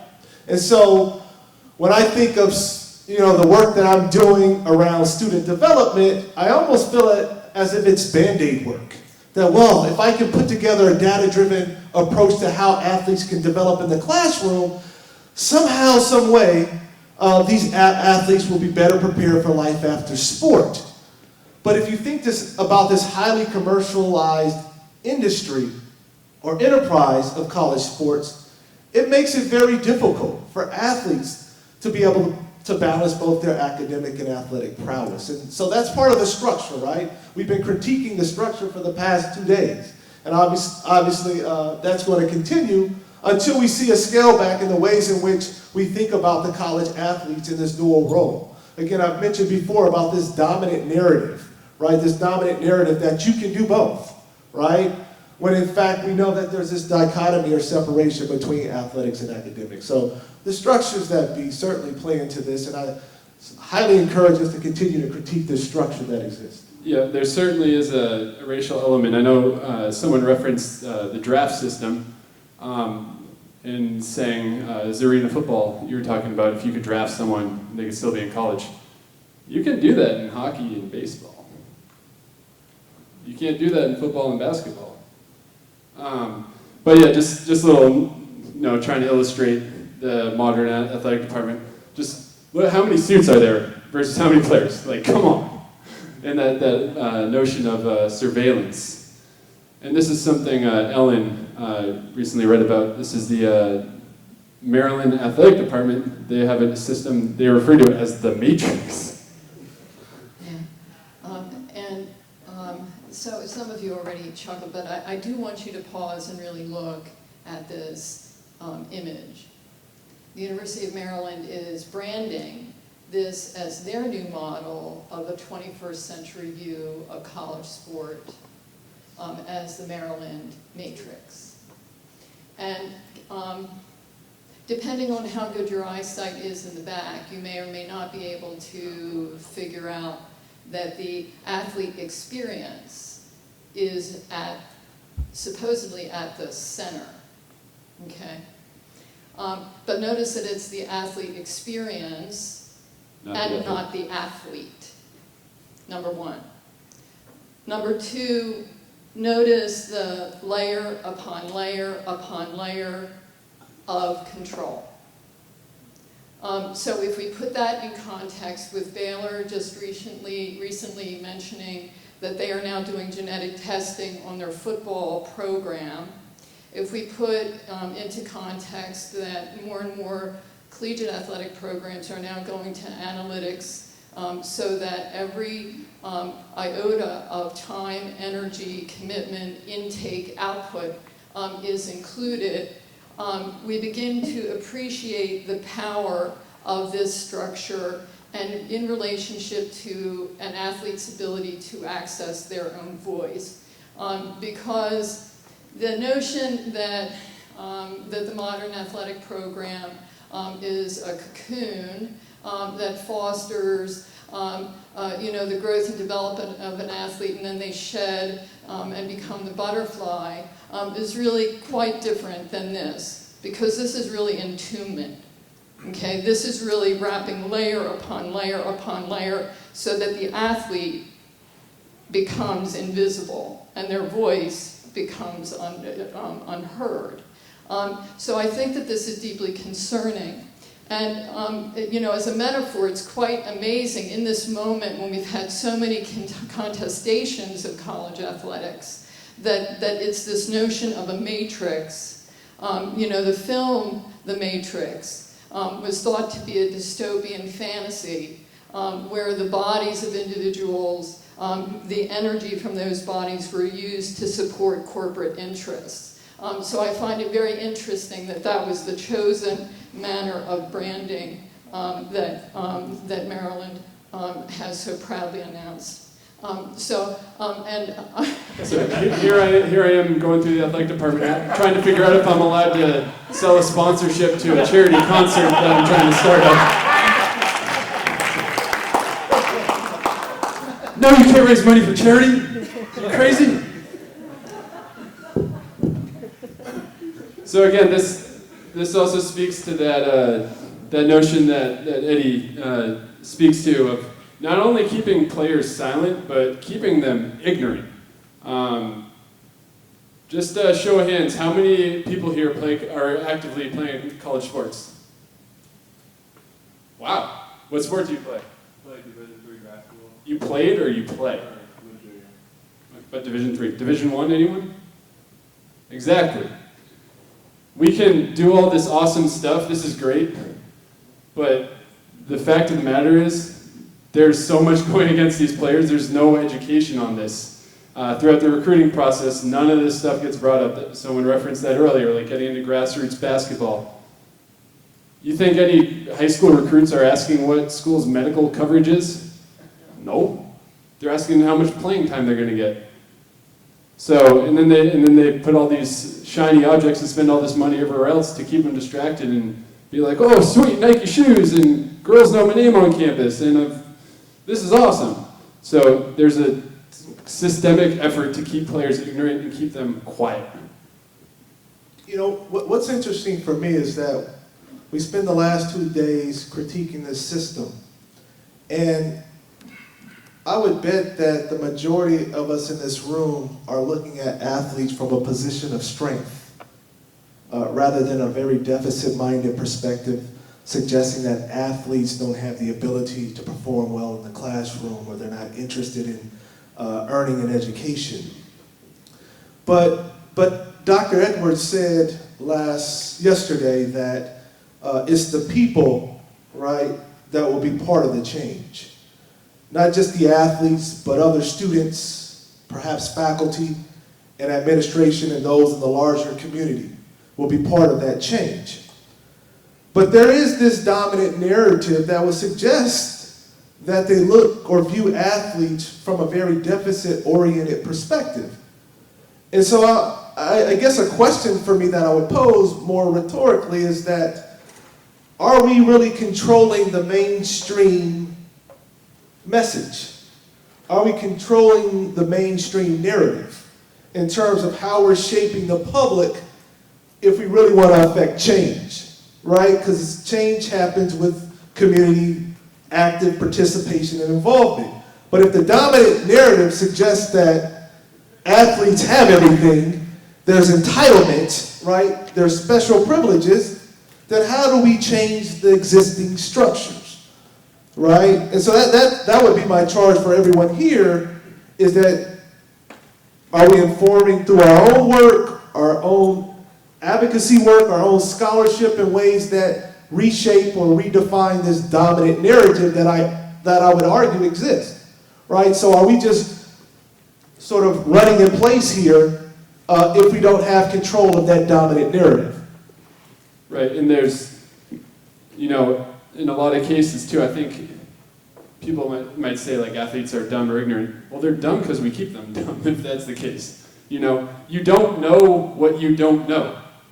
I'm gonna say every NBA player that I know, and I know a lot, I don't think any of them have like warm fuzzy feelings towards the NCAA, or they feel exploited. They're not gonna say anything, or they're reluctant to say anything because they're millionaires now and they feel like they look like dickheads if they complain about healthcare or whatever. So that's like a big thing though, is you don't know what you don't know. I wrote a blog for the UMass.edu website. It's the #1 visited thing on the website. That's awesome. Our SID gets a promotion somewhere, you know, like I don't realize until after the fact, till now, that's something people pay for. People pay you to write content that gets views to your website. That's a marketing, even now, me talking here right now, that's probably good for my university. They can use me to get more people to enroll. I don't know. Good for them. So we talked about those structural inequalities, and especially with that, how disorganized athletes are, and how hard it is to, you know, they lack agency. You're going up against pretty high power PR teams, lobbyists, all that. A couple of you in here were in DC when we did the College Athletes Players Summit at the NFLPA. There was maybe like 8 of us that all have other jobs trying to, you know, do a congressional hearing on behalf of college athletes. How many actual senators showed up to those? I mean, some advisors did. I guess that's probably gets stuff done quicker. There's a politician joke that didn't land. But yeah, there's this like huge factor of, you know, lacking agency, and, you know, even as a player, I was aware of this as a player. Was I going to say anything? Hell no. I lose my scholarship. I won't get playing time. I won't make the NBA. That's what you think. Why disrupt status quo? And how can you? And there's, like you said, that narrative. How can you complain? You've got it made. So here's our challenge. How do we empower college athletes to exercise their rights and their voices? So I'll talk briefly about that, but perhaps we should open it up for others to maybe respond. So I was fortunate to get drafted after my junior year of college, and then I came back to earn my degree. But in the process of coming back to Cal during the off seasons, I would spend time talking to Dr. Edwards about, wow, if I knew what I knew early on in my college career, maybe I would have been able to put my imprint on the ways in which athletes are socialized into the community, broader academic community. And so, of course, that really pushed me to think about a terminal degree, but it also got me thinking about what it is that athletes need to be informed about in order to have better control, more agency over the ways in which they're socialized into the academic community. And so my first, I think, which is something that we've talked about already during this summit, is a need for more information, a need for more agency, a need for more empowerment among those athletes. And Dr. Southall talked about this during the last session, about actually reaching out to high school sport participants, right? In ways to empower them, in a way to provide them with information. I'm even thinking about right now, hopefully folks won't steal this idea, is actually putting together a curriculum online that athletes have access to, right? Where there's a repository of information, that they'll be informed about their rights as athletes before they even make the transition, right? So at least they'll have some level of agency, even though the structures that exist are oftentimes too powerful for them to really push individually. But if they do have sub-level or expanded or stretched their knowledge base in ways that would better inform them about the existing structure. I think that is a good first step in terms of really being able to disrupt in a system that's certainly not favorable for them. Right, and I just threw a few of these up here just to like illustrate. Look how we talk about these guys. Like college football player apologizes for tweet comparing college football to slavery, but he's still ridiculous. Is he? I don't know. If you're certainly not a normal student if you can tweet something and delete it and get a headline. That's for damn sure. I just wanted to go back to just one quick point too, because we keep talking about the educational experience, and that's key. I mean, if we're being real, with most of my teammates, people that I know in college basketball, if you go back to like a hierarchy of needs, there's other stuff pressing these kids, a lot more hefty than a degree. So to put a lot of these restrictions on players, like if a pizza joint wants to pay Ben Simmons $5,000 to sign autographs for an hour, who cares? Who cares? I know, but it's just ridiculous to me. But anyway, so how do we get, here's what I think, real quick. So we need to develop a level of empathy for the players. How do we do that? Through honest dialogue. So I'm trying to be honest and just, whatever. My coach left UMass when I was going into my senior year. He signed a $3 million a year contract. He just got bought out for $7.2 million. He'll be fine if I talk about this stuff. I got a watch from the NIT, that was sweet. But ultimately what I think it's going to take is, we can talk about all this stuff till we're blue in the face. This is great, we're moving the needle, we're moving the needle, we're moving the needle. We need a friggin' current player that's active to do something. That's what we need, another Kane Coulter. How are we going to get that? One of the ways, this is referenced earlier, we need to really empower we need to get pro athletes who these players look up to, who have a lot of power over the players, to stop being such wimps. Just talk about it honestly, it's fine. Even my family all graduated from college. We're the poster success of, we're NCAA success. Throw us on the poster, yay. We all made at least the Sweet 16, we all got degrees, and we all think that the players need a players association. But my brother's not up here talking about anything. Why would he? He's got his own life going on. He's going to put any of that at risk. He can kind of just fly around, And a lot of players, they feel the same way, but how are you going to get them to disrupt kind of their lives by putting themselves up for whatever sort of criticism by saying anything when they're millionaires and they're going to be concerned about coming across as greedy or whatever? And so I think a big part of that is, like you said, changing the dialogue. Showing that this is civil rights, How many non-white male commissioners of the NCAA have there ever been? 0. How many non-white male commissioners of any major pro sports league have there been? 0. What is the majority of, in the revenue generating sports, like you said, the majority of the players are minorities, yeah. But I'm suggesting that maybe in this country, given our history, it makes sense to go beyond just talking about the revenue-generating sports that are predominantly African American, because I think we know that typically doesn't move most Americans, right? I think that's part of the reason why people have this issue of so-called privilege.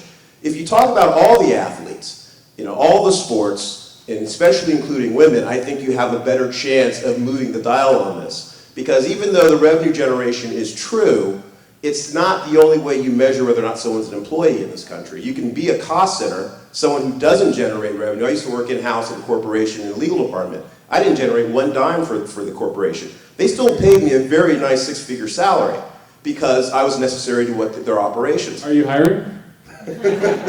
Oh, I'm no longer working for them. I'm doing something more righteous at this point. But the point is this, is I think that if we only focus on football, men's basketball, sometimes women's basketball if you're looking at UConn, I think it allows for this to be marginalized. When you have a whole set of student athletes, the majority of student athletes who aren't in those sports, who still are doing, if you look at the goal study from 2010, are still putting in 35 hours a week in addition to the CARA, 20-hour limitation, which we all know is not really true. So I think and I think Mr. Suffield talked about this earlier, the notion of dividing up, pitting the Olympic sports against the revenue-generating sports. I think that we need to put them together, and we keep them together in order to actually move the dial on this. Okay, go ahead and comment. I think you're making a great point, but I would also say that this is a multifaceted approach, right? To kind of echo Dr. Edwards' point, is that it has to be framed around a larger discussion. And to focus particularly on, say, revenue-generating sports, where there's a disproportionate number of African Americans, we can link that to the larger public, because there's a common thread that exists, for example,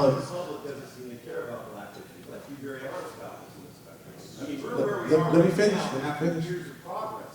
But I think one of the reasons why we don't get further on this issue is because people try to say it's primarily a black athlete issue. And those of us who are informed, or those of us who are actually sympathetic to the issue, those of us who are black who live the issue, we get it. But there's a whole other part of the country that's kind of like, all lives matter. We all know that all lives matter. We say black lives matter because black lives are the ones that are being extinguished by police officers when you're stopped for not using your turn signal. Yeah, but people still try to co-opt it and say, oh, you're saying all lives don't matter. No, we're saying all lives matter. What's the saying? Like saying save the rainforest isn't like saying burn down all the other trees, Yeah, so I point is I think when we allow people to say it's a black issue, we therefore allow them to marshal. No, it's one of many issues. It's multifaceted. So the point I'm making here is that there's a common thread with, say, Black Lives Matters and some of the issues that are going on in terms of being powerless, voiceless, right, and being deprived of human rights, right? So that's just one issue of many that we can focus on within a particular model. And so to suggest that perhaps there can't be an approach where we're focusing explicitly on race, I think could be a way in which we can leverage that to a broader argument, right? A broader discussion, a broader movement that might get traction. Because if you think about Black Lives Matter, it started with a number of folks that look like me and you to now growing to a larger segment of the population. But also back, that's my point. My point is that if you really want to get more people involved, I think you have to make them comfortable with the notion that it's not just about.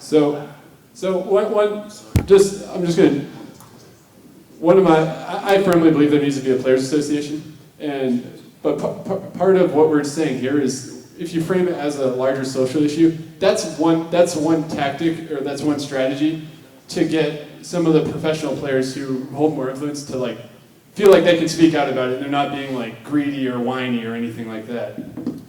And I'm speaking about basketball personally, that's what I know. One more quick point. And Black Lives Matter is not a black issue. It's America's issue. So the way you're framing it, which is part of the dominant narrative, would suggest that it's a race issue, right? Right? So again, disrupting this dominant narrative is important. The way we're framing it now, yes, you would suggest that it's a black issue, but it's a larger issue at stake here that's affecting all of us. I would argue right now it's framed more as a pay-for-play issue than anything else, in terms of general public. And for some reason that scares the bejesus out of people who it doesn't even affect. So yeah, I do see what you're saying in terms of the Olympic sports or the non-revenue sports or the country club sports. That's another unique aspect of this. It's what other industry is there where it's, football's responsibility to fund the golf team, It's interesting. Yeah, and I'd just like to make one quick point that sometimes I get questions about, well, Ellen, how have you become such an advocate on behalf of the revenue-producing sports when you've been so involved for so many years in terms of advocating for compliance with Title IX? And to me, this is all one big wide stream of the same thing. That the system that exploits is the system that also excludes, that also will use every advantage possible to profit. Having said that, it has enough power that it makes a mockery out of our civil rights laws.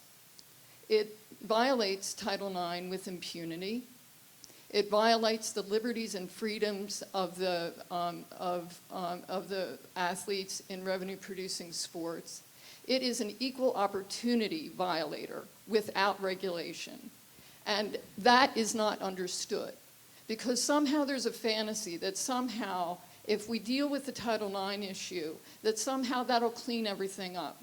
There is nothing in this scenario that would suggest that that would happen. Nothing in all of this history. And so for me, I'm invested in it because every single person has an investment in this. And so I think I see it a little bit differently. Yeah, so I'll just leave it at that, because I'll start to ramble. And actually, we have another flight we have to catch. So we're really beginning to run out of time. But we've got one or two more questions. Oh, you're good? Okay, okay. Oh, God bless you. Okay, all right, then we'll keep going. Who do we want to go to next? Rick, we'll take one question Sonny? from you.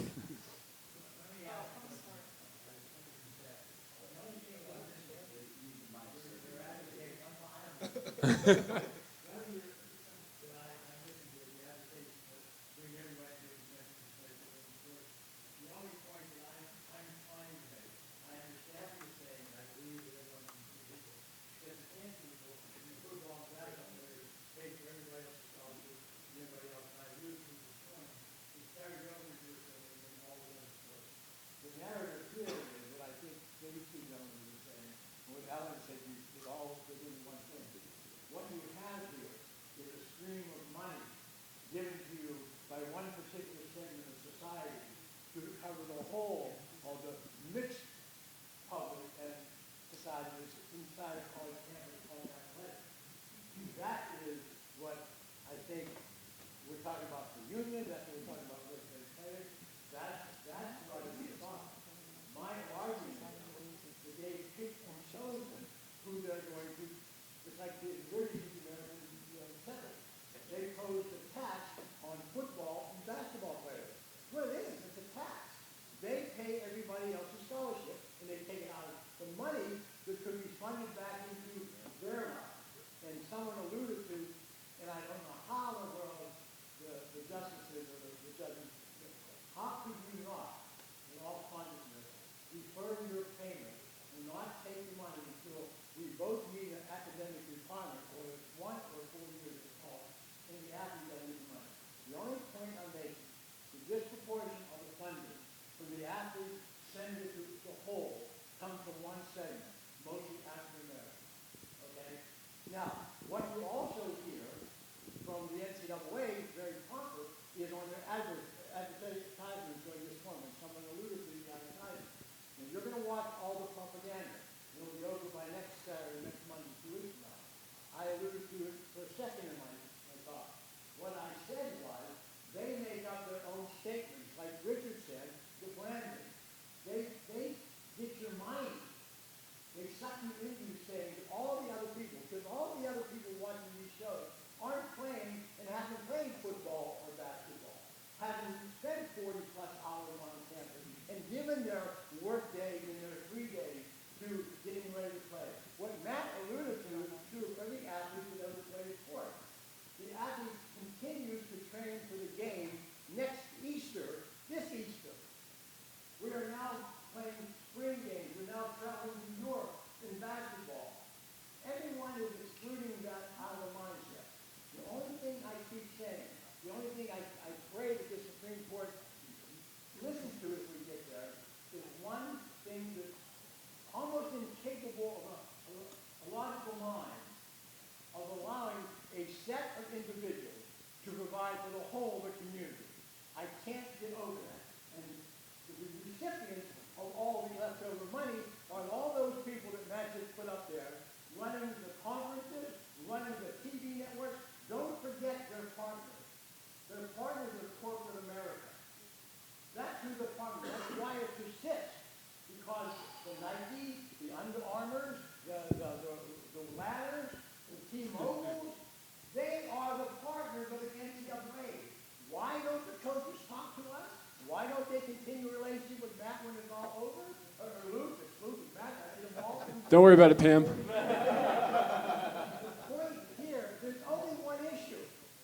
The one issue is the cartel is powerful than a kingdom. It is downtown Manhattan. We just want it separate.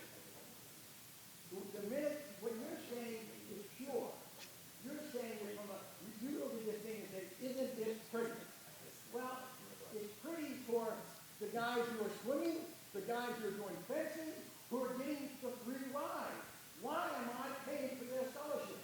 And it's not a free ride? Only thing I know is mom and dad are not paying for their scholarship because all the money goes into the kids. Go.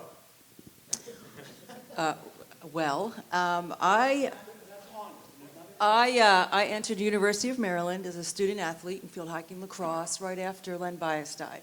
So it was a very unique time of surveillance. It's upsetting to hear this kind of talk because it excludes what the athletes want. During my time at Maryland, we had a great divide of the discussion of revenue versus non-revenue, and all it wound up doing was dividing the athletes and turning them against each other, which is not helpful for any program. So that's the risk that you run. I now play ice hockey in a self-regulated sport, and it's a very different experience than playing at a Division I school. But I think that if you're going to go forward with these types of plans, you're going to need every athlete on board. And Brian Williams, I don't know if everybody remembers Brian Williams from Maryland. He was a friend of mine who died, sad death. But anyway, he and I used to have these conversations because he was a very well-known athlete at the school. And he was a friend of mine and we would often talk. And you know, I think what is often forgotten is that as student athletes or as athletes, we just want to play. I mean, even to this day.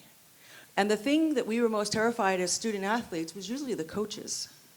It wasn't the NCAA, it wasn't the administration, it was our coaches who had total control of how often we played, whether we sat on the bench, how injuries were handled, and often how we were talked to and how we were treated.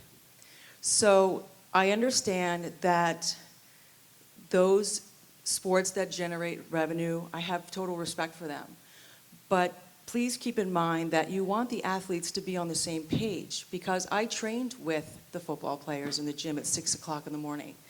We had a community of athletes. It wasn't just the football players hanging out with the football players, and we were all a community. And we stood with each other. And that dividing line that started with, we pay for your uniforms and blah, blah, blah, blah, it didn't help anybody. There's strength in numbers. So it's one thing to respect, and I had respect for the revenue-generating sports, but at the same time, I was a field hockey or lacrosse player that trained just as hard, that spent a ton of hours, worked very hard, was monitored, needed a tutor, got an injury, went with the soccer players and the football players in the white van to the doctor. We all did that together. So a lot of the discussion that I've heard last night and today is very divisive.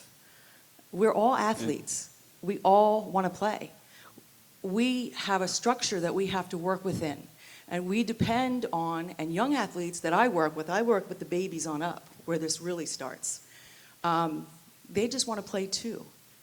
So I just strongly suggest, because there are so many people at this conference that have way much more influence than I will ever have on the direction of this going, please just keep in mind that we're all athletes. We all want to play. There's no such thing as a country club sport. Yes, there definitely is. Well, but you can say that as a basketball player, but see, that wasn't my mindset as a field hockey lacrosse player, and that certainly was not the mindset of the people that I played with as a student athlete. As basketball players, football players didn't think of us that way. In no way are we marginalizing like non-revenue sports. It's a logical starting point. When you're talking like multi-billion-dollar industry, that's like serious stuff. That's like serious that is, money. But it's not. And also, when we're talking like a players' association and collectively bargaining, that doesn't mean all of a sudden, oh, we're paying all the basketball players $10 million and we're cutting all the other sports. There's a collective. There's like you work together on that. And this stuff does affect the non-revenue sports too. One of my friends from my hometown in Concord, New Hampshire, she plays lacrosse at Duke University. she was going to start a lacrosse camp as her business to raise money for the program that she played for growing up. And she almost got suspended for her season because she did this camp. So I think that when we're talking about this, we're focusing on basketball and football, but I think part of the narrative too is like, is it logical to put those juggernaut billion-dollar industry sports, does it even make sense to treat them the same? I don't know. We're still talking about it. We're figuring it out. I need to interrupt here. We have done exactly what we were supposed to do, which is have a tremendous conversation, but we have another session that's scheduled. So we are going to have to wrap this up. I do want to say one thing, though, that several people said to me coming into this conference, they said, it's too bad. Everybody's going to be in agreement. And how great it is that we have proven them wrong. And frankly, part of what this is about is actually surfacing these kinds of candid conversations because this is the substance of how we're going to be able to move forward. So I thank everybody. I beg your forgiveness for closing this one down. We have 2 more sessions to go. So stay tuned for the medical coverage session in just a minute.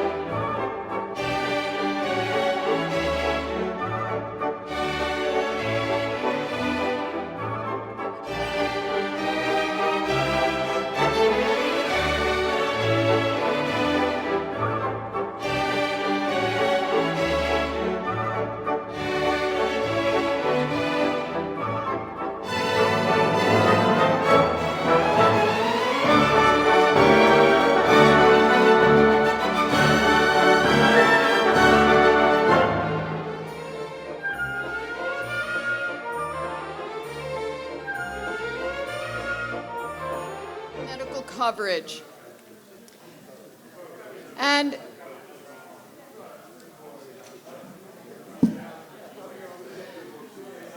folks, I am going to ask you to kind of end your conversations out of courtesy to our speakers and apparently me. A little funny thing there. Okay, thank you. Thank you, you unruly group. You're wound up. Okay, this is the session on college athletes, medical treatment, and medical coverage. And this is what we're going to do in this session. We have Josh Fine, who is a producer with HBO. Josh has done some incredible pieces looking at college athletes, the long-term impact of what happens when they're injured, and what happens after they leave college. So he's going to set the stage for Angela Hazlett from James Madison University, who's been looking at the issue of college athlete medical coverage within the context of the Affordable Care Act. So I think that these two pieces fall very nicely together. So we're going to start off with Josh, and then they once loved. It's a great scheme for cost control right now. Whoa, wait, you're making it sound so cynical. Well, no, it's just the reality. You know, it's just the reality of how it's set up. It is a job, and injuries can occur, and they can last for a lifetime.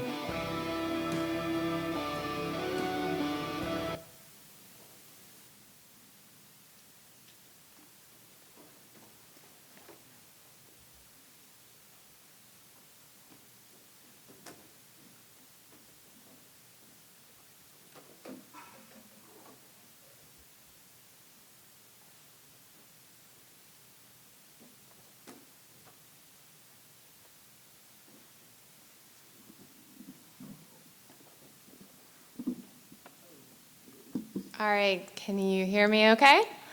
My name is Angela Hazlett, and I am with James Madison University. And that video is great because it covered everything I'm going to talk about, so I'll go ahead and sit down. I'm just kidding. But it did actually highlight some really great points.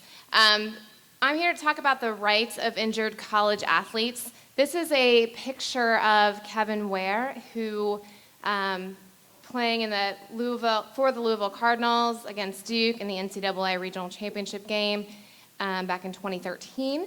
Landed funny and received a compound fracture. You can see the bone protruding through the skin. I will say, fortunately for Kevin Ware, his medical bills were covered by Louisville. That is not always the case. I'm going to talk about a couple athletes, and you saw Kyle Hardrick in that video.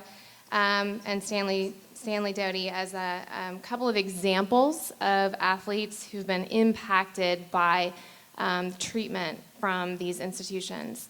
The NCAA reports there are over 20,000 college football injuries a year.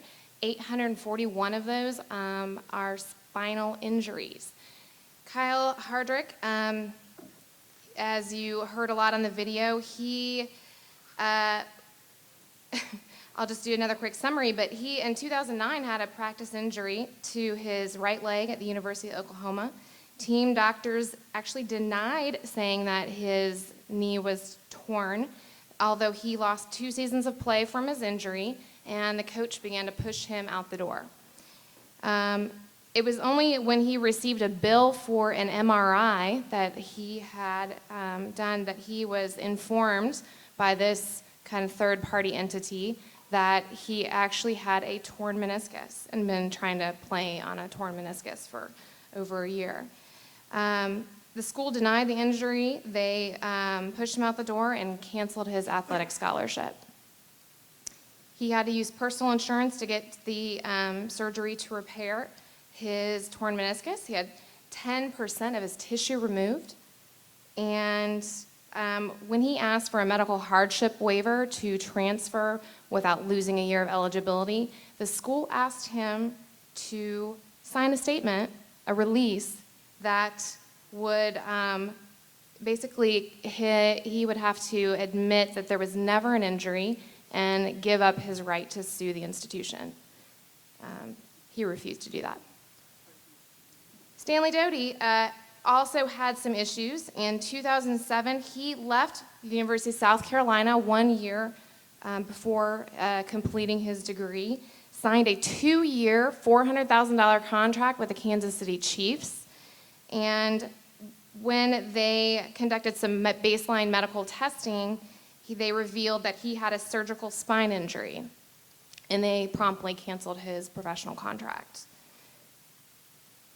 He reflected on his time playing for South Carolina, realized he had 2 helmet-to-helmet injuries, both of which left him temporarily paralyzed, and he had some tingling sensation as a result. After the first injury, he was actually looked at by a doctor, and they cleared him to play, saying he was fine. After the second contact injury in a game situation, he was not even looked at. He received no medical care. In fact, he was actually encouraged to return to play, and within 5 minutes, he was back on the field. So basically, Stanley was left in constant pain with no job, no degree, and no insurance. So, rights of college athletes that are being impacted. Number one, access to affordable health care.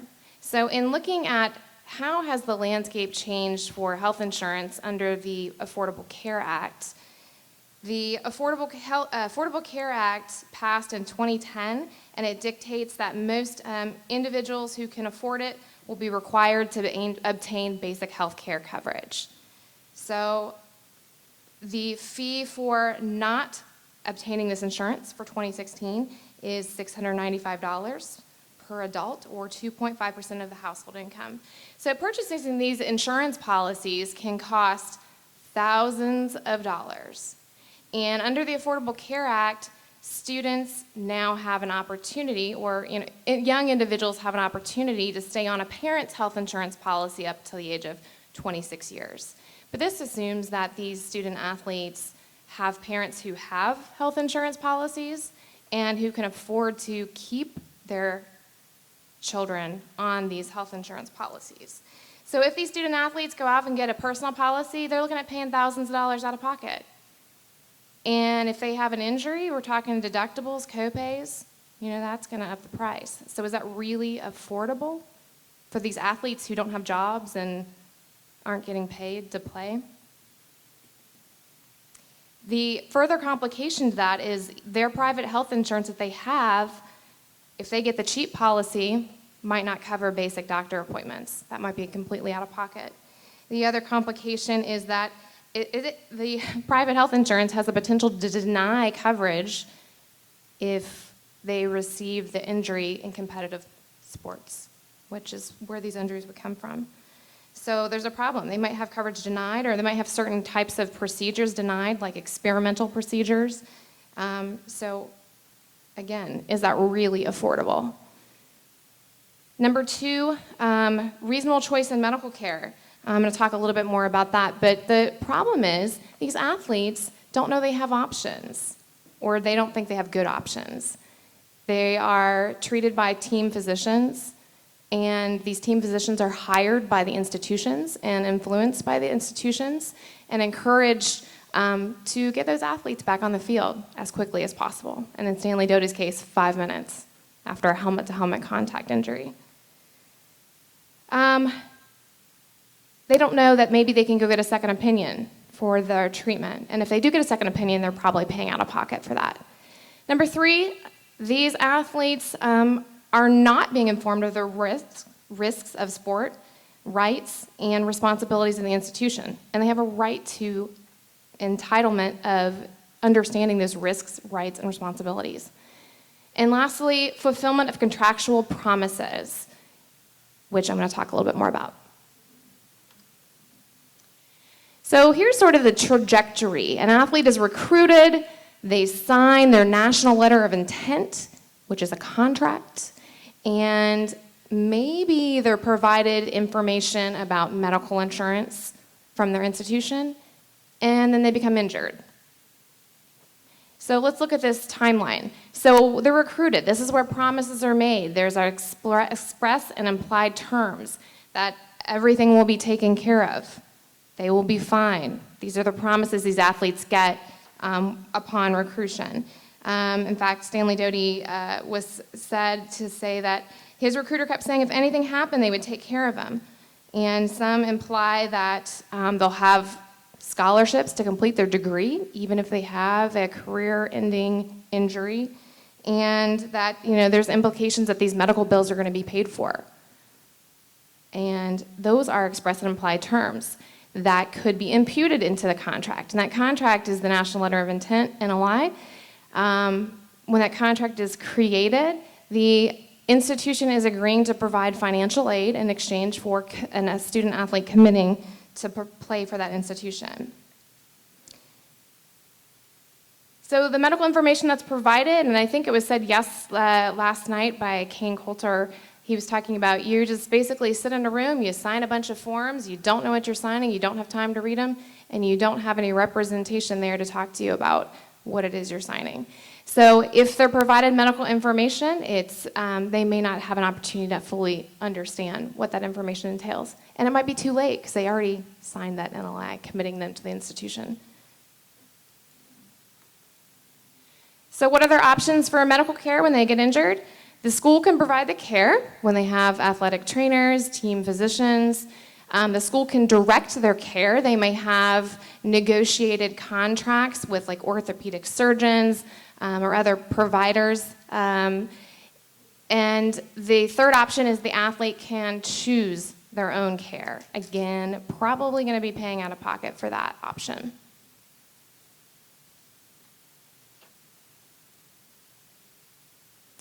So there are some different insurance options that are available, and Josh's video alluded to this catastrophic policy through the NCAA. Let me make clear that catastrophic policy does not pay a dime before $90,000.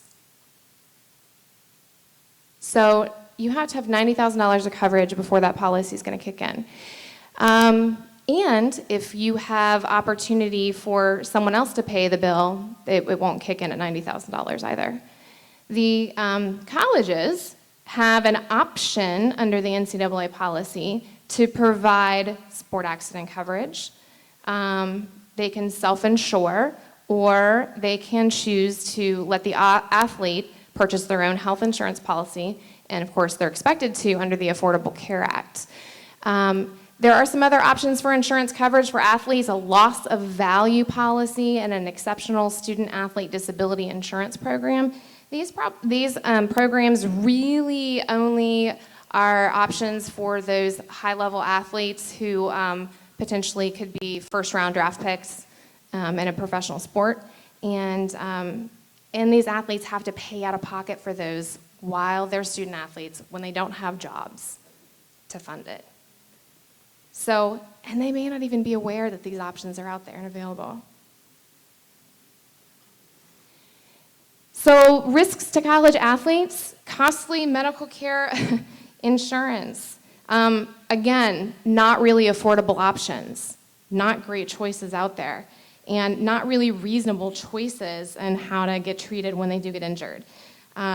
They have insurance policy premiums, deductibles, co-pays, medical care that might be excluded, costs that will continue after they leave college. So maybe they graduate, maybe they don't, maybe they leave that institution, and many of these colleges will have limitations as far as how long the coverage will last. If you leave the institution, the care that they provide, if they provide any, may cease to exist. Or they may, provide maybe an extra year or two of coverage, and then after that, the coverage would cease to exist. So the other problem with personal health insurance policies for these athletes is that they could have an out-of-state policy, out-of-network policy, that doesn't provide care in the state for which they have received the injury. The other problem for risk for college athletes is a potential loss of athletic scholarship. We know many of these athletes are only getting a one-year renewable financial aid package, meaning that they get an injury, they're not performing to the way the coach would like, the coach can decide not to renew that athletic scholarship. And they probably can't afford to finish that degree.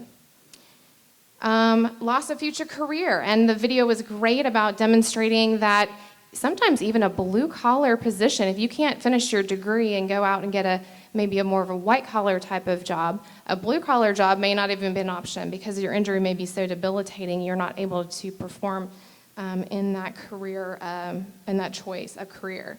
Also, there's a risk of losing a professional career opportunity as well. Institutional risks. So think about it. So, even if these institutions don't buy into the argument that they have a responsibility to provide for these athletes, they could at least consider what is their risk exposure, and maybe that would incentivize them to want to provide for these athletes. So institutional risks like loss of money. They've invested in these athletes as far as a financial aid package, maybe recruiting, branding, marketing, and they may actually lose that athlete if they don't get the proper care and the timely care that they need. There are also potential for lost contracts. If that athlete was a really high caliber athlete that was a performer for their team, they might lose potential donors, ticket sales. Maybe they don't get to go to a bowl game. Maybe they lose merchandise sales. And also there's a potential issue for them getting sued by the athlete. So even if they would be successful in winning a lawsuit, defending that lawsuit could be costly. So it might actually be cheaper for them to take care of the athlete. So this is an issue of risk financing. Who finances this risk? Should it be the athlete? Should it be the institution? Should it be a combination of the two? And a student-centered philosophy would dictate that all medical bills will be paid for. That we'll be very careful in returning these athletes to play. And I think the movement with the concussions has moved that direction a little bit towards being a little more cautious in returning to play and having some standards in place for when people can get back to play. And then converting to a medical scholarship. So this is something interesting. So the NCAA caps the number of athletic scholarships per sport, and institutions have an option to convert students who maybe don't qualify for an academic scholarship. They can convert them to a medical scholarship and free up that athletic scholarship for another player to come in and take their place. So basically the athletics department would provide them it's what's called a medical scholarship. A school center philosophy, though, is going to pay either some or none of the medical bills. They're going to encourage them to get back out to play as quickly as possible and will not renew the athletic scholarship. So legal theories of recovery for these athletes, potentially workers' compensation. That has not been a largely successful argument as far as trying to prove that these athletes are considered employees. Kent Waldrop, a TCU running back who was paralyzed playing football, his attorneys were fighting over whether or not they could make a claim under state workers' compensation. It went to the Court of Appeals, who finally rejected his claim, saying that he was not an employee because he had not paid taxes on financial aid, and that he could have basically he didn't pay taxes and he had the opportunity to quit football. So that's not really been a largely successful claim at this point, but it is a legal theory of recovery that regular employees would have the option to seek compensation under. Torts, as far as looking at the theory of negligence, you have to prove duty and that the duty was breached and the harm was caused by that breach of duty. Well, that's a tough argument because we may not be looking at a situation where the college didn't provide a reasonable emergency response. Maybe they did. Maybe they provided an emergency response, but that continued care might be problematic. So we may have a tough time saying that that is considered negligence. Also, if there is a duty for these institutions to prevent injury, again, we may not be talking about the right circumstances to make that argument. because maybe it wasn't a situation where they actually could have prevented the injury. But we're talking about, paying for the care of the athlete after the injury has taken place. So then we look to breach of contract, which to me is maybe the strongest argument of these legal theories. And looking at those express and implied terms, promising those athletes that we're going to take care of you, that you're going to have this maybe potentially 4-year scholarship, and your medical care will be paid for. There is something in contract law that talks about the inequality of bargaining power, where one party has an unfair right to bargain. Maybe they have better alternatives, they have more alternatives than the other party, and this greater power to not take the deal. So think about these colleges, maybe they have their pick of many athletes, and an athlete, a young, naive, unworldly athlete that is entering into this relationship with this powerful institution does not necessarily have the fair bargaining power.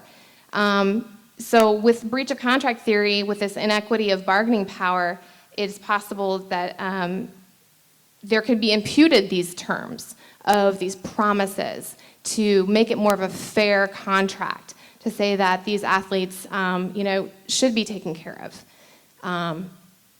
So breach of contract is a potential theory for recovery. So there has been some movement, institutional reform. Pac-12 gave out a directive that the schools within the conference would require that 4 years of medical costs would be covered. So an athlete gets injured, basically they have 4 years if they have recurring treatment that's needed that will be covered. So that's fairly progressive. California Student Athlete Bill of Rights, this is legislation that was passed in the state of California that requires schools to post athlete-related healthcare policies online. So at least they're requiring them to inform these athletes of the risks, the rights, responsibilities of the institution, and that is available for students. The passage of this legislation also insists that universities pay medical premiums for low-income student athletes. Those are the ones that can't afford an insurance policy. And they will cover all medical costs for injuries that will result of participation in intercollegiate athletics. Also says that the scholarships to student athletes who've lost their athletic aid due to a career-ending injury, they'll have to provide some kind of equivalent scholarships. Now this actually, there's a kind of a caveat for this. This only applies to institutions that generate more than $10 million annually in sports media revenue, which really only applies to a handful of schools in California. Indiana University Student Athlete Bill of Rights. This is an institution that has decided to make a stand and make a statement that they are committing a 4-year scholarship regardless of injury, illness, or athletic performance to their student athletes. And they're providing every student athlete high-quality, comprehensive healthcare services at no cost to student athletes. So they've published this language, they've advertised it, and it's pretty progressive. So proposing some responsibilities for the NCAA. The NCAA should require disclosures before these athletes sign their contract, sign the national letter of intent. These risks, rights, and responsibilities need to be disclosed before. They should also permit athlete advisor representation. There is language in the NCAA bylaw 12.33 that states that any individual, agency, or organization that represents a prospective student athlete for compensation in placing the prospective student athlete in a collegiate institution as a recipient of institutional financial aid shall be considered an agent or organization marketing the individual's athletics ability or reputation, which, if they are considered an agent, can affect the athlete's amateur status and affect their eligibility to play. So this is a problem because they can't even seek proper representation to be advised on these risks, rights, and responsibilities. Athletic conferences should either require that the colleges provide medical coverage, or they could collaborate and try and negotiate some maybe more affordable policies that are be offered as an extension to their members. And also, they should require or at least permit their institutions to have scholarships that pay for the injured athlete to complete their degree. That might be 4 years, that might be 5 years, but offering something that's available for that. There's some kind of discussion, I think, with the NCAA autonomy group about potentially allowing a student scholarship to continue and not be able to cut it because of some kind of career-ending injury. And then we have the individual colleges. The colleges should be providing medical care. They should have policies in place. They should have, again, those team doctors available to treat those athletes. They should allow an athlete to finish their degrees, even if they can't continue to perform to play with their team. I'm also suggesting that there be a kind of a model that's after workers' compensation for disability and loss of career. So these athletes who become injured, become disabled, they might lose a professional career, they might lose a career of choice. If they were studying maybe to become a doctor and they become injured and they can no longer continue on that career trajectory, they lose their career of choice. So there is a model in place that exists, workers' compensation model. You don't have to reinvent the wheel. You could follow that model as far as caring for these athletes. So it's just a quick summary of the proposed institutional responsibilities.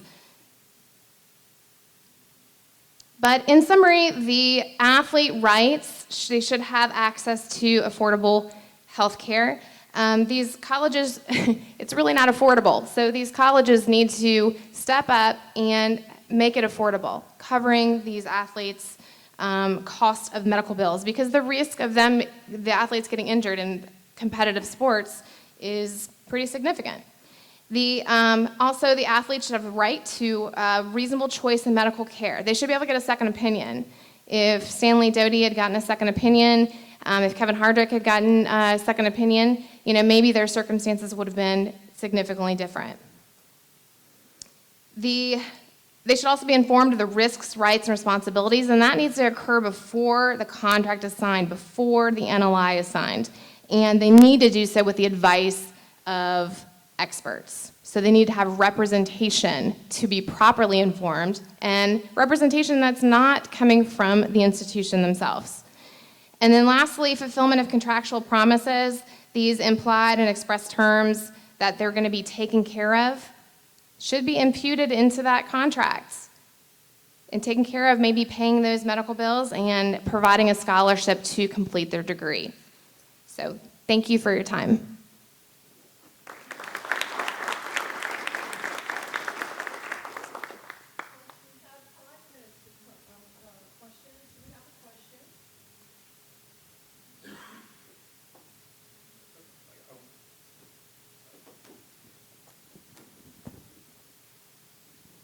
I wonder about one other issue in all this, and that's the role of the medical profession and licensing boards. When a physician is,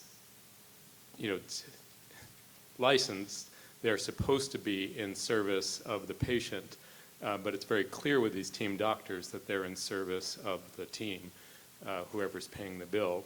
And there's, the case at USC with Armand Armstead, who had a heart attack after being injected multiple times with Toradol, very powerful anesthetic, and being injected with that off-label, out of the FDA's recommendations. And yet, so it seems like a serial thing with these team doctors, and yet where is the medical profession and their licensing standards in allowing that to go forward?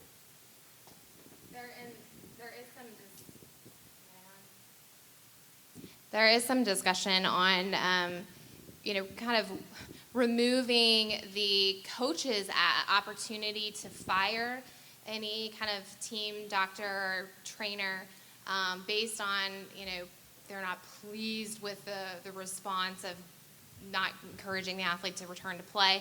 But the athletics department still has that authority and right, and really is the athletics department any less biased, thank you, willing to stand up for the athlete? I think their interests are aligned. The coach and the athletic director, athletic directors' jobs and salaries are hinging largely on team success, and so I'm not sure they're the best advocates either for whether or not an athlete should be returned to play and the type of care they should receive. I might just add a couple things. We actually did a follow-up to that report, more or less dealing with exactly that question. So a couple interesting things. The NFL Players Union back in the 80s negotiated for a second opinion clause. This was actually part of the 1983 strike, and it allows them, none of them trusted their team doctors. It was, the surveys showed crazy numbers, 80-90% didn't trust their team doctors. And so after the 1983 strike, they were able to go get second opinions, and now I think the percentage that do is very high. And now you have in the NFL, the Players Association and the NFL further negotiated independent medical personnel involved in concussion management. So at NFL games, you'll have trainers in the press box unaffiliated with either team looking for signs of a concussion, and you'll have neurologists on the sidelines unaffiliated with any team being involved in the return to play decision. So plenty of problems with the NFL, but at least these protections help a bit, and mostly college athletes don't have them. Any other questions?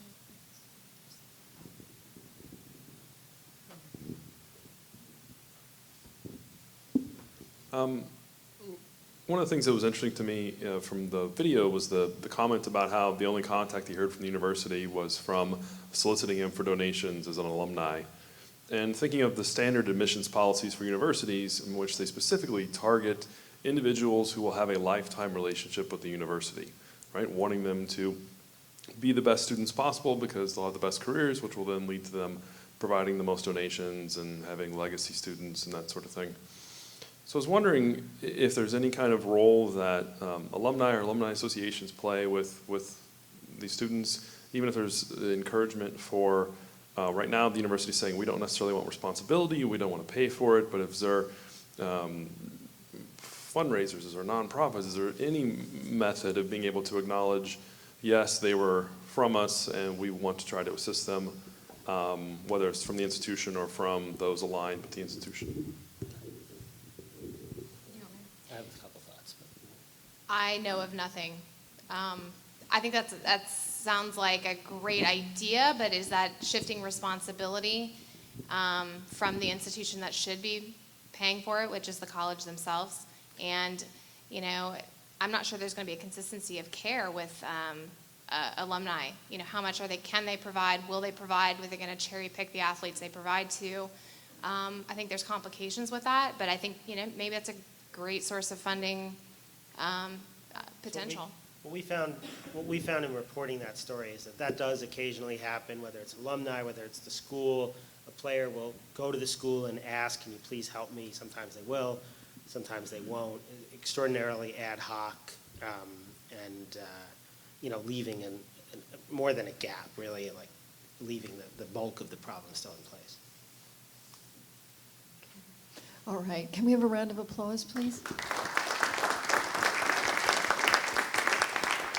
Thank you very much. We're going to start the next session with Jeff Prudhomme. We just have a little bit of setup on this. So if you need to move and stretch your legs a little bit, we'll start probably in 5 minutes.